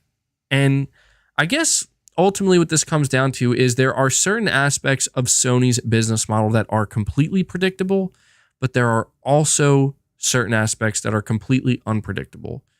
What's predictable to me is Sony's going to always prioritize quality, and they're going to try to do everything they can to justify $70 purchases or price points, and they're going to release their games to sell at full price. And a lot of times they're going to be completely exclusive. In the case of like Ratchet and Clank and Demon Souls and like Spider-Man 2. But the unpredictable side of it is you never know what Sony's going to do next with PC. Or now with PlayStation Plus Extra and PlayStation Plus Premium, we don't really have a way to predict what they're going to put in there and what they're not. So, yeah, I mean, it's just food for thought to think that Returnal has been out for less time than Demon Souls Remake. Demon Souls Remake isn't being put into the service, And when I check the price of Demon Souls, it's still like full price on even on like, Amazon or something. It's still close to full price. I think like the cheapest I've seen is like $50 or something. So yeah, I don't know. It's just, I'm trying not to be too aggressive in this case when talking about what Sony's saying here, but I really am just tired of seeing people that just clearly aren't playing on the platform. They're not, like, they try to speak for us is what I'm trying to say, and I don't want these people speaking for us. I'm not trying to speak for every PlayStation fan, but the proof is in the pudding. People who buy PlayStations buy games, period. People who buy PlayStations buy Sony's exclusive games, period. That's just the way it goes. And I know people point out like weird statistics where they're like, well, Spider-Man 2 only sold like 15 million copies on a platform that has 100 million install base. Like, do you have any idea how this works? Because clearly you don't. Clearly you don't. You know what I mean? Like, people throw stuff like that around. Like, you do understand how impressive that is, right? Like how that's a great ratio. That's a lot of PlayStation owners buying games, playing these exclusives. Like, do you know what Microsoft, where they would be right now if their exclusive games before they created Game Pass were doing those numbers? Here's a fun fact. Well, I guess you can't call it a fact because it's not the way it worked out, but I can guarantee you that if their exclusive games during the Xbox One generation were doing the same type of sales numbers that Sony's have done, Game Pass wouldn't exist. All right. And I that's just trying to say that there's a reason why Sony is doubling down and tripling down on their business model. And I think that Sony is getting the message. Like, I just don't want people to speak for us because I want Sony to get the message loud and clear. It's not like, hey, please make sure you charge me $70 for everything you produce. That's not what I'm saying. That's not the message I'm conveying. What I'm trying to convey to Sony is, listen, as a PlayStation enthusiast, as a PlayStation fan, what matters to me most, and as a PS5 buyer, maintain the quality. I want to make sure that the games you release are top tier, bigger and better. They don't have to be bloated for the sake of being bloated. They don't have to let the games be what they need to be, but just make sure you prioritize the quality. And I'll have no problem buying games. And it's just like I put out in a tweet and I put out on a community post. And I say, as long as Sony continues to produce high quality video games, I have no problem paying for them. I just do not like seeing people acting like they're trying to talk to Sony and send a message. And it's like, we want you to do Game Pass. We want you to copy Game Pass. Like, no, we don't. We definitely don't. And I'll tell you right now, I know that it's an appealing prospect where it's like, wow, what if we could get games like God of War Ragnarok and Spider-Man 2 and Wolverine and The Last of Us and Ghost of Tsushima and Horizon? What if we could get all these games day one on like a PlayStation, on PlayStation Plus Extra? Yeah, you're not going to get that. You're not going to get that. Everything comes with a price. Everything comes with a cost. And in this case, the cost would be the overall investment needed to make these games bigger and better without a guaranteed, like a guaranteed return on investment, ROI. And I'll tell you right now, Sony starts putting games like God of War Ragnarok, Spider-Man 2, Wolverine, the amount of money that's being pumped into these games and their development, Sony ain't going to be getting nothing. Sony ain't going to be getting nothing dropping those games into a service day one. So, yeah, I wanted to make that the final thing we talked about because I don't know. It blew my mind to see how many people were talking about how like, oh, Sony doesn't know what they're talking about, or they're just, like I saw people like trying to make fun of PlayStation fans. Were like, wow, look at these PlayStation fans. Imagine asking Sony to charge you full price for video games. It's like, okay, man, whatever you say, bro. Like, you go do you go play your games, but I'm going to be over here. I'm going to be paying full price for my games and I'm going to be owning them. I'm going to be buying physical copies of them, and I'm going to be enjoying them. So you do you, man. Darkborn, you're saying Elden Ring sold 12 million on 3 platforms and cross-gen. That's what I mean, man. It's like, and that's super impressive. That's super impressive. Like, that's really great for Elden Ring. But it just goes to show that, like, I saw that what Capcom was celebrating that Resident Evil Village sold like 7 million copies since launch across like 3 different platforms or something like that. So I try to tell people, like, how could anybody look at Sony's sales numbers with their games and think, like, you'd have to be out of your damn mind to think that they're ever going to give that up to go dump them into a service day one. Sean Layden backed that up too. But guys, that is pretty much it. That's all I have for you for Press X Podcast or PXP episode 109. In case you can't tell, I am certainly drained at this point. I've pretty much talked about everything I could possibly talk about. You're saying Nate the hate on Twitter about Silent Hill. All right, let me check that real quick. Man, I gotta pee so bad. I drank like way more than I normally do, and my bladder's about to explode. Nate the hate on Twitter says Bloober team working on Silent Hill 2 remake, reworked puzzles, new endings, timed PlayStation console exclusive, multiple Silent Hill projects in development, including new mainline entry and side stories. Not confirmed, just sharing what I've heard. Huh. Well, okay. I mean, like,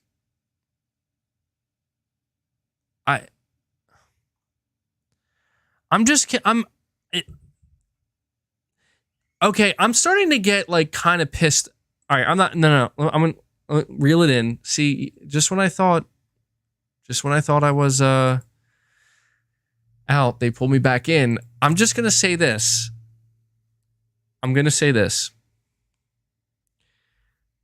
If somebody else other than Gamatsu does not just get the balls to just say it,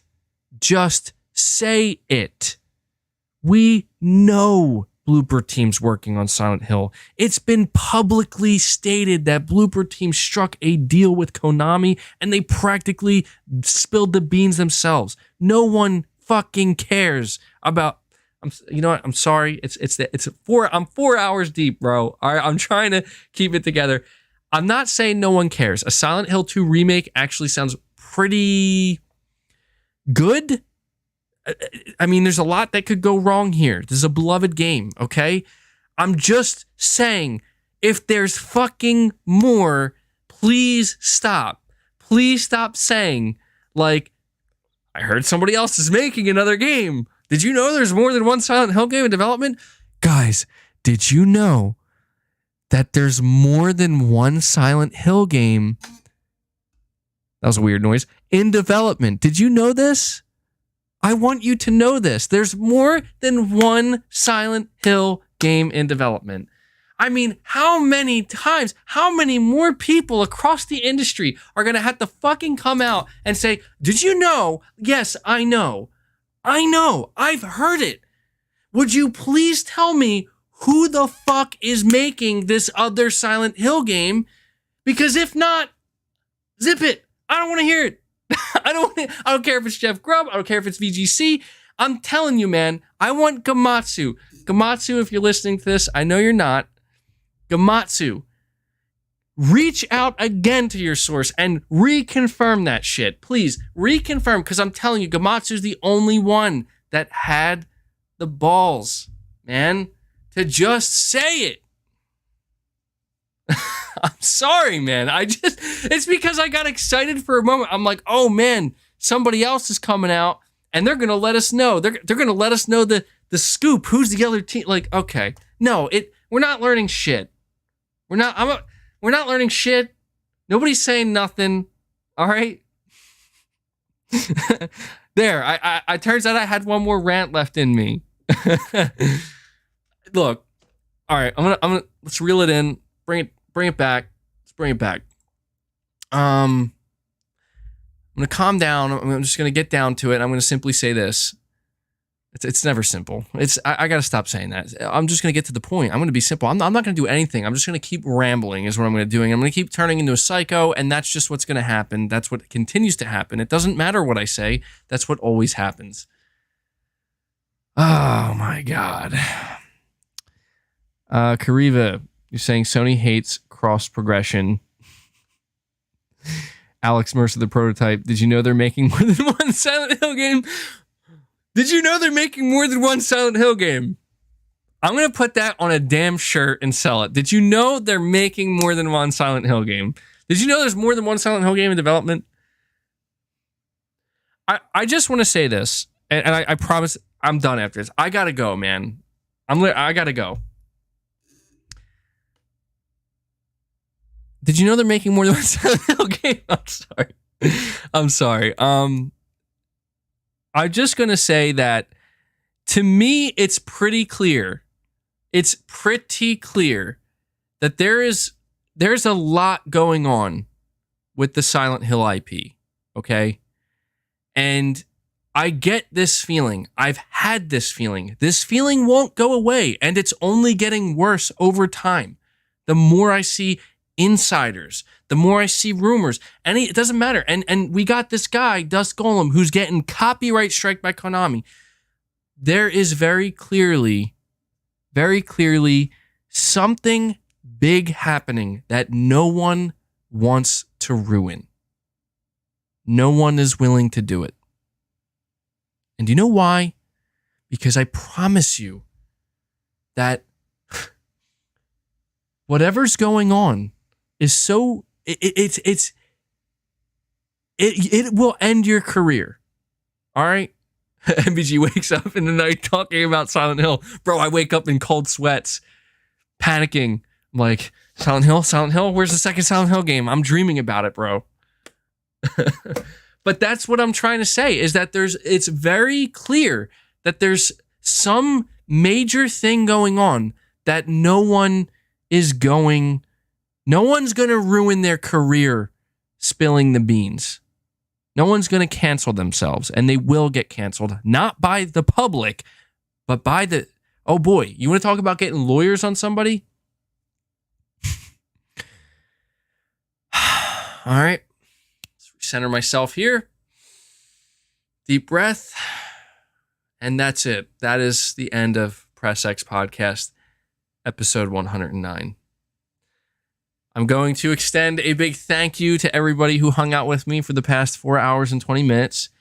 Somehow I keep doing these podcasts. They just 4 hours and 30 minutes, 4 hours and 15 minutes, doesn't end. But yeah, thank you to everybody who showed your support. Thank you to everybody who donated a super chat. I couldn't do what I do without you. You're the backbone. Thank you to all of my channel members. Shout out to Devil Shooter for doing the not the super chats, the timestamps each week for the podcast. People, I think, really, really appreciate that. I know they really appreciate that.